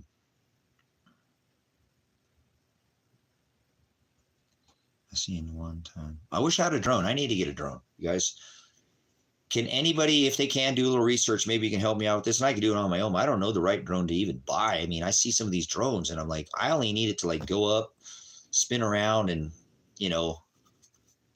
I guess it could fly around. I don't need that. I would need a security drone is what I would try to get it. I mean, I can move around my property a little bit, but they're pretty reasonable. I see some of these smaller ones, but I don't know which one's which. It seems like there's hundreds of drones. How do you pick which one's which? Knowing me, I'll buy the one and it'll be the wrong one. I've done that before. I've even researched, and even my research didn't turn out the way I thought it. So if anybody knows about a good company that's reasonably priced drone, I need to get one for security purposes. Comes back automatically. Nice. And I imagine that's all hooked up to your smartphone. Do you have to have a phone with a drone? Is that a thing? I know you control a lot of that. They have separate remotes, but I actually don't want one on a phone. I would prefer not to have one on a phone. And I know why they have them. And I know that, again, there's more instrumentation and it allows, without but I only need it I don't even need to be hooked up to the internet. Cool. Nice. Because I know a lot of them, you can control them with your phone. You know what I'm saying? And some of them, they have the phone. I've seen them. I looked at, they got the phone screen, and then they got the controls over here. And that's your camera, it's hooked to your, and that's why it needs to, Wi-Fi or whatever, however it does that. But I need it for like security purposes. Like, it goes up in the air and look around. Hey, there's somebody coming down the road. There's something at the back of the property. The dogs run off and I don't see them. I can put that drone up and, they're right over there on the other person's drone. They're on the other person's property, and that's what I need it for, So a drone is an amazing security feature that I don't have, and I wish I did. So, but I got to buy a wind turbine before I ever bought a drone, right? But I'm not even worried about anything. I'm just asking, like I say, because that's a feature that eventually, all I'm buying is a truck now, guys. And I got a truck, but I'm going to get another truck. I bought the part for my Ford today, guys. Thank you, Noah. Noah was in here earlier. I bought the accumulator spring and all the other parts, and that's coming on the road. So I don't know how much it's going to take that truck to run, because I don't know what the fire burn up in it. I thought when I looked in the fire up against the flywall that it would burn some of the electric in it. And when somebody told, because I've had a couple Fords, but I've never, not for very long. I'm more of a Chevy guy. So that's my Faleo. That's what I prefer. I'm fond of. But Phoenix B11. Yeah, I can't afford a $600 drone. I thought I have to get like a $50 or $60 or $70 or $80 drone or something like that. I've seen it for under $100, but I don't know if it's crap. You know what I'm saying? I'm off to see. They're off to see the Wizard. The Wonderful Wizard of Oz. But somebody told me it's not electrical wiring. I'm like, oh man, this guy electrical. But they're saying, no, that's not. Tracy, those aren't electrical. Those are all air. That's all part of your, what do they call that? There's a name for all that air crap. Vacuum, advance, and all the vacuum lines. But somebody told me just rip the whole thing out. That's like all one or two pieces, and pull it all out and just replace all of it. This wire's melted, this one or this line, but they look like they're wires, but I guess they're not. I guess they're airline.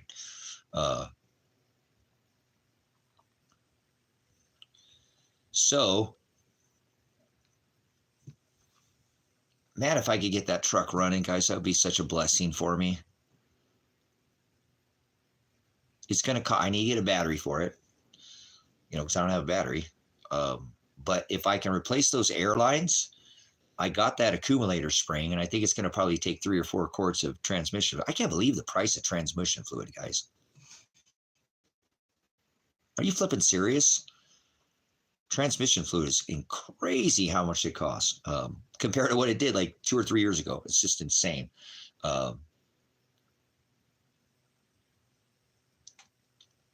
But I think if I replace those vacuum lines, it had a push button start on it, like, to start it. So that's not a big deal. But I did notice that the fire melted that. So that's why when I went to start it again, it wouldn't start. I'm like, oh no. And then I looked at the wire and like, oh, it just melted the wire. And then I saw those other, what I thought would be wiring, because they're different colors, but I guess they're all different vacuum for the air. So maybe if I rip that off, put the other one on there, put the illuminator spring, rewire it, bam, the truck will start again. Because I talked to a couple of people who are like, dude, if you just drove it on your property, you didn't even leave anywhere. You just went around your property one time, that little spring popped out. You didn't hurt the tranny at all. Nothing wrong with that transmission. It probably popped out because it was having a little issue with the spring. And because you said you were having a little bit of a hard shift, that's what it was. Wasn't get the right pressure, and it did that, and it got a little hot, and it blew out, and just put the transmissions. There's still 4 quarts sitting up in the top of the, whatever he said, the flower or whatever. I don't know this transmission. And he said, put that cap back in there in the spring. You'll see it push back in there, fill the thing with transmission fluid. That thing will start right up. There's nothing wrong. Actually, it's probably better because you'll put the new accumulator spring and the, whatever, the cap and all that on there, and it'll probably shift Because if it was shifting with good before with just a little bit of hard shift, that was your problem. You know, I don't know Fords, you know. So maybe cross your fingers and I might be able to get a couple few $1,000s out of that truck. You know, I know it's at least worth that. I paid $2,000 for it. It's really good shape, but between that and I think I could sell the Mazda that I have now that I just got the other day, and I'll rock bottom that diesel truck, man. I don't care. I mean, I won't just give it away, but I am now at $6,500. I feel like I'm giving away. I seriously do.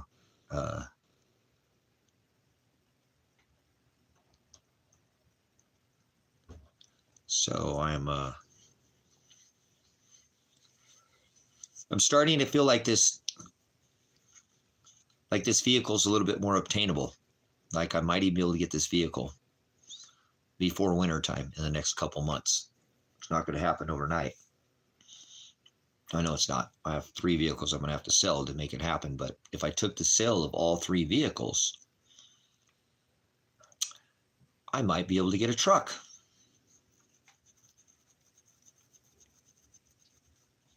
And go on the road.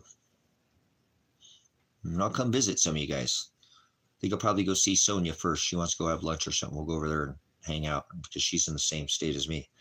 And I'll go see my son or something first and go up there. And she's up north of my son. Go say hi to her.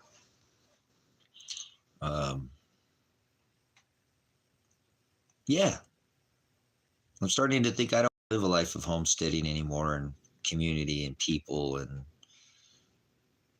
I tried for so long, it didn't happen. So you got to make changes in your life. If something's not working, man, and you keep doing the same thing and it's not working, fix it, right? Make a change.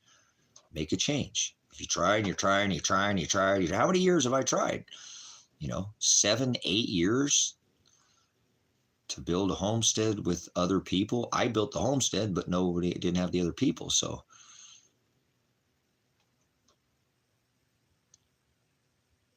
I'm trying to get through this next couple years because of these tough times that are coming.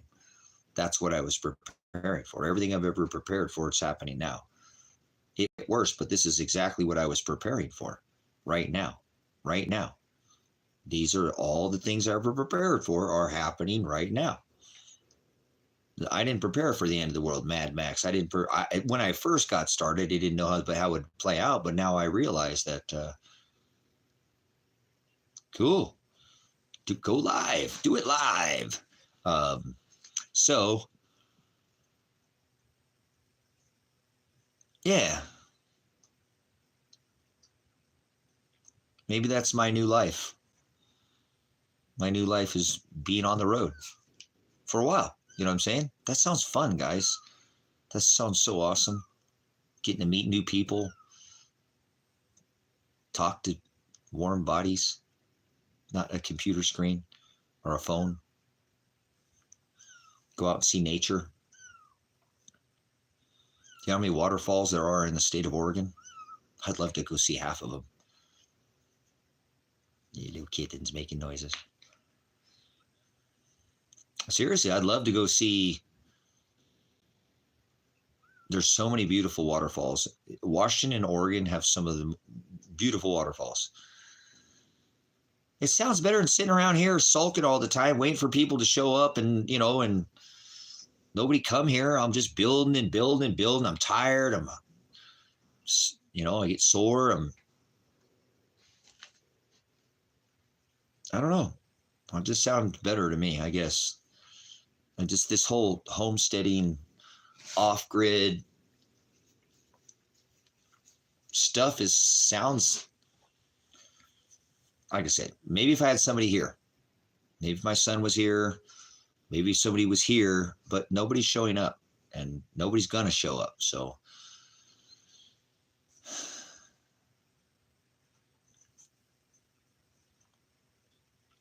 my biggest thing is now if I'm going to leave the country.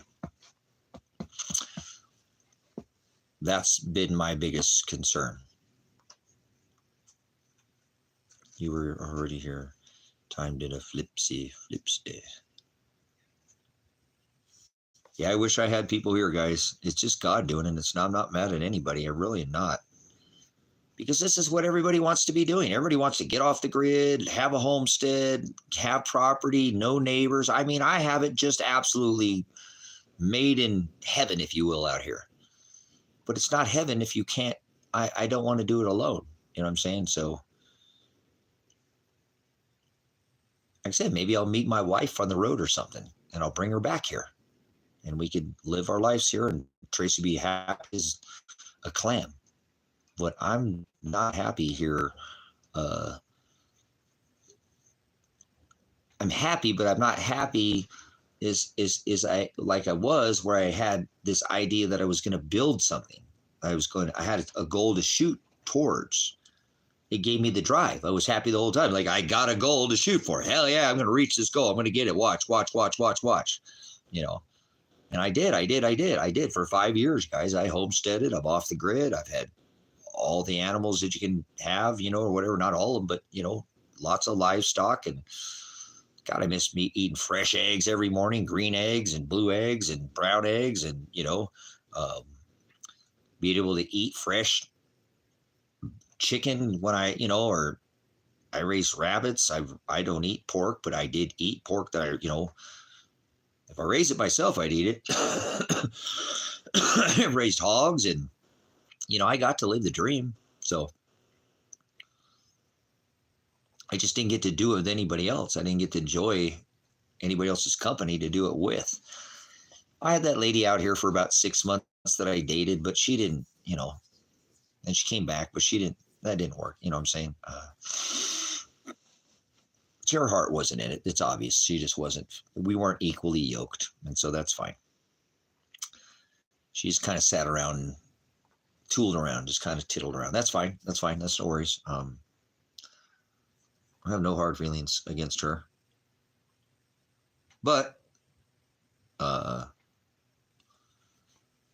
I'm doing all right. I'm just, like I said, I'm coming to a point now where I'm thinking that I don't want to homestead anymore. I don't want to try to build a community anymore. I don't care about preparedness anymore like that. I mean, I just want mobility. That's the biggest plan, that the best preparedness plan that you guys, you're talking to somebody who's been doing preparedness for 30 years. I'm not the best at it, but I do believe I've had, experience. I have the experience of doing it. This is not the first time I lived off the grid. I've lived off the grid in Hawaii. I've been a veteran, so I've been out in the field, and but I've tried so hard and nobody would, come join me. So it doesn't make me upset at anybody. I'm getting a little frustrated with myself. How long do you spend doing the same thing, hoping that somebody would come, and they don't come? I can't do it anymore. So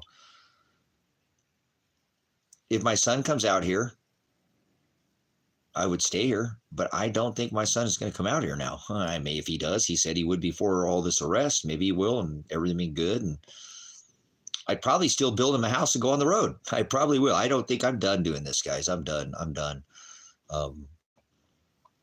I need mobility, and I need my food in multiple locations so that when somebody comes to take it, I just give it to them and go somewhere else. That's my plan. And I don't want to be, I don't want to think about anything else anymore like that. I really want to get myself out from underneath this hard spot that I'm in with the isolation. It was a great dream. I had a good time. It's so awesome to be out here, and I can always come back here, but there's nothing here for me. There's nobody here to share it with, so there's nothing here for me. Once again, if there was able to build a team, build a community, build all my wildest dreams, none of them didn't come to fruition. So I just want to have the ability to be mobile, period. And then once I have that, then I can come back here. But I don't have I'm doing better, guys. I got the Mazda. It's not going to go where the Toyota is, but it is a 4-wheel drive. I should have looked it over a little bit better. It needs a couple little tinkering things, but I'm sure it'll do what it's supposed to do. So I'm doing better than I was. I've been alone for a lot of years. Like I said, I've been on this property. I wonder how many days I've actually sat alone with nobody else here on this property.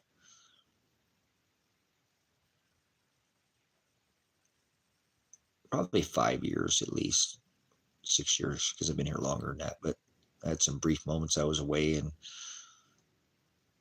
my son lived here shortly before he left.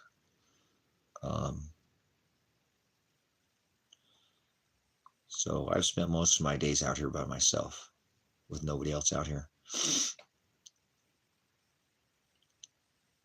So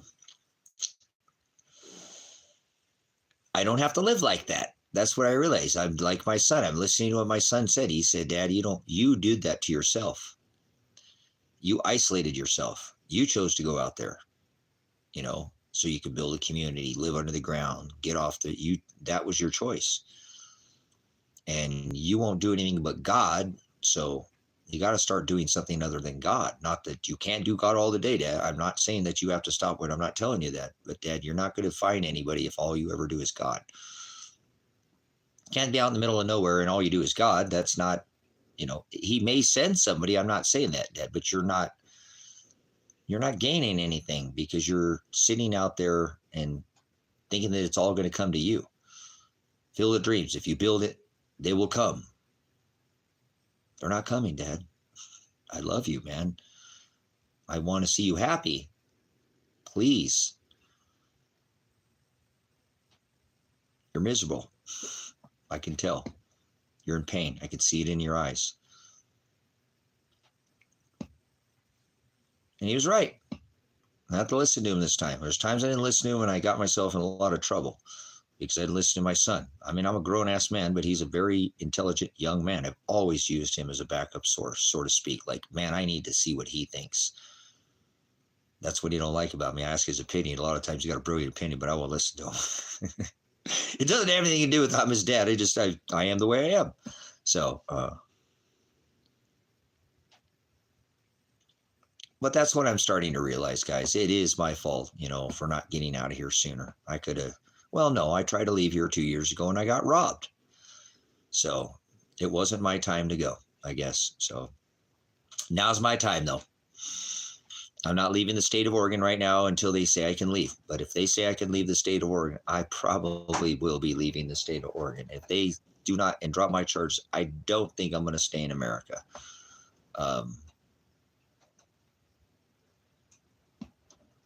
I don't. I just don't.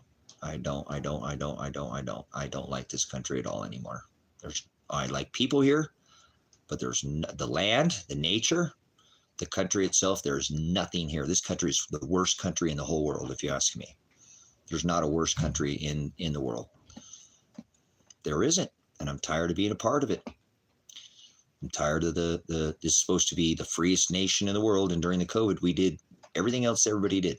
Nothing about this nation was free or to look up to. All nations look up to this nation for the freedom in this country, supposedly, and that was squashed. So this isn't America anymore, and I don't want to be around people who calls it America, because it's not. This is not the country that even in the 90s when I served, in the military, this is nothing like the country that I was supposedly defending. So I'll not stand by. I tried my ass off and I can still work from outside this country, and I'm not permanently leaving the country is what I'm saying, but I need to get a break from it. Maybe I'll come back and get fired up or something and, go at it again. But I think that's another thing that's probably going to end up happening that I'm seeing, because I really feel like I would be appreciated outside of this country for my skills, my spirituality, who I am as a person. I'm not butt ugly. I'm not pretty anymore. I don't have the looks. I don't care about looks, but I try to take care of myself. I eat healthy and try to keep my, body in the best possible shape that I can keep it in, so that I can be healthy and strong and work hard. And I just think I would be appreciated outside this country. I think a woman from Mexico, El Salvador, Philippines would just madly fall in love with me and go, man, you are an amazing dude. very unique, and you're not like a lot of Americans, or you're not like a lot of other guys. And that's, I just don't think I'd fight it in America. I really don't. I mean, God will send it if it's to be. I'm not trying to say that, but something about it, like I said, I just don't. You think I'm going to find an American woman who thinks like me? Who thinks like me? You think I'm going to find an American woman who thinks like me, who doesn't like this country because we have 1,003 military bases, and all we do is just beat the snot at everybody and make them pay for their oil, and we get a little bit of change from everybody, and we have for nearly, 50 years? So we just get to go to beat the shit out of everybody else, and we get to make money off of them. That's America. So the Bretton Woods Agreement, brokering us off the gold standard, backing all this, repricing all oil in the US dollar in 1973. Since then, forcing every nation to pay for oil with the US dollar. We've been kicking everybody's ass for 50 fucking years, and nobody even cares about it in this country. Everybody's so proud and prideful and proud to be American. Freaking stole this country from the native indigenous people, and these people have the balls enough to say that Christopher Columbus discovered America. This is the worst country in the world, brothers and sisters. You are living on stolen land, just so you know. And I'm tired of it. And if people would speak up with me, that'd be fine. Who in the hell am I going to find a woman who thinks like this? Who every day gets up, feels guilty for being here. Stolen land. Literally just raped the indigenous people here. 30 million people. Fuck you. We're coming in. We're moving in. Get the fuck out. Here are some casinos and some yams. Does that make up for it? America's great. I think we're going to listen to some music here. I'm going to turn on some Bob. To hell with the stream. I don't care if they monetize it or not. But I do think I would be appreciated outside this country. You know what I'm saying? I think I have averaged poverty wages over the last 20 years defined by the state of California. Yeah, I can't believe what it costs to live in this country in many places right now. That's another thing too, guys. It's not, I mean, I have property, and I own property. This is one of the most expensive states to live in the U.S. that I live in right now. Oregon has one of the highest costs of living in the United States right now. It's up there with California and Washington, some of the other states too. So good. I own some property here. See, you got some investment. So,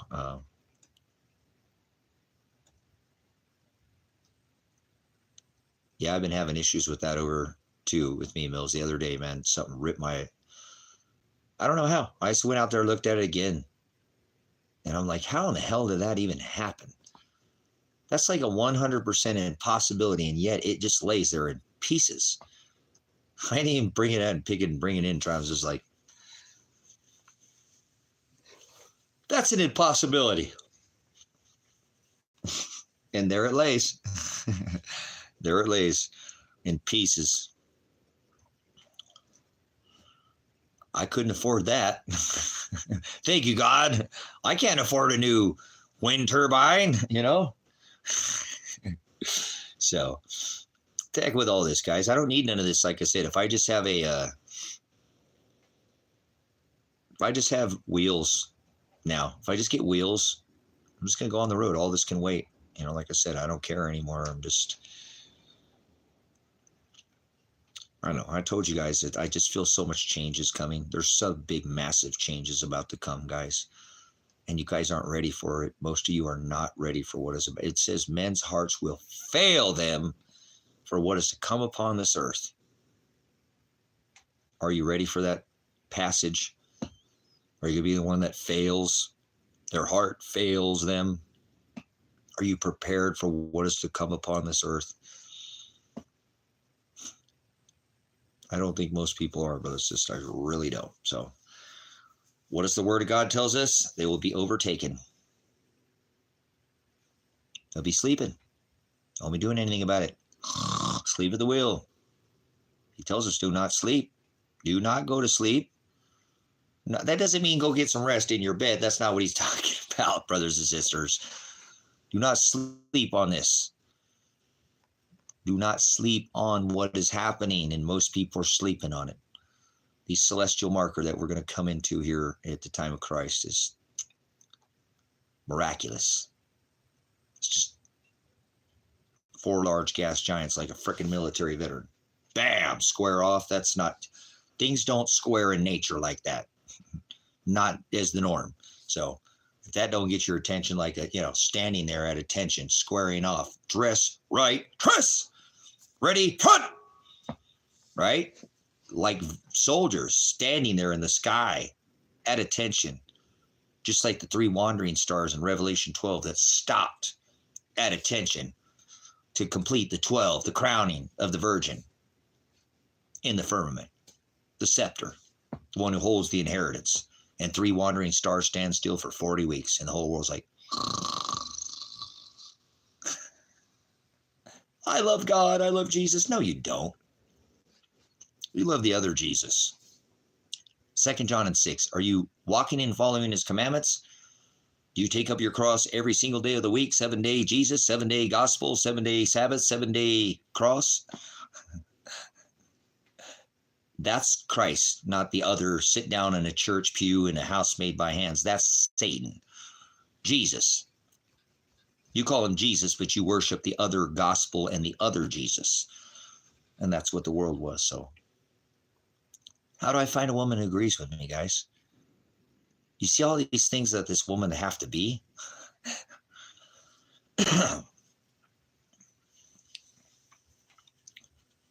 No, honey, we're not going to that fucking birthday party, or you can get the fuck out. I already told you before a couple times. I'm tired of dealing with this. I've done this. God says, do not sup with vipers. Just quit spewing your venom. We're not going. This year, I told you last year, get the hell out. Go get your stinking divorce papers. I don't sup with vipers. Even if I found a woman, would she adhere to my word? Would she be subservient to my word as head of household? Or would she be some Jezebel? It's time for Tracy to go, and Tracy needs a new body. Tracy's done here. Time for Tracy to check out, right? Well, Tracy's got to serve the Lord to the end, endure to the end. But what am I here to? What am I doing here? Other than this, guys, other than this, seriously, what purpose do I serve? What purpose do you serve? Ask yourself, why are you here? Why are you here? What are they going to say after you leave? I don't care anything that they say about you. They're going to talk all kinds of smack about you the whole time. It says you would be loved by the world, you'd be hated by my Father. So if they're talking smack about you, obviously, right? What are they going to say? That's not famous. Famous is people recognize you and you while you're here. There's a difference between famous, like my brother and teacher and pastor, Brother Jim says, I'm not trying to be famous. I'm trying to be infamous. Go down in history, like what they said after you died. Like, what did you do when you were here? People used to take time out of their day to leave people future, events, celestial alignments. So I'm the kind of person who studies. I can have these tools that they gave me from doubt. They took time to paint on the cave walls of what they were seeing outside of their caves. Oh, look out there. Oh, they're bringing, right? Out of their day. What the hell are you doing for the future generations 2,000 years from? That's legacy. Infamous. Infamy. Go down in history. Not as famous. Not famous. Who gives a crap what they say while you're here? There's a difference. So I don't have anything to seek here. I'm not trying to be famous. I don't care what anybody in this world says about me. They've been talking smack about me since I was a child, making fun of me, my name. I'm crazy. I'm spacey. I'm a girl. I'm a wiener. It's never been anything fun and nice to walk in the park. It's always been a battle for me, So what woman's going to want to deal with this? Listen to this ranting all the time. Is that all you ever do is rant, Tracy? I teach. I build. I help people when I can. I teach a lot, I guess. I do more than that, more than anything now, but because I want people to have the right instruction, not the other gospel and the other Jesus. That's what he tells me to do, woe if I don't. So I don't know where else I'm here, other than to serve him. It's not like I don't have no purpose in this world. See what I'm saying? You see why the whole house thing and the homestead thing and the whole, it's just like stupid now.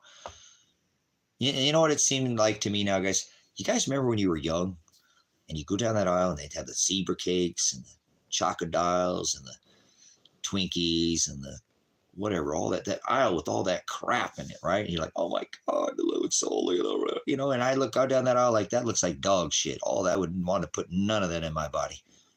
Chip aisle, oh man, you know, whatever. People eat so much of that, you know, a bag of chips, they go stale before I'll eat chips, you know, or I'll eat the whole bag.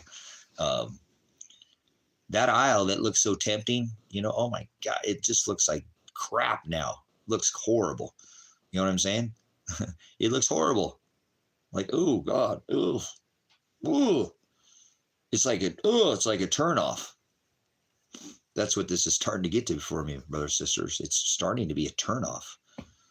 Homesteading, and not with nobody else. I told you at any time I could come back to it. I've got the skill set. But for now, it's just like, it doesn't seem very appealing to me. And I'm not trying to be ungrateful. Like I said, a lot of people would die to have the life that I have. Well, sure, you're fine being alone and don't want, good, go for it. Maybe you'll think that you could have somebody come out here for 7 years, nobody will come, and then you'll finally turn to your senses too, go, homesteading is not a thing you do by yourself. No, it's not. Homesteading takes a community of people to homestead. 2, 3, 4, 5. I can homestead with a wife. We can I'd stay homestead. If I had a person out here, I had one other person out here, I'd probably stay here. I probably wouldn't. Hey, what are you building today? You don't have to be a wife. What's up, man? What are you doing? You want me to come help you? What do you need help with today? I need help over here. Can you come help me later on? Here, can you come over here like 4 o'clock? You know, I want to try to string up this beam or something, you know, and you gonna give me a hand? Oh, what do you need help with? Yeah, hold on. Let me come over and help you. I got nothing like that, guys. So just tired of doing it by myself. So I'm going to make the change so it doesn't have to be like this anymore. And I think I'm making the right decision. I really do. I think this is the right decision to get mobile. Be mobile. I think that's why God is making me do this too. Be mobile.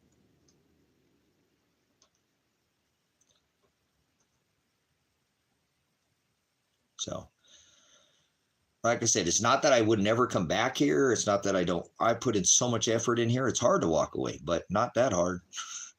I asked you, could you walk away from everything you had right now and never look back? That's what I need. There we go. I don't have the mobility. There we go. I need to tabernacle, move around, wander a little bit like a wandering Jew. So Ross got the right idea what I'm talking about, guys. I just don't have the mobility that I could have. And so I'm better off. I'm better off than I was just the other day. I mean, I had to take part of my mobility thing to get the 4-wheel drive, but I got to get out of the driveway, you know, in the truck and set up with the motorcycle that I had sold. I didn't sell it. I traded. I took a hit too. I took a $3,000 motorcycle and I turned it into about a $2,000 truck. But it's okay because it's probably a $2,500 truck. You guys seen it. It's a pretty clean little truck. So actually, those are a little more popular. I was going through and looking at some other, you know, some of these other trucks. It seems like those older body style Mazdas are going more than the newer, now not brand new, not brand new, but like, you know, the 2008, my 87 Mazda that I just picked up now is worth more than a 90s Ranger or a 90s Mazda because they're the same platform. Yeah, people actually want that older model as they pair. They're still making that same looking whatever model today. It's been out for quite some time. But I was pretty blown away. I was like, oh, wow, you know, like this truck is actually worth more than those that next year body style for quite a few years. You get up into a little bit more expensive, you know, 2008, 9, even a 7 and 8 has about $2,500 to $3,000 for a little Ranger like that. So, and if it's this is an extra cab and it's a 4-wheel drive. So it's, I was like, yeah, cool. Because I thought I took a little bit more of a hit on it. But when it's actually because this one's pretty clean. There's only a couple little dings in it. It's not, yeah, that's how you have to have a homestead to do it. It takes a family. It does take a family to make a homestead, guys. And so I don't think what I'm doing is crazy. I really don't think it's crazy because I'm like, oh, well, hey, nobody's come here and I'm tired of homesteading by myself. If somebody out here, I would continue, but homestead is not alone. Homestead works better in 3 than 2. Homestead will probably work better with 4 than 2. Homestead will probably work better with 5 than 2. Start getting past 5 and 6, you start having some issues, but it's still very feasible. You get all the way up to, I've done this, played this game, theoried this a million ways. You can get up to about 10 people, guys, and when it starts getting a little cumbersome at that point, unless people are really good at what get along very well, you're going to start to have problems. I figured out about 10, 11, or 12 is really you're going to start having issues. There's just going to be somebody in there that's a whiny baby. Somebody's not going to be happy. It could happen in the lower numbers, but I've gamed this out for so many years that, 2, 3, 4, 5, 6, 7, that is ideal. It really is, especially if people know what they're doing, and it just makes it easier and easier and easier and easier and easier and easier on everybody. Less hands in the soil for less time means more time for you to enjoy your time. It's always about, okay, you got to wipe off the solar panels today and go look and see in the chicken boxes if there's any shit in the boxes, clean that out, put new hay and check the water, and go pull something that over there. That's 3 or 4 hours worth a day. You know what I'm saying? Worth a day. Your time, we're going to have to spend about 2 to 3 to 4 hours. You're not going to have to work. When you first get out here and you start setting the homestead up, it's full time until it's done. But once the homestead's up and running, it's about a 3-hour day per person for about 2 or 3 people. About 3 hours, 4 hours a day. The rest of the day you got by yourself. So you bring in another person, it's just going to cut down that time. Less time in the garden. Okay, today you got to go out and you get everything that's right. Bring it in, wash it up, rinse any of the dirt that's on it or whatever. Any bugs, put it in the, Okay, well, tomorrow we got to can all this stuff. We can't, so we got everything prepped. See, but it would be easier if you had multiple people, and the more people you bring in, the less time you spend and the more time you have. You know what I'm saying? The less time you're doing that, and the more time, hey, I'm going to build a cabin out here. I'm going to go to, I heard they have these monster brown trout at this walk-in lake over there in Prineville, Oregon, and it's a couple hours away. I'm going to go over there today. After I can still get there, if do my work quick enough, I'm going to get up early and start mine. So I get mine. Hey, Tracy, you do me a favor? I really want to go fishing. I found this place. They got these monster brown, trout. Will you cover my 3 hours for me today?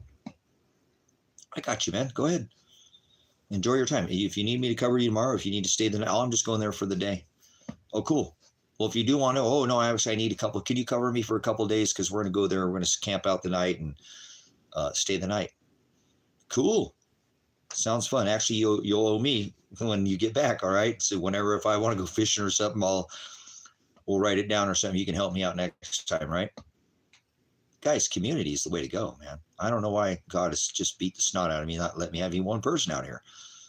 So don't think that you can't do this. You can do what it is that I am telling you. You can do this.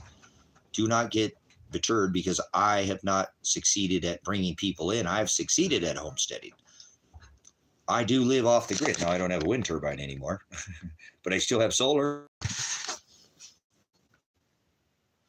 So I was checking power. Anyways, you guys are right. You need a community. You cannot spell community without you and I, correct? It does take more than one to spell and build a community. It takes you and I to spell community. Cannot have any community without you and I, can I? Nope. I'm done doing it, guys. I love you, and I'm not mad at anybody. This is between me and my Father, who is not in the sky. He's inside of me, and we fight all the time, but I still love him because he makes me. All right, guys. I'm going to throw a song on here. I got to go out and use the bathroom. I drink, how much coffee? I didn't drink very much coffee. It must have been coffee before bed.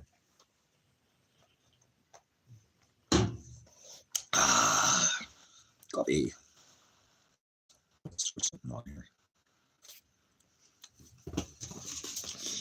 I'm trying this other phone. I got this other little phone. I found another phone. All these phones, I got that like 4 or 5 phones. I couldn't get none of them working because I was trying to get a little bit more music. Lady in red comes in here and she likes the hangouts. So I try to record a couple more songs. Whoa, what was that?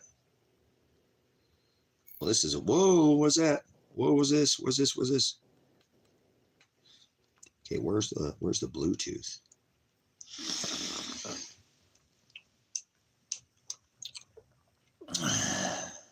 Bluetooth mode. Bluetooth mode. The Bluetooth is connected.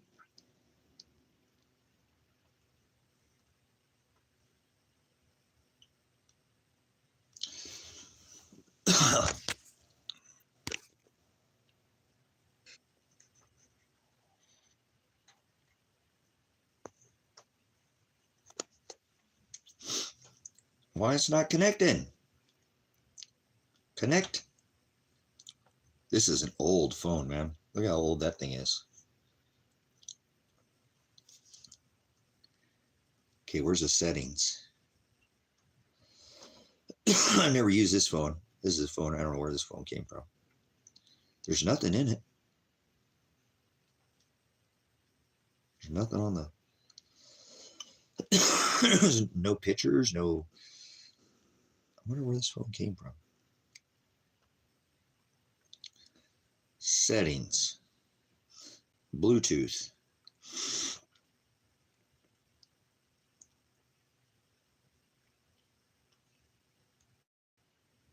Turn on Bluetooth.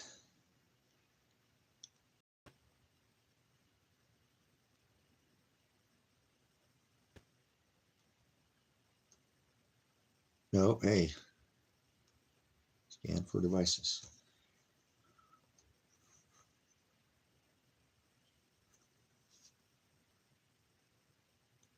There it is. Oh, there it is. The Bluetooth is connected. All right. This phone makes some weird noises.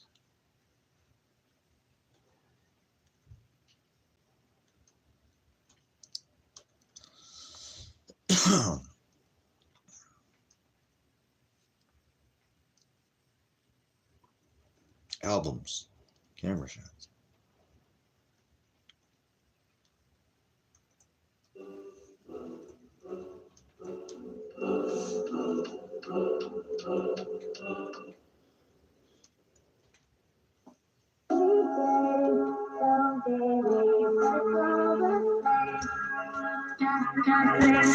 This is B.O.B. Bob. Bad lane with the top back. Speeding on brakes with a gas at. Quicker than accomplished cat back. So you already know where the strap at. Man, you already know when you're in beast mode. Man, you already know a nigga past that. Everybody falls flat. Man, you already know a nigga past. You already. Guys, actually, I'm going to shut this stream down. There's no reason to demonetize this stream. Maybe I didn't have it on there long enough. We'll see. I'll be back up in a few. Okay, I'm going to shut the stream down so we can try to keep... I got to get paid the bill somehow out here. So if anybody watches it, the YouTube will pay me. They don't really give me much, and they take a lot of what they do. So I did turn the monetization back on the channel. I have reached $62 on my $100 thing that I have to get paid by AdSense. So I'm making my way there. So I will be turning off the super chats after this month, because I don't want anybody to risk sending me any money. I think I'll be able to make it if I can make some ad money. I don't know. What is it? It's the 15th, 16th today. And I have $62 in there. So that's what? 70, 30, $38. I need to make $38 more on my super chats or monetary, through the channel, through videos, and I'll be fine. So I will be turning that off after this month. So I mean, I probably shouldn't have played that music at all. I don't think it'll copyright it. I didn't play that much. So I don't know if Bob copyrights this stuff too, but I'm going to get off here, get myself something to eat.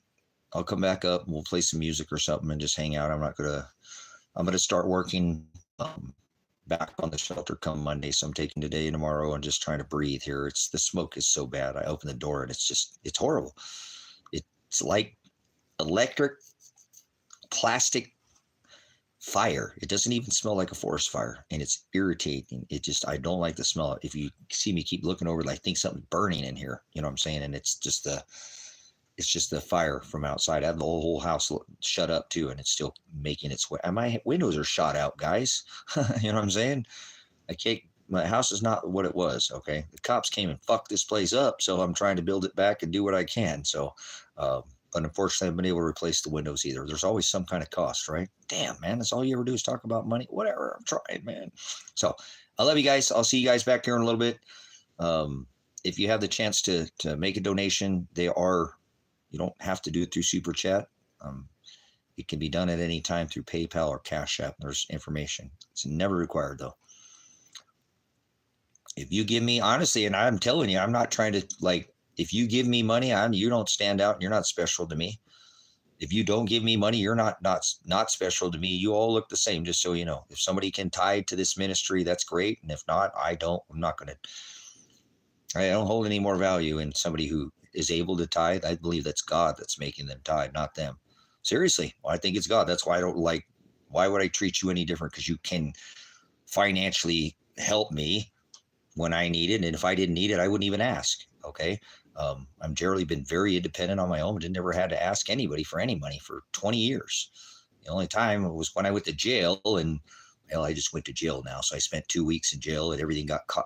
Everything's backwards. All my silver got stolen, all that. It's tough. So, I'm going to do what I have to do to pay my bills so I don't lose the land that I've been paying on for all these years. And so I really don't like the monetization of this channel, but it is what it is. So, a man's got to pay the bills, right?